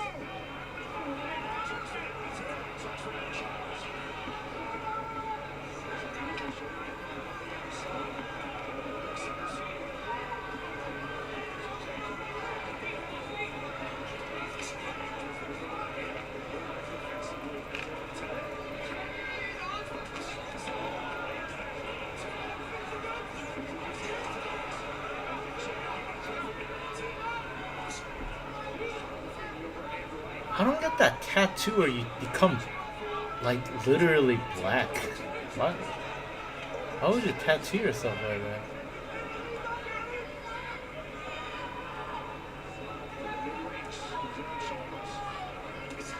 Oh my god, did I hit him?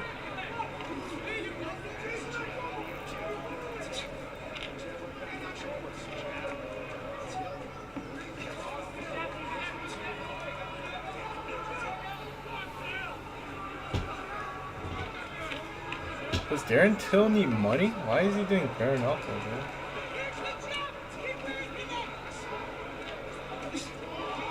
Oh shit. What happened? What happened? I missed it. Oh my god.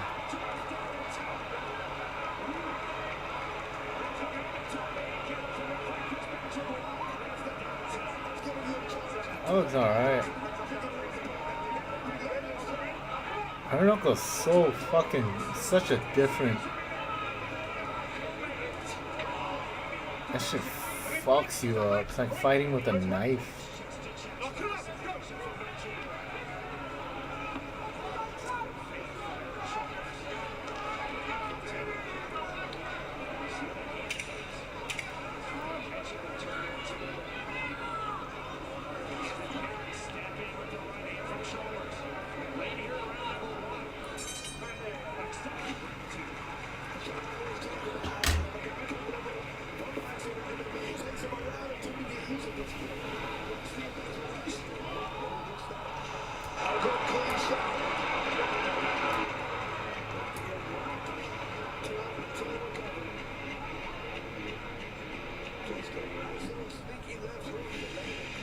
That's it.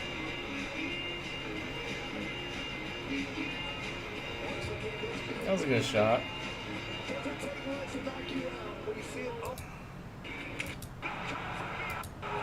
Oh shit.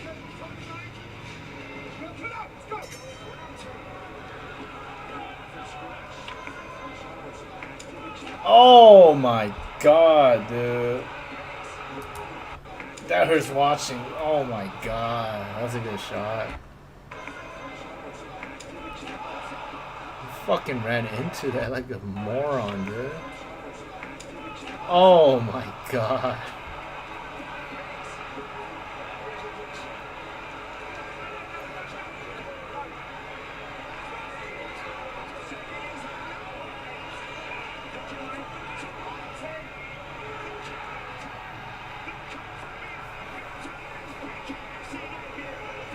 Because boxing shot doesn't hurt as much. It stuns you, but like bare knuckle shit literally hurts, man. You get hit by a real fist. It stuns you and it fucking hurts.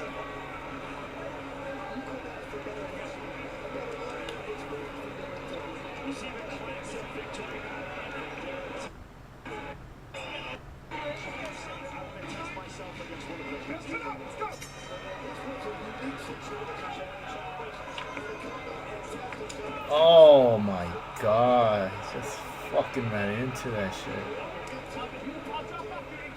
Oh, oh my god.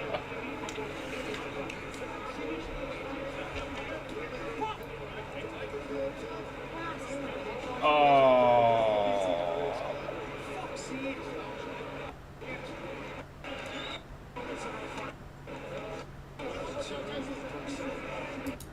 20. Oh my god. That's bullshit.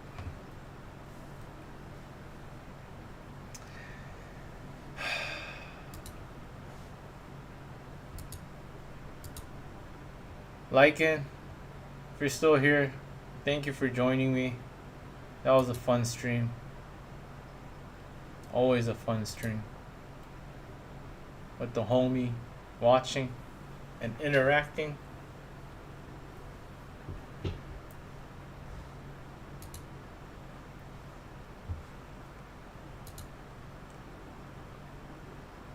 I will do my best to make the streams more entertaining.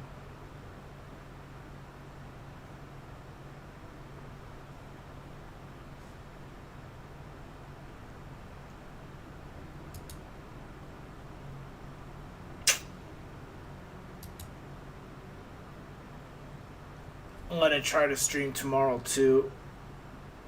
It would be great if you could join me. If not, that's fine.